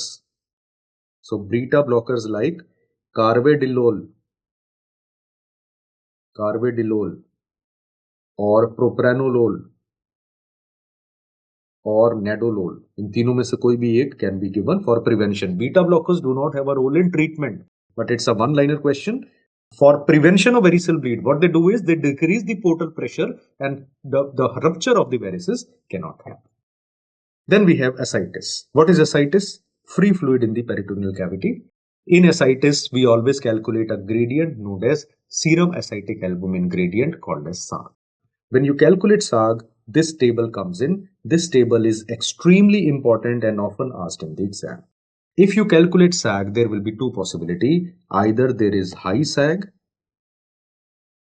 where the value of SAG is more than 1.1, or there will be low SAG that is less than 1.1. Let me explain in simple words so that you have an idea what I am talking about. There is a patient of ascites, right? Ascites kya hai? Fluid in the peritoneal cavity. Generally, these patients will be having cirrhosis. Some of them will be having nephrotic syndrome, CCF, or some other reason. Now you need to find the cause. What do? You take out some fluid from the abdomen. You check the protein in it. Then you take the blood and check the protein in the blood. What protein? Albumin. So serum albumin minus ascitic fluid albumin, what value you get is SAG. What is SAG? Serum ascitic albumin gradient. Serum albumin minus ascitic fluid albumin, that is SAG. If the value is less than 1.1, it is low SAG. If it is more than 1.1, it is high SAG. Low SAG, there are 5 causes. Among them, these 3 causes are already asked in exam. Nephrotic syndrome, pancreatitis, TB. Ideally, all remember karna, ye 3 nahi bhulna. If it is high SAG, you further see ascitic protein. If ascitic protein is less than 2.5, it is cirrhosis. If it is more than 2.5, it is cardiac cause like congestive heart failure or constrictive pericarditis. Sometimes it can occur due to IVC obstruction also. So if you are running short on time, तो ये जो point mention किए हैं ये गलत नहीं होने चाहिए. Ideally, the entire table is important. This table was important when I was a student. This table is important now, and this table will be important tomorrow when you will be teaching your juniors. And maybe when tomorrow your kids are doctors, then also this table will be important. So this is high SAG and questions. Multiple questions have been asked. In fact, January 25 there was a question in FMG, and last year January 24 also there was a question on FMG. So HBV serology, this is a table. Now ideally you should be remembering and mugging up this table. कि क्या positive और क्या negative तो क्या interpretation. But let me tell you, I have been a student and it is very difficult, almost impossible to remember and mug up this table. It is almost impossible. So what is the alternative way? Let's make a flowchart. This flowchart always works and we will try to practice it in the question also. Let's make a flowchart here, talking about how we actually approach the patient. So I am giving the heading Hepatitis B virus approach. approach for MCQ. And an MCQ will be something like this. There is a patient with hepatitis B virus. He's having his blood test or her blood test was done, HbA, IgG, IgM, and they will tell what is the likely diagnosis. This is how they will ask you. So how we are going to go? First thing is check for HbsAg level. What is HbsAg? HbsAg is the surface antigen of hepatitis B. There will be two possibilities. Either HbsAg is positive or HbsAg is negative. If it is positive, it indicates active infection. यानी कि hepatitis B active है body में. Okay. Now you see the antibody. There are two types of antibodies. If you find IgM anti-HBC, the patient is suffering from acute hepatitis B virus. The patient is having acute hepatitis B virus infection. And if the patient is having IgG anti-HBC, the patient is having chronic hepatitis B virus infection. Okay. But if the HbsAg is negative, there is no active infection. There is no active infection. Not active infection. अब क्या करेंगे? अब हम करेंगे तीन चीजें check. Three possibilities. First possibility,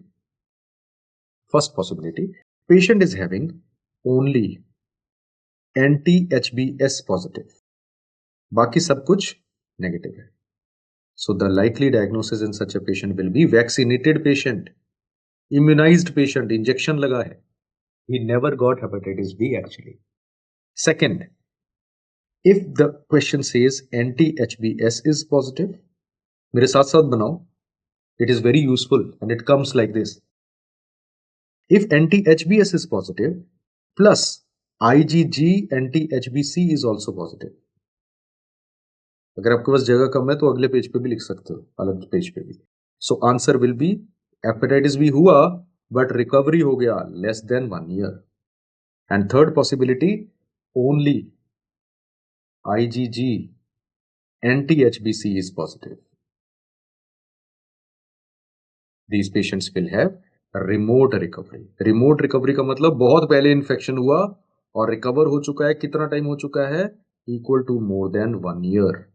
Equal to or more than 1 year. I'm zooming it. Equal to or more than 1 year. And also remember last point. If HbEAg is positive, that indicates high infectivity.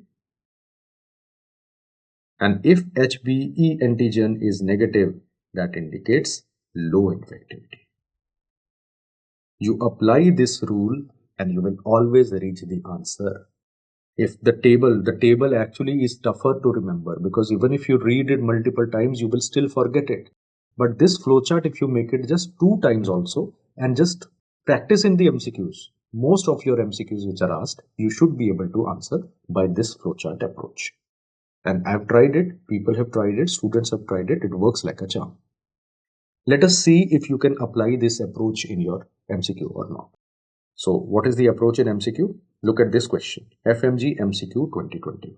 Look at this question.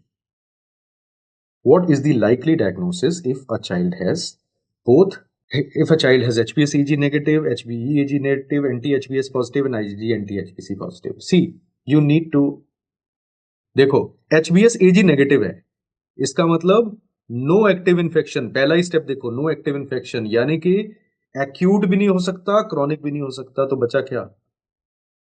Previous HBV infection. D is your answer. If you see carefully, you will find that it fits into the previous HBV infection, but patient has recovered. You don't need to talk about recovery versus non-recovery in the patient. So recovery has happened less than 1 year. It was previous infection which has recovered. So if you just simply apply this logic and follow the chart, you will always reach a correct answer. Try it out. When you try it in MCQs, PYQs, question bank practice, mock exams, this will work. So this flowchart approach should be in a place where you can see it again and revise it in the last week also before the exam. right? Or you're traveling in the morning in the bus, cold time, you're going to give a test in between during travel, have a look at this chart, because you may not get a question, right? But if you get a question, you should have that accuracy to get it right. So, topic is done. Then another topic on which questions are repeatedly asked. Inherited hyperbilirubinemias. What are inherited hyperbilirubinemias? They are inherited causes of jaundice. Now questions are asked on that, Dubin, Johnson, Rotor, etc. Let's form an approach. Examiner will say inherited hyperbilirubinemia. There are two possibilities. Either it is conjugated jaundice which is inherited, or conjugated jaundice which is inherited. If it is unconjugated, those patients who have a neonatal presentation, only neonate they present, those are called as Crigler-Najjar syndrome. Crigler-Najjar syndrome. Crigler-Najjar syndrome is of two types, type 1 and type 2. One is incompatible with life, type 2 is compatible with life. One has high mortality, they all develop kernicterus, that is bilirubin-induced damage. They may or may not develop kernicterus. Another unconjugated jaundice which can present at any age including newborn period is Gilbert syndrome. Gilbert syndrome is entirely compatible with life. Then conjugated jaundice. Conjugated jaundice is of two types. So what about inherited causes of conjugated jaundice? Now if it is conjugated jaundice, there are two possibilities. First possibility, I am highlighting the word dark pigmented liver. And second possibility, there is a normal looking liver. If it is a dark pigmented liver and abnormal secretion into urine of coproporphyrinogens, there is a disease you will think of. We call it as Dubin-Johnson syndrome. Dubin-Johnson syndrome. Normal liver and no pigmentation in the liver, but similar presentation like Dubin-Johnson, that is Rotor syndrome. Dubin-Johnson syndrome is having gene mutation, ABCC gene mutation, which causes decreased MRP2 protein. This is your NEET PG MCQ. And these patients, there is a test that we do known as BSP dye test, bromosulfatholin dye test, which is abnormal. Rotor syndrome, there is another gene mutation, SLC01B1 and SLC01B3. These are the two genes which are mutated, both produce the same Rotor syndrome, and these patients, the bromosulfatholin dye test is. And remember that Dubin-Johnson and Rotor never occur. They are never seen in neonates. They have excellent outcome. They can be doctors. So let's focus on this. We are done. We are done with the topic. We are done with GI. We are done with pulmo. We are done with hepat. Let us start with the star topic of this session, that is systemic lupus erythematosus, SLE. SLE is an autoimmune disease, multi-organ damage due to autoantibodies and immune complexes. SLE is also simply called as lupus. If you have watched Dr. House MD, it's a popular web series. There is a favorite dialogue over there. His dialogue is, it's never lupus. When it MCQs time, when it is rheumatology clinic time, it is generally lupus. Lupus means wolf. Just like wolf attacks the person and kills him, SLE also kills the patient. When wolf attacks someone, the wolf attacks the central part of the face. See, cat family, leopards, tigers and lions, they have a tendency to attack the neck of their prey. Wolves tend to attack, when they attack humans, they tend to attack the mid-face. These patients have malar rash occurring and then they eat up the person. So similarly, these are the reasons why the disease is called as lupus. This is what people say, how the name lupus came in. So what is it's an autoimmune disease. What is the age and gender? So age and gender in these patients, it is 30 to 50 years, middle-aged females. Females more common than males. And the ratio is 9:1. So 9 times more common in female, predominantly a female disease. What is the clinical picture? Number one, they will have constitutional symptoms like fever, weight loss, etc. Second, they will have cutaneous manifestation. What are the cutaneous manifestation? There are two types of cutaneous manifestation. First is chronic cutaneous manifestation and second is acute cutaneous manifestation. Acute cutaneous manifestation is known as malar rash. Look at this lady. She is having a rash in a butterfly distribution. Starts on the bridge of nose and like a butterfly spreads to the whole cheeks bilaterally. So it is erythematous, raised, scaly rash occurring in butterfly distribution. Butterfly distribution occurs on the nose as well as cheeks, and it always spares the nasolabial folds. These lines are never involved. It spares nasolabial folds. Malar rash is worsened by sun exposure, and this rash is the typical presentation in the patient. Remember, cutaneous involvement is the second most common organ which is involved. Chronic rash can occur in the form of DLE. What is DLE? Disc-like rash. We call it as discoid lupus erythematosus. And these are the patients who also have ulcers, nasal as well as oral ulcers, and they have alopecia. So loss of hair is common in the chronic variety of SLE. So two types of presentations are malar rash, which is acute, and chronic, which is discoid LE, where ulcers and alopecia are common along with disc-like lesion. Third is musculoskeletal involvement, and I am highlighting the word overall most common system involved, NEET PG 1-liner MCQ. Overall most common system is musculoskeletal involvement. So it mostly occurs in the form of intermittent polyarthritis. This polyarthritis involves hands, wrist and knee joint. There is deformity, but no erosions are seen. There is deformity. So these patients will have intermittent polyarthritis. Joints का inflammation होगा, deformity तो आएगी लेकिन erosion नहीं होगी. Deforming non erosive arthritis, इसे कहते हैं Jaccoud's arthropathy. Jaccoud's arthropathy. And what is the most serious involvement of kidneys? A serious involvement of SLE, it is a renal manifestation called as lupus nephritis. Lupus nephritis will require, it can be symptomatic or it can be asymptomatic. There are 6 classes which are described on renal biopsy.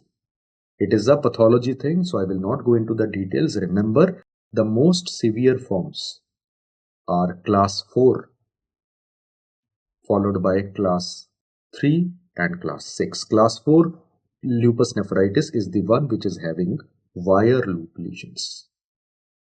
And these patients have subendothelial deposits of immune complexes. So this is something which is asked in the pathology class as well.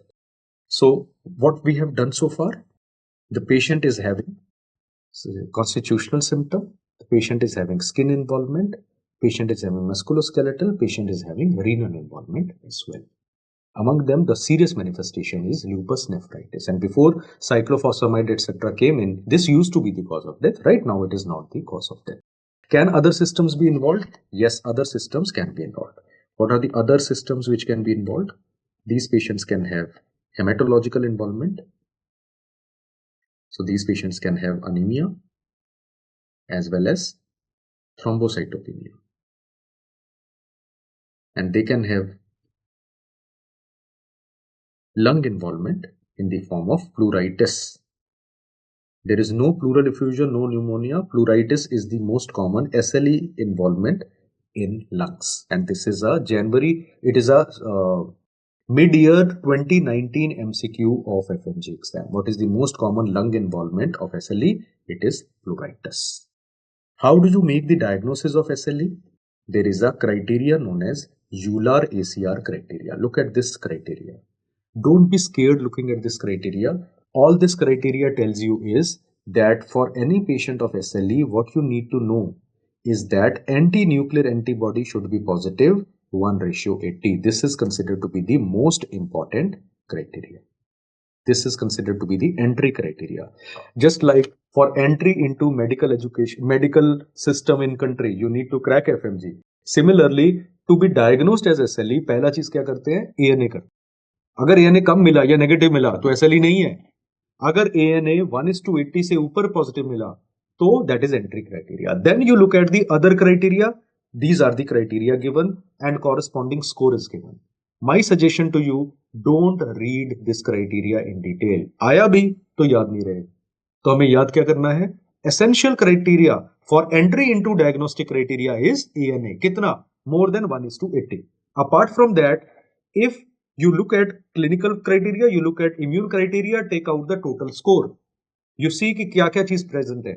Suppose fever है तो you give a score of 2, साथ में oral ulcer है, give a score of 2, साथ में anti Smith antibody है, give a score of 6. Keep on adding. If the total score is equal to or more than 10, it is sufficient to make a diagnosis of SLE. These criteria need not occur simultaneously, they can come one after the other. तो कम से कम एक clinical criteria, 10 points, and total score, the patient is having SLE. I repeat, listen to me. SLE के लिए criteria क्या करते हैं? ANA करते हैं. कितना? 1:80 and more. अगर है तो आगे चलो. आगे चलेंगे clinical and antibodies. दोनों चेक करेंगे. जो जो प्रेजेंट है उसको टिक करेंगे, फिर टोटल स्कोर निकालेंगे. If the total score is equal to और मोर देन 10, और कम से कम एक क्लिनिकल होना चाहिए. ऐसा नहीं कि सिर्फ एएनए से डायग्नोसिस ना दिए, it should be clinical. You make the diagnosis of SLE. Need not occur simultaneously. Suppose there is a patient who says alopecia पिछले साल हुआ था, अभी उसको अनीमिया हो रहा है, तो दोनों को क्राइटेरिया को कंसिडर करेंगे. And if the total score becomes equal to more than 10, it is SLE. The only thing important is ANA should be positive. Kitna? 1:80 and more in the patient. Right? This is EULAR ACR diagnostic criteria. So, thank you so much. Let's stay in touch. Let's meet tomorrow. Bye-bye.